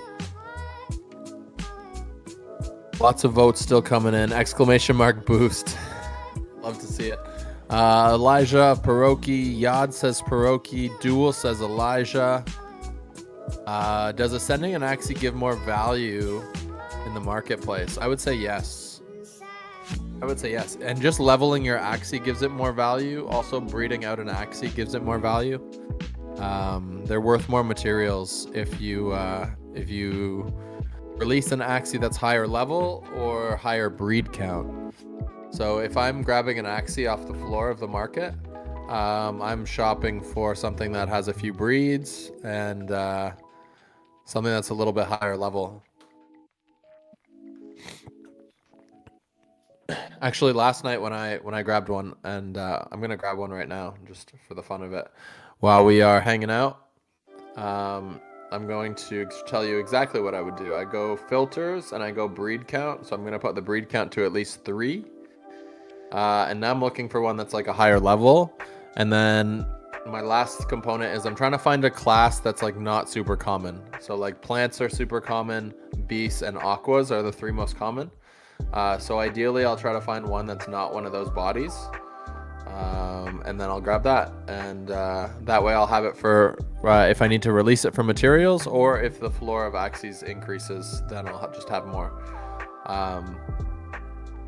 So I see there's a plant that looks kind of enticing, but like I said, I'll skip on plants, but it's level 5 with 4 breeds for $3.33. There's a reptile here that's level 4.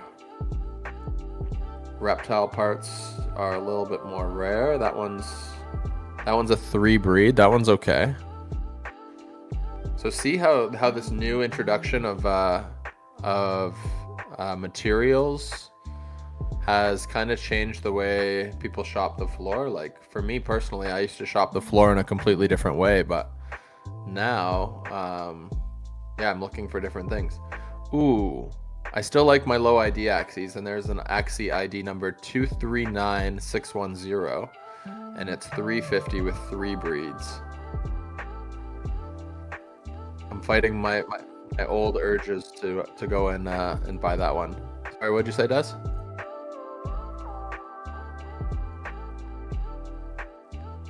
Players will be ready in 2 minutes. Okay, cool. Thank you.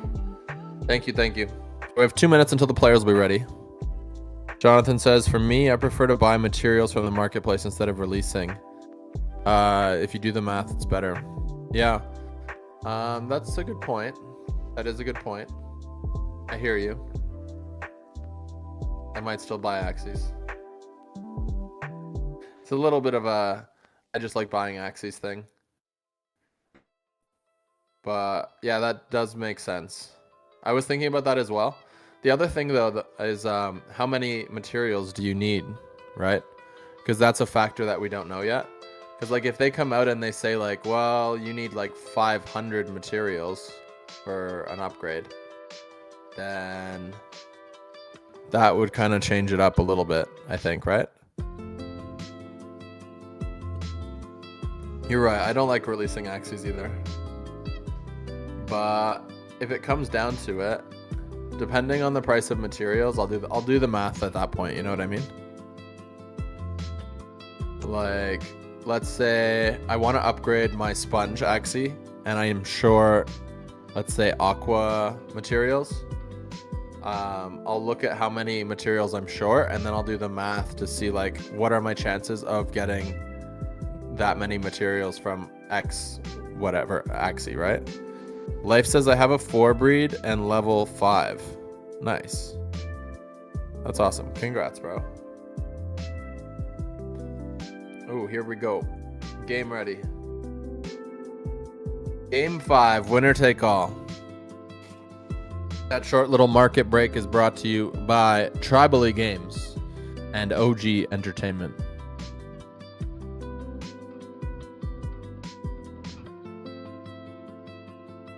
All right, Elijah goes double aqua. Hiroki goes bird. Gonna be able to hit the back door again. Let's see if he can do it on turn 2. Turn 2 back door is OP.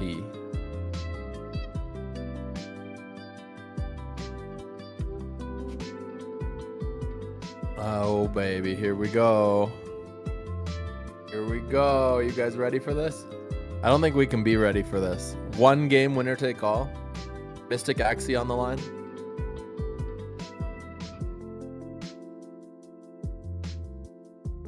Meanwhile, everybody in chat also has 2 summer Axies riding on this. Because if your player wins, then you're going to lose Axies. Lose your chance to get Axies. Man. Players have a lot. Chat has a lot. I mean, I even got a little bit on the line. I want summer Axies. Like I've been saying the whole time, need more slips. Need more slips. More collectibles means more slips. Why I started this Need a Mystic campaign. Need all the slips. And you can roll more.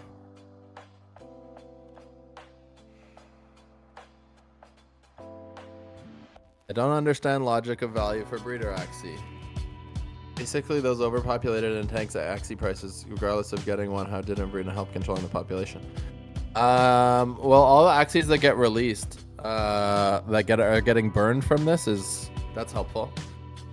Basically, we just have to reach a point where there isn't so many surplus Axies right now, because right now there's a lot more Axies than the Axies that are needed. But I've seen in the past that one or two like little bits of hype, and all of a sudden the liquidity in the market goes away, and then as soon as the liquidity in the market goes away, like the prices go pretty crazy too. It's a very interesting thing, and it happens pretty fast. Just like how we saw prices for Axies go from like $1 to $3 like really quickly. I think we could see Axies go from like $3 to $10 like pretty quickly as well. We'll see how many Axies need to be burned for upgrades. 2 days until we find that out. So I think it's going to be more than people think. Here we go. Game 5, winner take all. Bird fires first from Pierogi, Hair Dagger. Takes out the shield on the front line. Elijah goes Spiky Wing into Koi. Also removes the shield on the front line. Follows it up with Arco Scarab. Takes that front line down to 153. Goda crit. And Sandal takes the kill. Pierogi loses the cards that he played on the front line. So 2 energy wasted on Pierogi's side. Now Elijah goes double Nemo here. Gains 2 energy. Then fires off the Arco Piranha, chunking that bug. That bug down to 74 HP. Pierogi goes Blackmail Eggshell. Elijah reads it. 3 cards. Piranha, Arco Piranha. Takes the kill. Calculated. Literally by 3 HP to proc that last stand. The bug comes back though. Double Mosquito Parasite. So the bug says this is not over yet. The bug's got a little bit of energy, and it's got a decent amount of HP left now. Elijah goes Scarab, Piranha, sensing the chance to win the game, firing off the energy. The bug comes back, goes Mosquito, double Parasite, but the heal is blocked from the Scarab. Elijah, no cards, no energy, but that bug is hurting. Bug is in pain. It can't heal. It goes Mosquito Parasite, Snail Shell. Doesn't find the kill. Midliner stays alive. Elijah firing off damage. You're going to be able to clutch the game right here. Arco, Spiky Wing, Piranha, Spiky Wing, Koi. And that's going to be it, ladies and gentlemen. The crit for the exclamation mark. And Elijah has done it with the reverse sweep. He comes back from down 2 games to nothing. And clutches 3 straight games to go back to the finals. And now he's booked his rematch against Giggity Giggity. What a series. Elijah goes 3 straight against Pierogi. Pierogi plays extremely well, but Elijah pulls it off. When he needs it most, he reads the plays and he executes perfectly. The play where... I'm thinking of where Pierogi played the eggshell. Elijah read that it was an eggshell, and he calculated the damage perfectly with the Piranha, Arco Piranha, to clutch the kill on the bird. And basically at that point, when it was 2 aquas against the 1 bug, like I think we all kind of knew what was going to happen. Everybody switching their vote quickly to Elijah. Pretty funny, but when we saw the 2 aquas taking on the bug solo, like we knew it was GG's.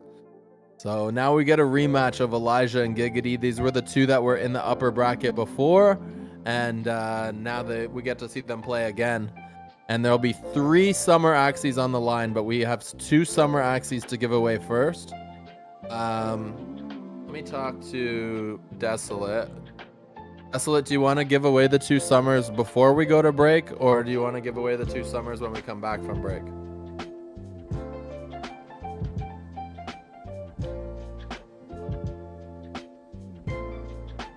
All right, we have the 2 winners from this previous series ready to go right now. So we're going to draw those 2 winners. Then we're going to cut to a short break before the grand final. And then we will come right back with the grand finals between Elijah and Giggity Giggity. So let's get to it. The 2 winners of Summer Axies. Let's go, baby.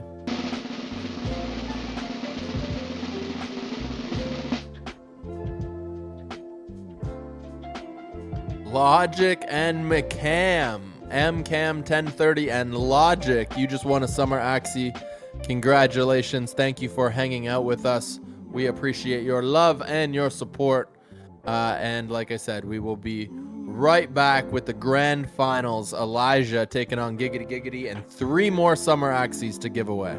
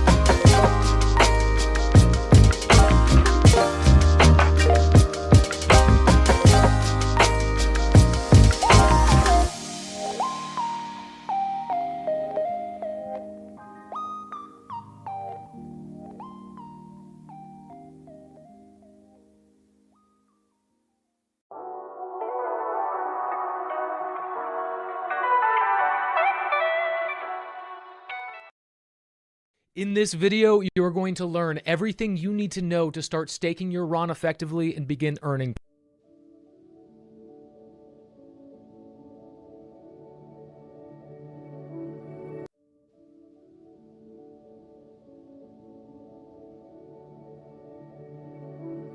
My name is Jeff Zerlin, aka Jihos, and I'm a co-founder of Sky Mavis, the inventors of Axie Infinity and the Ronin Network.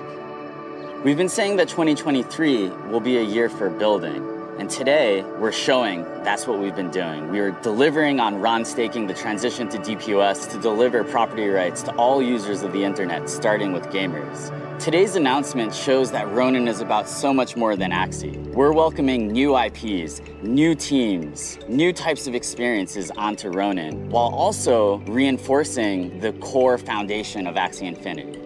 The transition to DPoS is part of our plan to decentralize the Ronin network over time. It's something that is super important to the integrity and the health and safety of the ecosystem. We saw back in 2021 with the launch of Ronin how Axie and Ronin can be super synergistic with each other. So more games on Ronin, more activity on Ronin, I think this is going to benefit the entire Axie community and the ecosystem as a whole.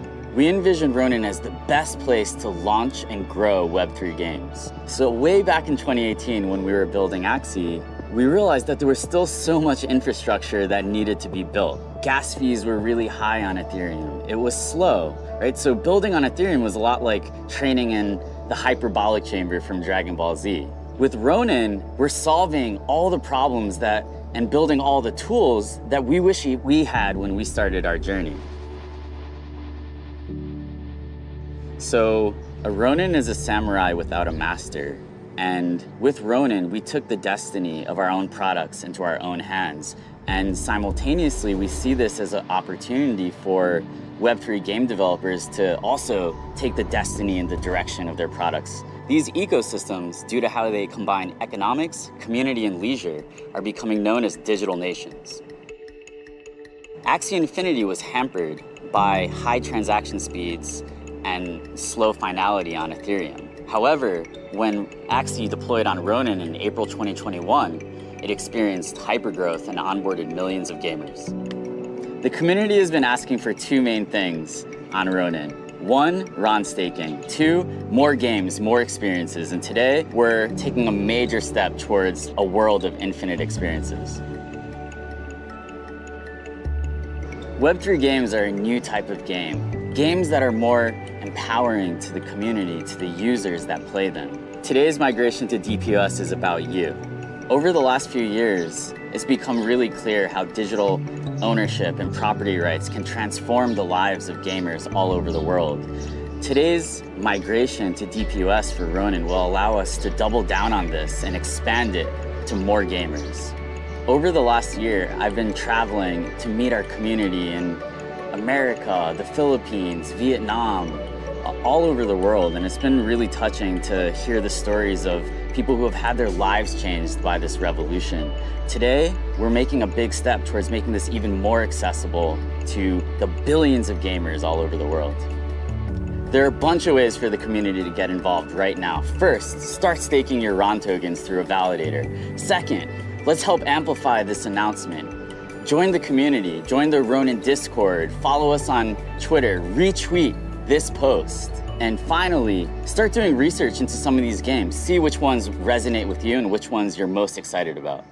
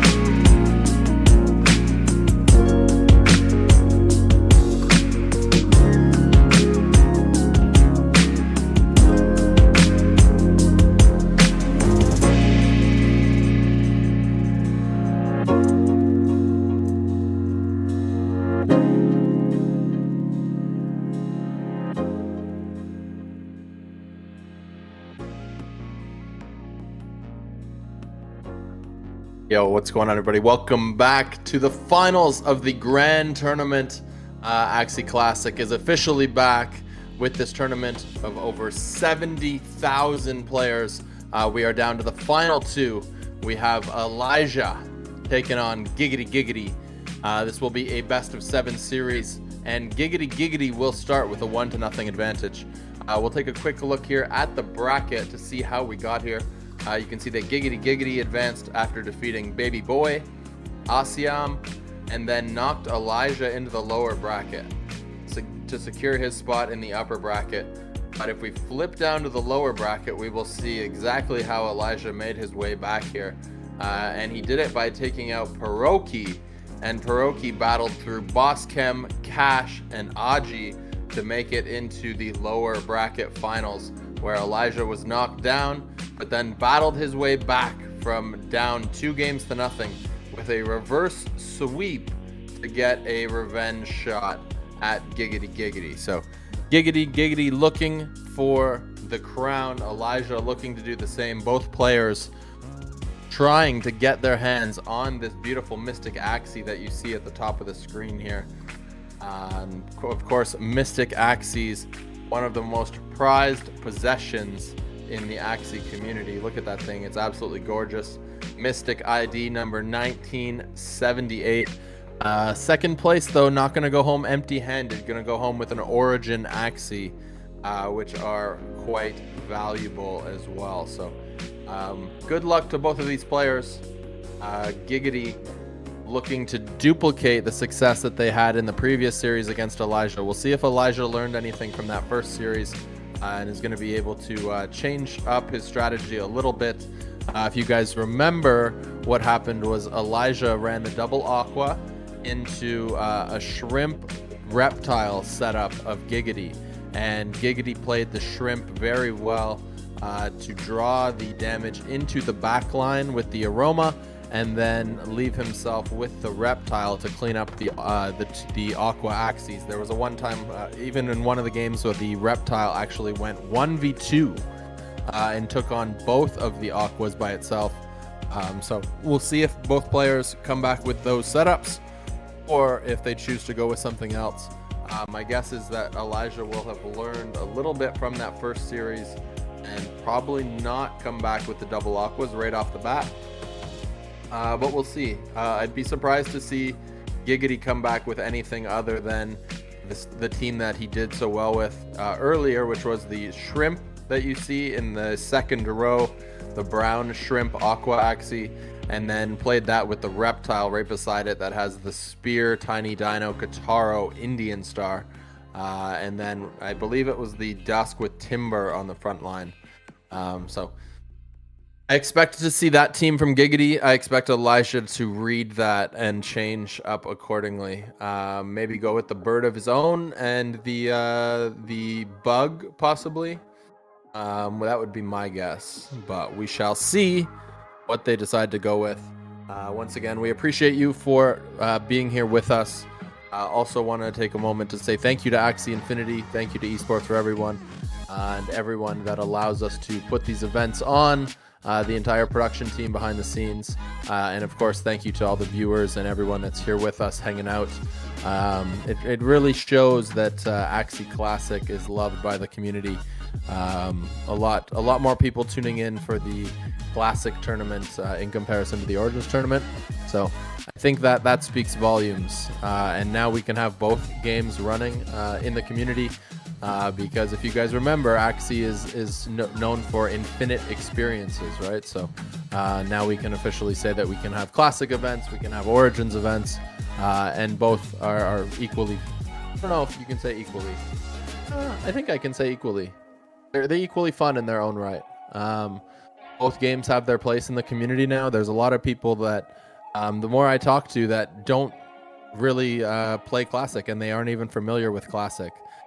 So there's still a bunch of crossover that needs to happen. Some of those new players that came in that only know Origins still need to learn Classic now that Classic is back, and players that kind of disappeared from the community when it was only Classic need to kind of get introduced to Origins as well. So I'm looking forward to seeing the crossover between the two games and seeing them kind of run in tandem.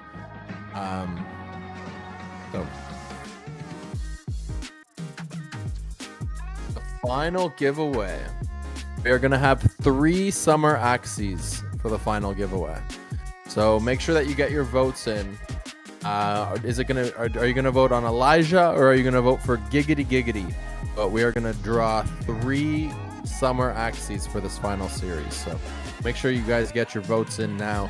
The players are already playing, so we are about ready to hop into the first game and take a look and see what's going on.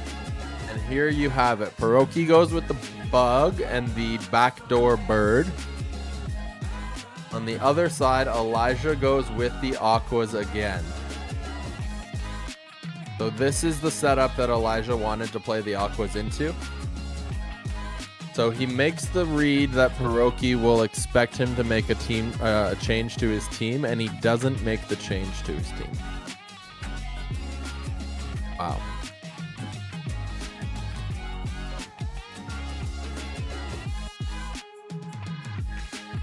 All right, let's see how this plays out. Let the anticipation build, ladies and gentlemen, because here we go. Pierogi draws into a couple backdoor cards early. If he's able to snipe that aqua, that would be huge. He needs one more damage card, and then he also needs Elijah to not play anything on that aqua. I imagine that Elijah would see that and play something on the back line. Because if you play anything really on your back line on the turn you get backdoored, you can survive it as the aqua. But it's when you don't play anything that's when you can get knocked out.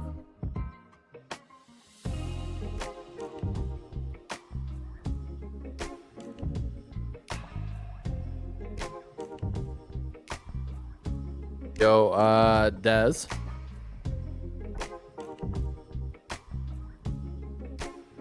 Isn't this supposed to be Giggity Giggity?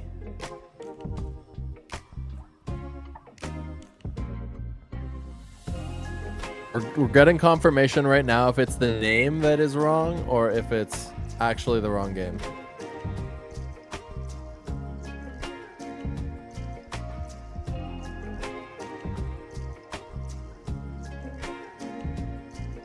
But this does look like the previous game.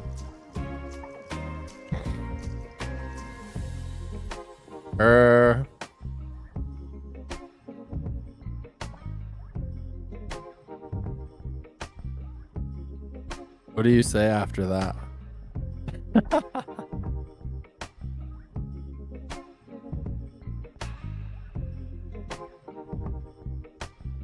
Alright. So that was a replay of the Pierogi game. We are now going to go into Giggity Elijah. Here we go.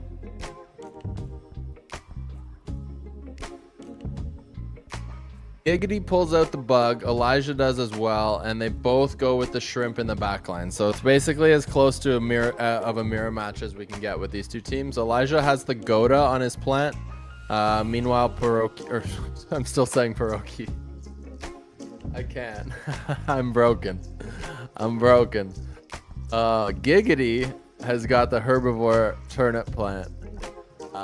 So because he's playing into Elijah's plant, he is going to be able to get the heal off. Herbivore heals your own Axie when you hit into a plant. So the plant on plant is going to allow him to heal, which is actually going to be pretty helpful in this game. So we'll see. All right, big hand of cards onto Giggity's backliner. So he's already got shrimp and enough damage to turn to Elijah. And honestly, it's I don't think the odds are in the favor of turn 2 backdoor, so it's hard to kind of like predict that they will have a turn 2 backdoor and play defensively, like play cards, basically like spam cards from your backline as Elijah in this situation. Just because the odds of having turn 2 backdoor and all the cards you need are like, they're low. I don't know the exact number, but they're low. So it's hard to try to read that the turn 2 backdoor is coming, but here it comes. And that's going to be the end of Elijah's backline. Bump, bump, bump. Good night. Now, we saw this happen to Elijah earlier today. He was able to battle out of it. We'll see if he can do it again. But honestly, with the combination of the eggshell aqua, I don't think there's much chance, to be honest. I think this is like game 1. Game 1 to Giggity. Giggity, giggity.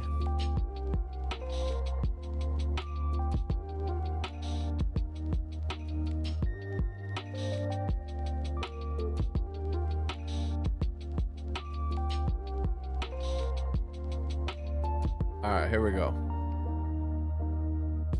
Elijah drops the Parasite and the Cottontail. Drops a big hand of cards from his front line as well. More than enough to take out the front of Giggity. Double Beach into the Sandal. And now gonna start to work on the Bug. We'll see though if Giggity plays the Eggshell. We are currently buffering.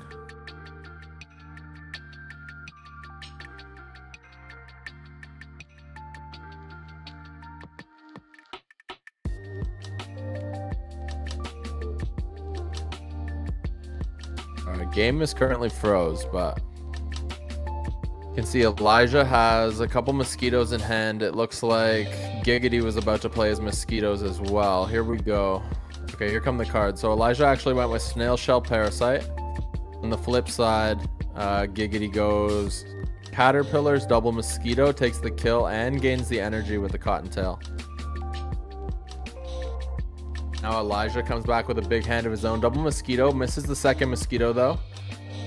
So you don't want to land the Snail Shell. But lands the Snail Shell, hits the Parasite on the end. Still has 4 energy in hand. This is the turn though that he's got to survive. Alright, here comes the Eggshell, double Eggshell, Piranha on the end. 175 HP left. And there it is, that's game. Game over. Giggity takes the W. All right, game 1 goes to Giggity. And Giggity was already up 1-0 because they hadn't lost yet. They hadn't gone through the loser bracket. So that puts Giggity up 2-0 in this best of series. So very well played, but just too much. That turn 2 backdoor. Like I said, it's not like super high odds that you can land that. The probability of drawing into all 4 cards that you need on your backdoor Axie is just not very high. But it's happened to Elijah twice today. And we'll see if he can battle back from this. We saw him battle back from 2-0 earlier in a best of 5. So we'll see if he can do it here. Giggity though is only 2 wins away from securing victory and that beautiful Mystic Axie. So each game it's getting closer and closer. Will Giggity be able to pull off a win here? Put himself 1 game away? Or will Elijah battle back in the series? Question from the chat from Darbot says, is Giggity from the Philippines? Question mark. And I don't know for sure, like this hasn't been confirmed, but what I have been told just by chat is that Giggity is a scholar from Philippines, 16-year-old scholar. So might potentially clutch a Mystic Axie here. So Axie Infinity out here, changing lives. Even an Origin Axie. Like that's pretty crazy. So we'll see what happens. It's a pretty amazing story though. Game number 3 coming up next. Jiho in the chat. What up, Jiho? Jiho saying holy, but yeah, imagine you're 16 years old and you clutch up a Mystic Axie playing a game. Like for real though, Axie changing lives. That's what's happening out here. So pretty crazy. Appreciate y'all for being here to witness it. 437 amazing Lunasians chilling with us here on this Sunday and witnessing who's going to become the grand tournament champion. Will it be Giggity Giggity? Or will it be Elijah? Elijah been one of the top players in the community for years at this point. Years. Giggity giggity, new on the scene. And can potentially win this grand tournament. Over 70,000 players participated. And we're down to the final 2, baby. Here we go. Alright, Giggity Giggity rolls with same team. Elijah makes a little bit of a switch up. Pretty big switch up. Goes with the mech in the midline. The Rice Dual Blade, Risky Beast, and Square Teeth. And in the back line's got the Catfish with the Bumpy, the Bone Sail, and the Nemo. So going to be able to sustain the Shrimp quite a bit better. And going to be able to put a lot of damage onto that bug with the mech as well. So Elijah makes the counter picks. And Giggity runs it back with the same team. So the counter picks look like they are good at this point, but we'll see how the game plays out. Anything can happen in Axie Classic. You can see will crit swing the entire game. Of course, not official, but Mosquito is the most likely card to crit in the game. We saw it again earlier today, Elijah clutching a game with a Mosquito crit.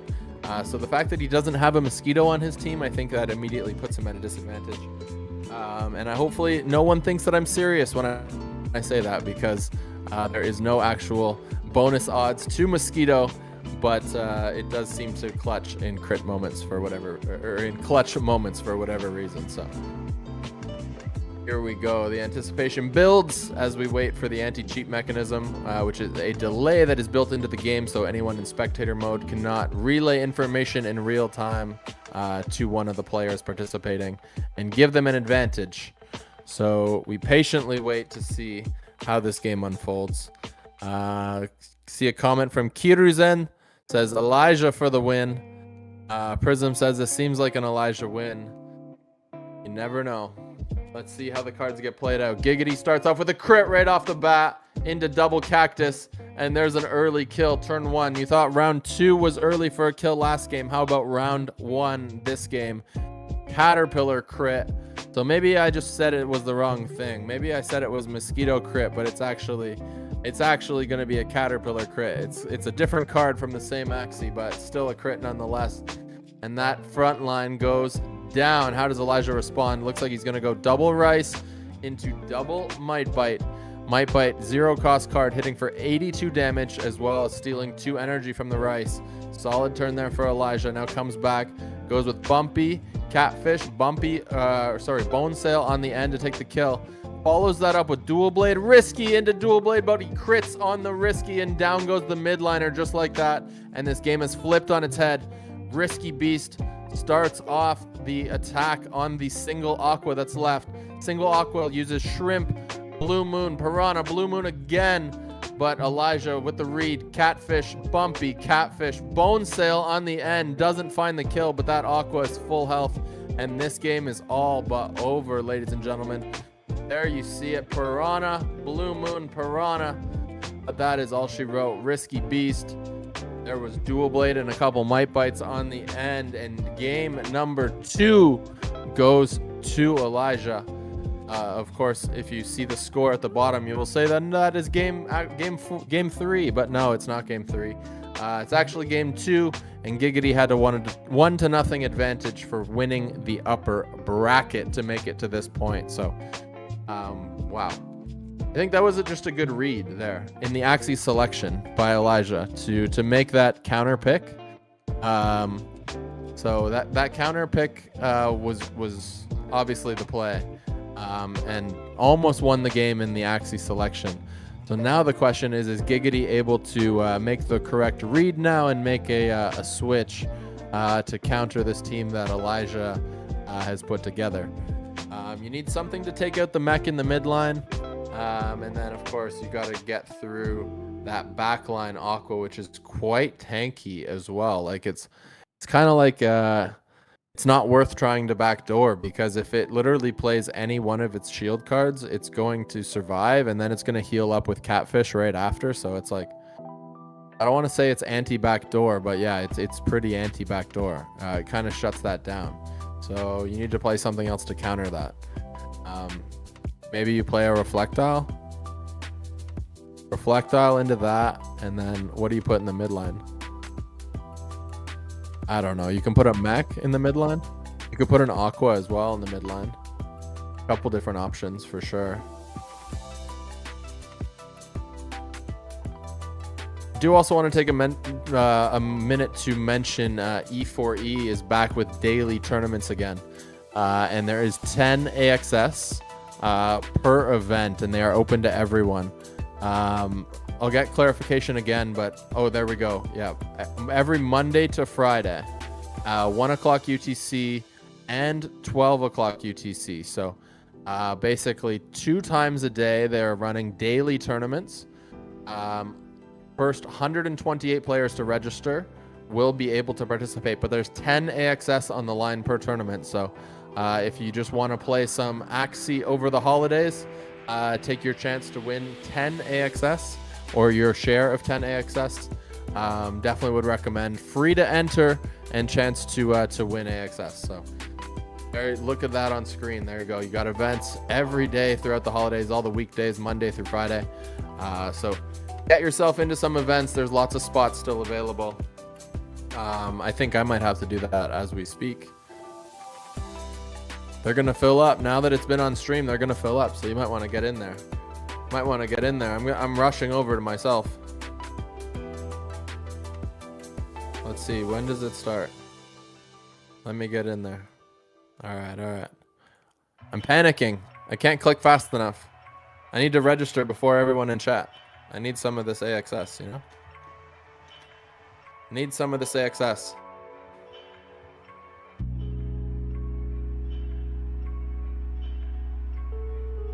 Alright, I'm gonna find it.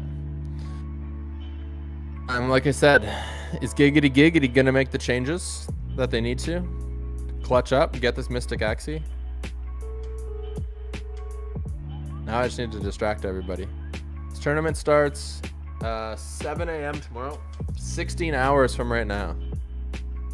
Oof, can I be up at 7 a.m.? Maybe. Need to clutch that AXS, you know? Alright, here we go. Elijah goes back to double Aquas. Giggity doesn't change his team. Wow. That's crazy that he didn't change his team. He's sticking to one team. He's just going to run with it the whole time.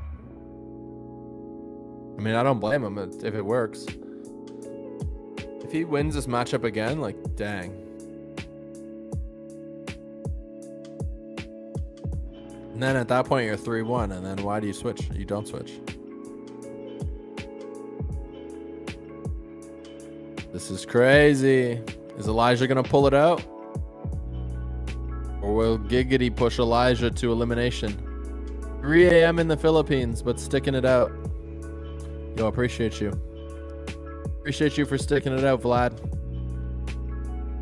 Here we go. Couple Arcos. Couple Piranha. On the flip side, you got Piranha Blue Moon.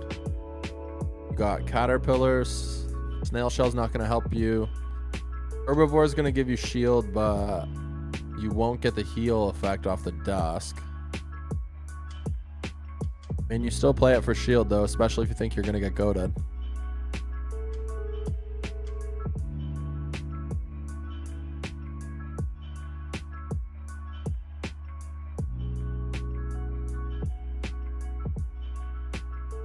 Oh, he thought about shooting with the Aqua, but he passed.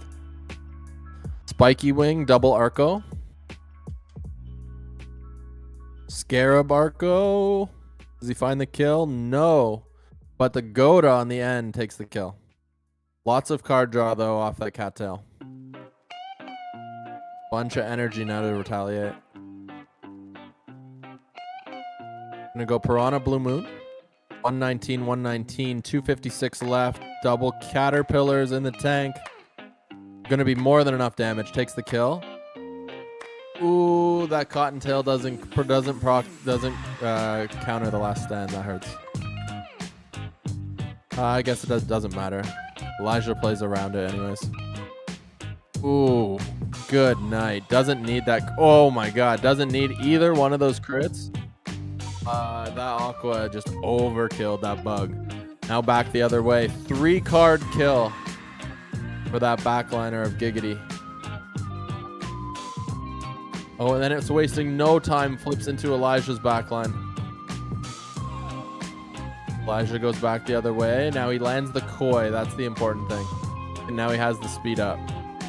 The speed up from Koi, more than enough. Now Spiky Wing, double Arco, Koi. GG's. Elijah ties the series 2 games apiece. Wow. Congratulations to Elijah on that W. So close. Oh my god. And once again, he loses an Axie like right off the bat, but he's able to like battle back and somehow pull out the victory, like just barely at the end. The speed up on his Aqua. Like the fact that his Aqua could speed up and Giggity's backline Aqua wasn't able to speed up, such a big difference in that game. Chat popping off. Lots of love for Elijah. Elijah making comebacks. Elijah clutching up again. Giggity back against the wall. We go right into the next game. Here we go.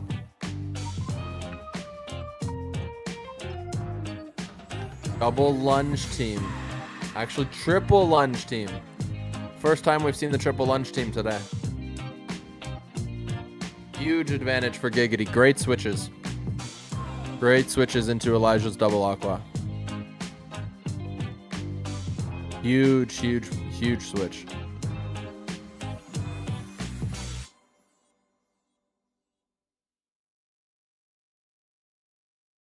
Shadow, I was told I really voted for Giggity, and the one I voted for has never won.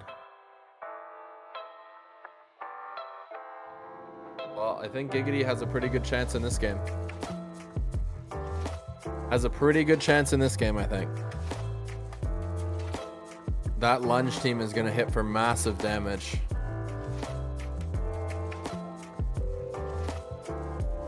Like just on type advantage alone, like the Aqua cards are going to be resisted and all the lunges are going to be super effective. Plus they get the bonus damage for being comboed with each other. Like they're going to hit real hard. That Reptile's the slowest Axie as well, so he's going to get full Kataro value. Just it doesn't look good for the Aquas. So Elisha draws most of the cards on his backliner. Meanwhile, the cards are mostly drawn on the front line of Giggity.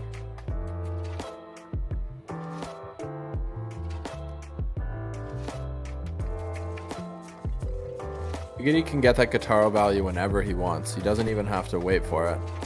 He can take it on the front liner if he wants. He could save it up. He could use it on the Aqua mid-game. Anytime he wants to play it, he can get it to get the value.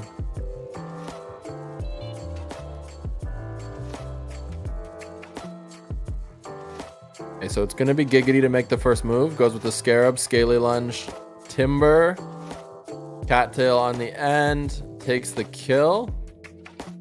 Gains the energy as well. Elijah just passed, looks for the kill. Goes Koi, Piranha. Koi gets the crit, doesn't find the kill, but then there's the extra Piranha on the end, finds the kill with that. They both trade kills here early on in the game. Elijah starts off round 4 with double Arco. Follows that up from his midline, double Arco Scarab, gonna find the kill. That's big. That's big. And now it's single Reptile against these two Aquas. Spiky Wing Piranha to start. 231 shield to eat through. Now because of the Spiky Wing did eat through all the shield, now here's the Scarab, Piranha, Nemo. That Reptile down to 209. Now here it comes. It's going to take out that Aqua, I think. Double Tiny Dino. Ooh. Scaly Spear crit. I don't think he needed the crit, but he gets it. Now Elijah looking for the kill here. Is he going to find it? He doesn't find it. Short by 47. Now back the other way. It looks like it's going to be Giggity to clutch the match. Double Tiny Dino into double Scaly Spear. And there you have it, folks. Giggity clutches the W and is 1 game away from victory and taking home this Mystic Axie. Giggity wins game number 4. He basically let his midliner go down, and he knew that he was all right with that reptile in the back line. He's probably sweating a little bit because there was like one attack, like literally one more card away from his backline being knocked out, but he's able to come back. Big 4-card swing onto Elijah's Aqua, and Giggity takes the victory. And so close he can taste it now. That Mystic is right there. Right at his fingertips. Is he going to be able to clutch? And then what do you do now? Like, so I guess if you're Elijah and you just got countered, I mean, do you, like, in my mind, I'm like, you can't run the Aquas back. Unless, of course, you're thinking that your opponent expects you to change. So then it makes sense to pull them up again. But for the sake of this argument, let's say I assume Elijah changes. To counter what just happened. So then on the flip side, if you're the player that just won, you switch thinking that your opponent's going to switch to counter you? Or do you come back with the same thing that you just won the game with? I think you likely come back the same thing that you just won the game with. Unless you want to try to be one step ahead, right? And then you try to switch. Oquan says Giggity will stick. Yeah, and Giggity hasn't been someone that seems like super like willing to switch every single game, you know what I mean? Like that was the first time that he switched, and it was really clutch. Really countered those Aquas. So Bot saying make your mom and dad so proud of you, Giggity. Let's go, Giggity. Some votes for Giggity in the chat. 1 game away from this championship and winning this Mystic Axie. Of course, second place will get an Origin Axie, so both players are going to get a pretty significant prize from this, but I mean, a Mystic Axie, that's like, damn.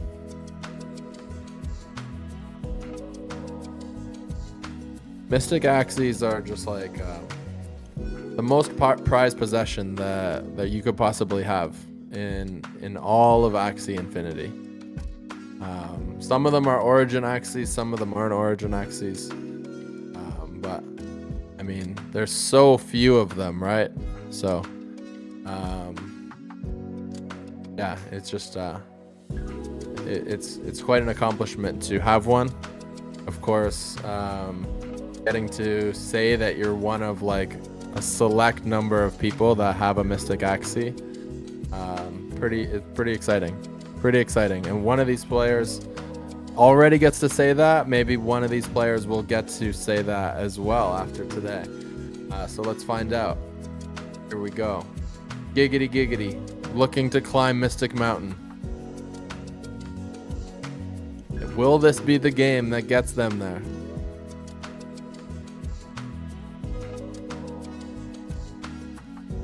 We solo mission today, Trevor. Solo mission today.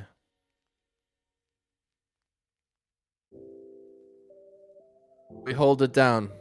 We can do solo mission, no worries. Esports for Everyone says maybe the real winner is the friends that we made along the way.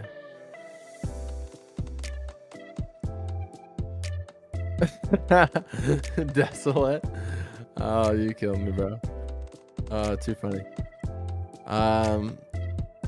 It is definitely the friends that you make along the way.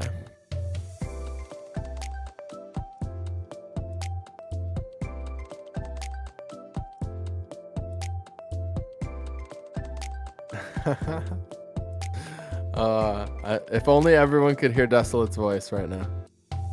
Too funny. All right, here we go. But yeah, series is 3-2. If Giggity wins, we'll take home the Mystic and climb Mystic Mountain. If Elijah wins, we will go to a winner-take-all game.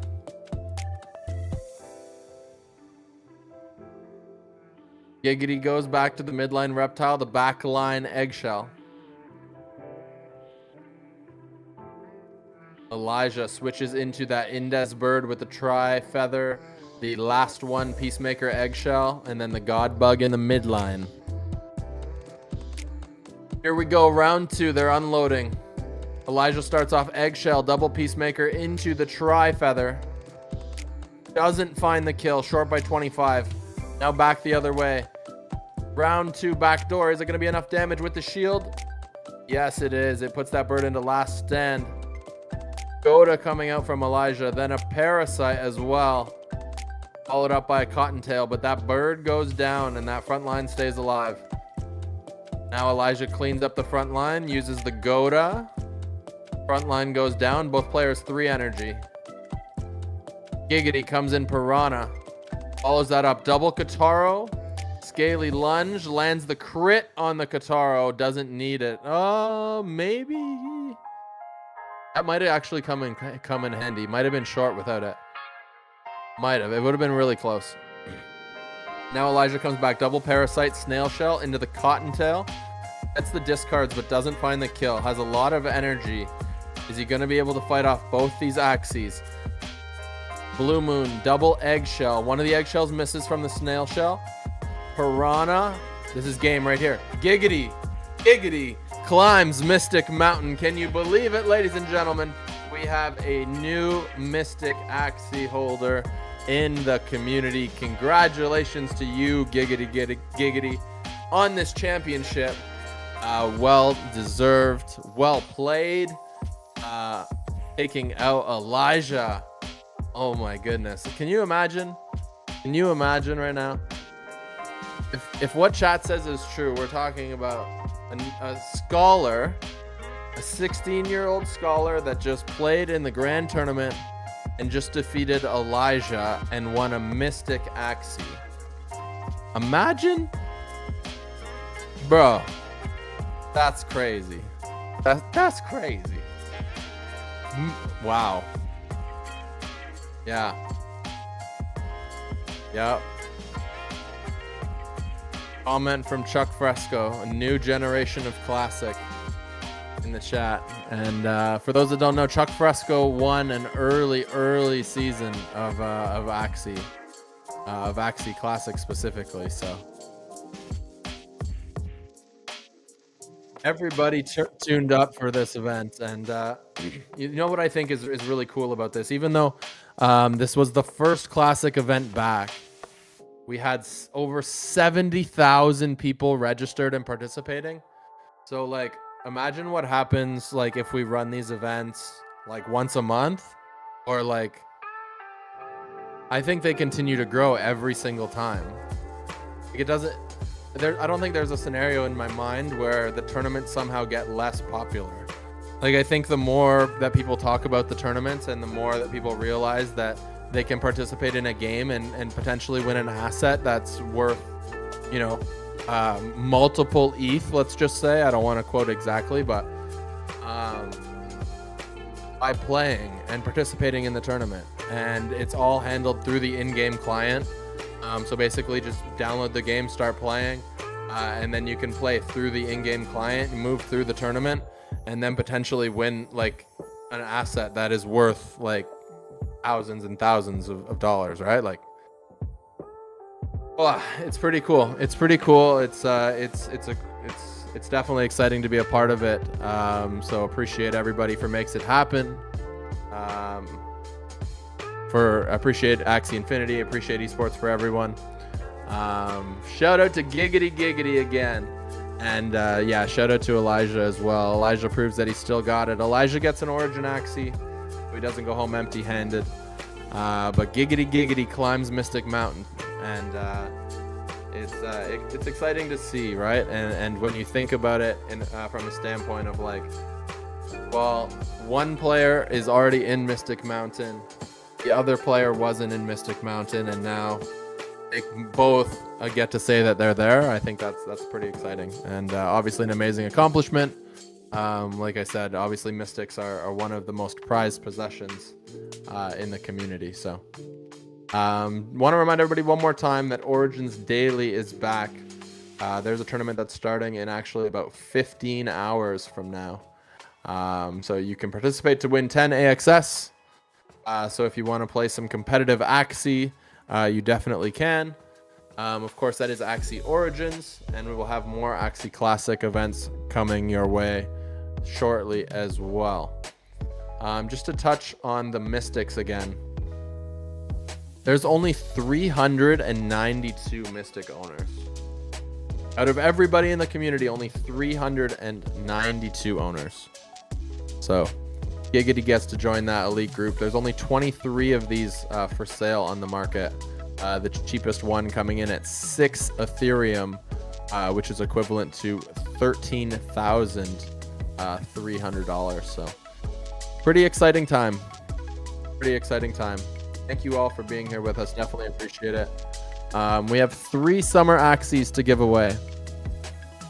So let's find out who's going to be taking home a summer Axie with them. Once again, appreciate you for tuning in.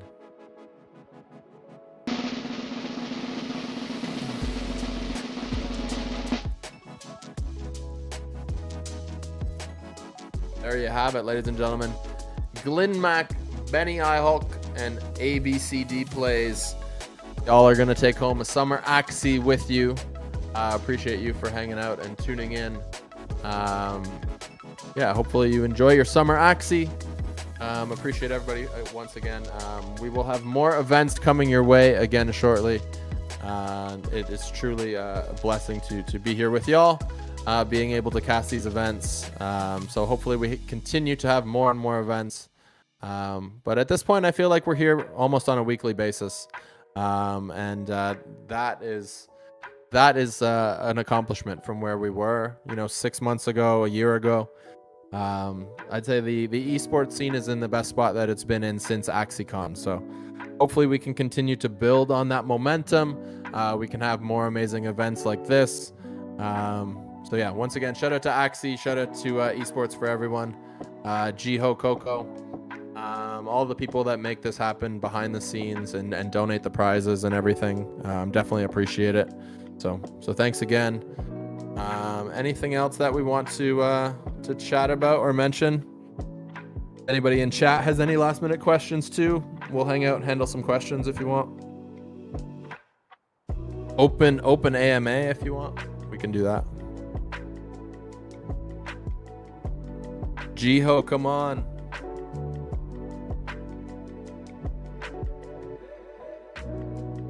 If you just randomly heard that, I'm reading chat, by the way. I'm not saying actually, come on. We could talk about part upgrades. We could talk about creation.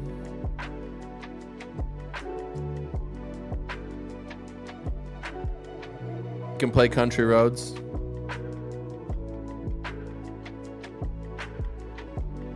Nothing hits like ending a stream with Country Roads. Take Me Home,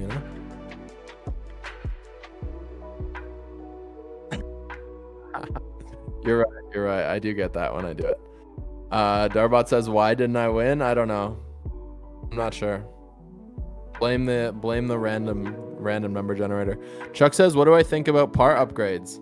I am really excited for the chaos. I hope that part upgrades immediately impact Origins and they immediately start the season after they drop part upgrades. I hope they drop part upgrades and then they're like, okay, these are the balancing changes, and now this is when the season starts, and they just start the season right after part upgrades, and it's like complete chaos. That's what I hope for. That's my thought on part upgrades. But I do hope though that they do play an effect on competitive. I think that'll be really interesting. Like, for example, like imagine you need like a level 2, I don't know, some crazy part. And then now it's like creating this situation where people have to rush and like, okay, I need an upgraded like Sponge, for example. Or like I need an upgraded Ronin or else I can't win. It's just like, I love it. Now you might need to upgrade Axie to win. I just think that's cool. It's just like the Axies are going to evolve, which is, I think that's important, that it does play a factor on competitive. Because, like, I don't know. I just think we need as many reasons as possible for people to upgrade. So, like, yes, aesthetics is a reason for people to upgrade, but I also think the competitive part is important. Like, it's an important factor that, like, will drive people to want to upgrade. All right. Production says it's time to go. They told me I'm rambling, so I appreciate y'all. Thank you guys for tuning in, and we will catch you guys on the next event. Stay tuned on Twitter or X, and we'll give you the updates. So take care, everybody. Peace out. Happy holidays if we don't get to see you again before then. Merry Christmas. Sending love and strength to everybody, and we'll catch y'all later.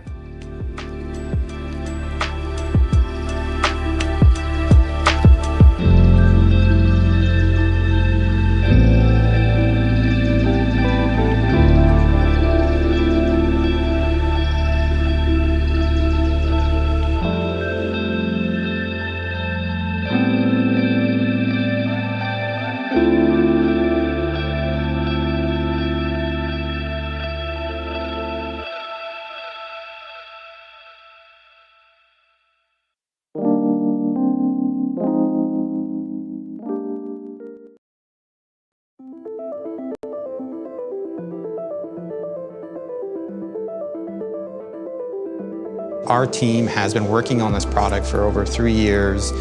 This is their love. There's a lot of people who put a lot of hours and just love into this product, and they really care about the game itself and the choices that we make as a company by trying to make sure we're doing the best choices for their work. So when we first wanted to look for a partner, we really wanted to make sure that the team can trust us and that we're putting this in the good hands with the right partner. Second, we really wanted to find a partner that understood actually how to make games. There's a lot of partners out there that have never made a game before, and they don't really stand the challenges that a studio faces in terms of development, community growth, user acquisition, all the things you need to do to make a game successful. So we started looking, and we really kind of saw Sky Mavis had a lot of potential to kind of fill these boxes that we thought were really important for us. And the good news is when we started talking to Sky Mavis, it was even better than we thought.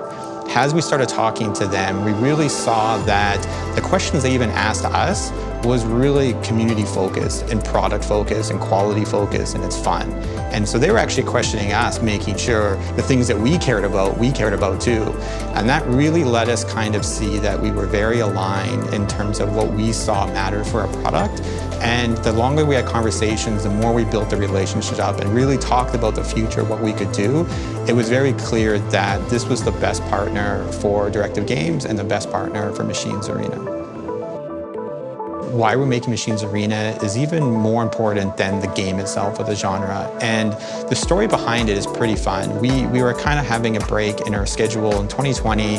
We had a 2-week little gap in our schedule, and we did what game developers do. You don't take a break. You talk about all the other games you would like to make. Why is it fun? What would you want to do? And so we just gave a vision to the team and say, hey, you got 2 weeks, let's see it. And the team worked on a small team. They put together a prototype, and then we did a company-wide playtest. And what we saw is everyone was laughing. They were trash-talking each other. They were having fun. They wanted to play at lunch. Even though all these aspects of the game were just placeholder, people enjoyed it. And that gave us a lot of conviction. And those kind of core things that were important to us there is still shown in the game today. Those values from 3 years ago. And this is why I said this product is very important to the company, because it's a pure passion project of the team who wanted this and came together for it. We definitely fell in love with Axie when we looked at the community. And I think that's a really critical thing that people don't really realize. Your community is your reflection of your own values. And what we saw from, Axie's giant birth and growth, through issues and troubles, but always coming out of it stronger and their community sticking with them, really showed the underlying values of Sky Mavis and Ronin. And that really inspired us. That really saw like, wow, this is a company that really stuck with this community. They really proved to them like, hey, believe in us. And as we had those conversations with Sky Mavis and we really saw those values come through in their talks with us, this really wanted us to be a part of it. We really wanted to be part of this Axie community. And we're so excited to be starting to show the Machines Arena to the community, get them a chance, start playing with us, just have fun, and see that we kind of share those similar values that Sky Mavis has. Ladies and gentlemen, now introducing the Atia's Blessing buff. This is a brand new feature on app.axie that allows you to earn additional moon shards and even SLP while playing Axie Infinity Origins. This is sure to give any player a small edge during the competitive season, so stick around and I'll show you how it works. First off, make sure to log in to app.axie using your Ronin wallet. From here, navigate to the user dashboard on the left-hand side. This is where you'll be able to access the Atia Shrine. To learn more about the specific buffs that this offers, click the link on the right. Here you'll see that using this feature on a daily basis will help you complete these milestones and improve your in-game buff. Going from a 6% increase of moon shards earned all the way to a 15% increase with additional SLP earning as well. To start completing these milestones, all you have to do is make an offer to the Atia Shrine by clicking this button here. Then simply confirm the action in your Ronin wallet, as this will include a small gas fee, and congratulations, milestone 1 complete. The buff will last for exactly 24 hours, so make sure to make an offer every single day to get the maximum benefit from this new feature. And with that, good luck, and I'll see you in the arena.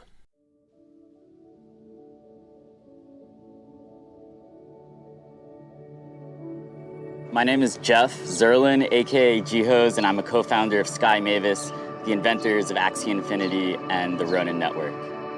We've been saying that 2023 will be a year for building, and today we're showing that's what we've been doing. We are delivering on RON staking, the transition to DPoS, to deliver property rights to all users of the internet, starting with gamers. Today's announcement shows that Ronin is about so much more than Axie. We're welcoming new IPs, new teams, new types of experiences onto Ronin, while also reinforcing the core foundation of Axie Infinity. The transition to DPoS is part of our plan to decentralize the Ronin network over time. It's something that is super important to the integrity and the health and safety of the ecosystem.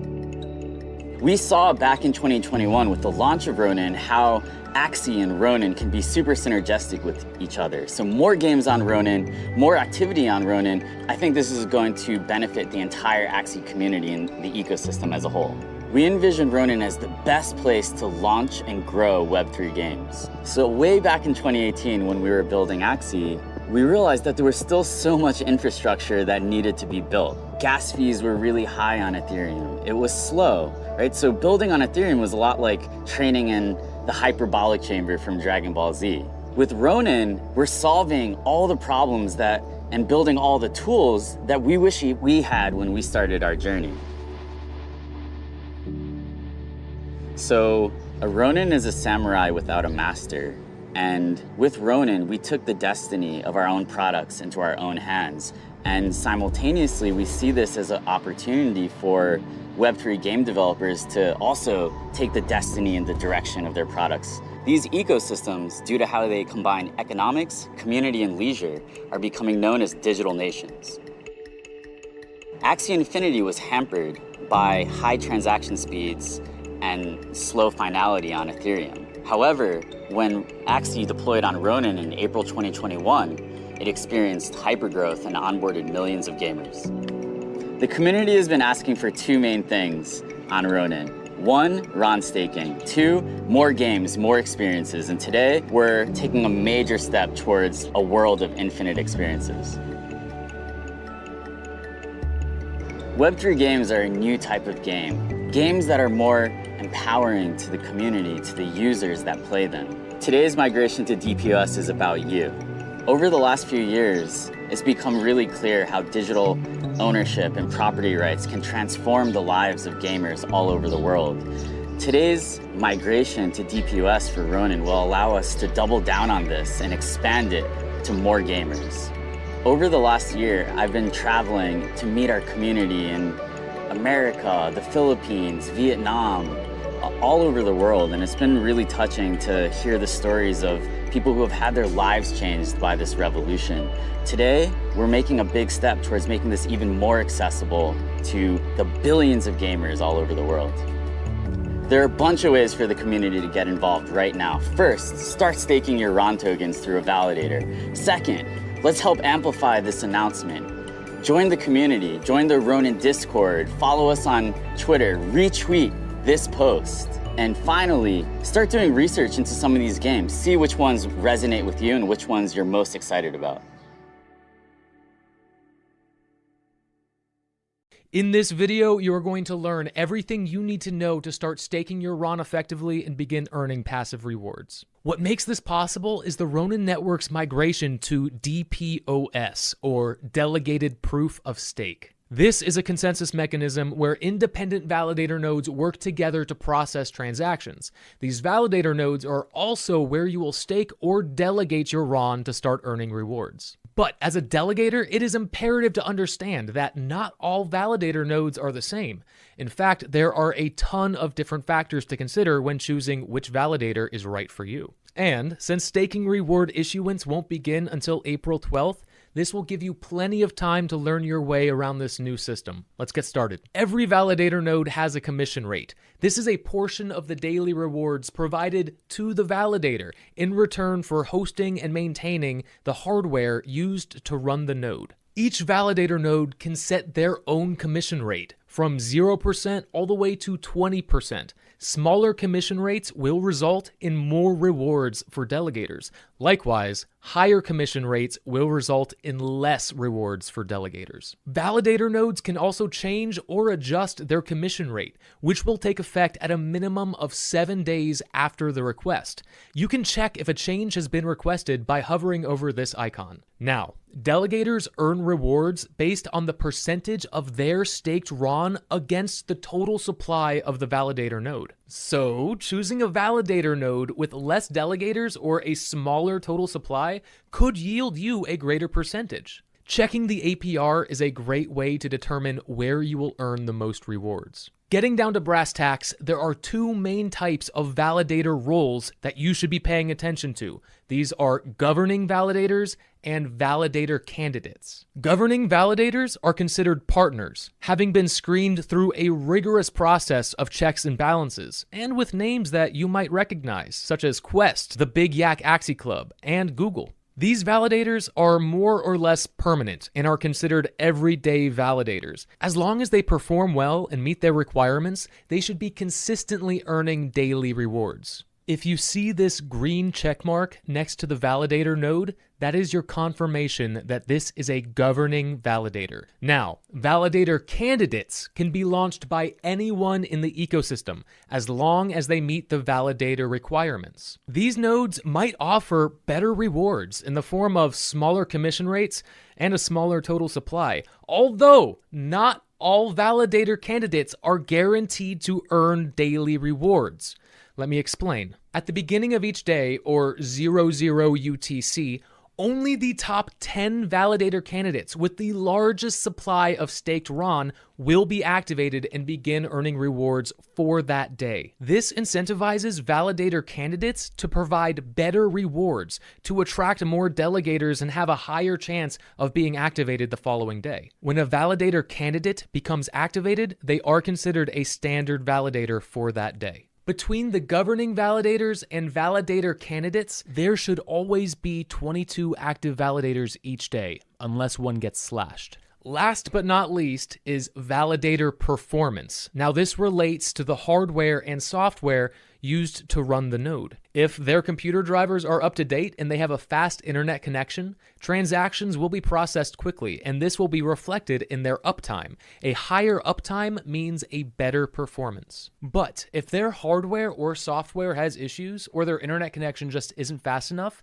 then their validator node could fail to process transactions. And if enough transactions fail to process, then that validator node could get slashed. And they, along with their delegators, will forfeit the rewards for the rest of that day. This will also be reflected in their status as either waiting as a candidate, active, punished, in jail, or renounced if they are leaving the ecosystem altogether, in which case you will be notified by this orange message. All this to say, in order to make an informed decision as to where best to stake your RON, it is very important to have a good understanding of all of these factors, from validator roles, and commission rates, and everything in between. Although, you don't have to put all of your eggs into one basket. You can diversify by staking different amounts of RON to different validator nodes. This way, even if your chosen validator candidate does not get activated for that day,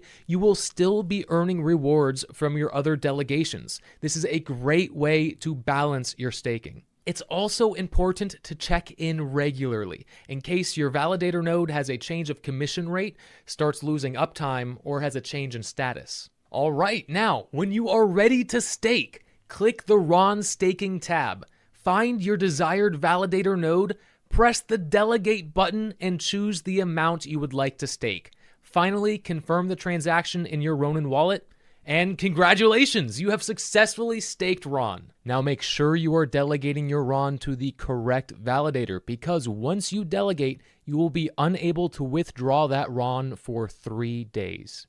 Now, you should also note that you will not begin earning rewards until the beginning of the following day, or 00 UTC, and you will not be able to claim those rewards until a full 24 hours after issuance has begun. Currently, there is no way to automatically restake your rewards. Instead, you must manually claim each reward and then delegate that new RON to a validator of your choice. If you decide there is a better validator node for your delegation, you can simply click the Move Stake button to change what validator you are staking with. And of course, you can always withdraw your RON back into your Ronin wallet while you decide which validator node is best for you. But remember, anytime you delegate more RON to a validator node, you will have to wait the following day to begin earning rewards from that new sum of delegated RON. If you have any other questions about RON staking, make sure to check the FAQ page for more information. And with that, you should be fully prepared to start staking your RON. Good luck and happy delegating.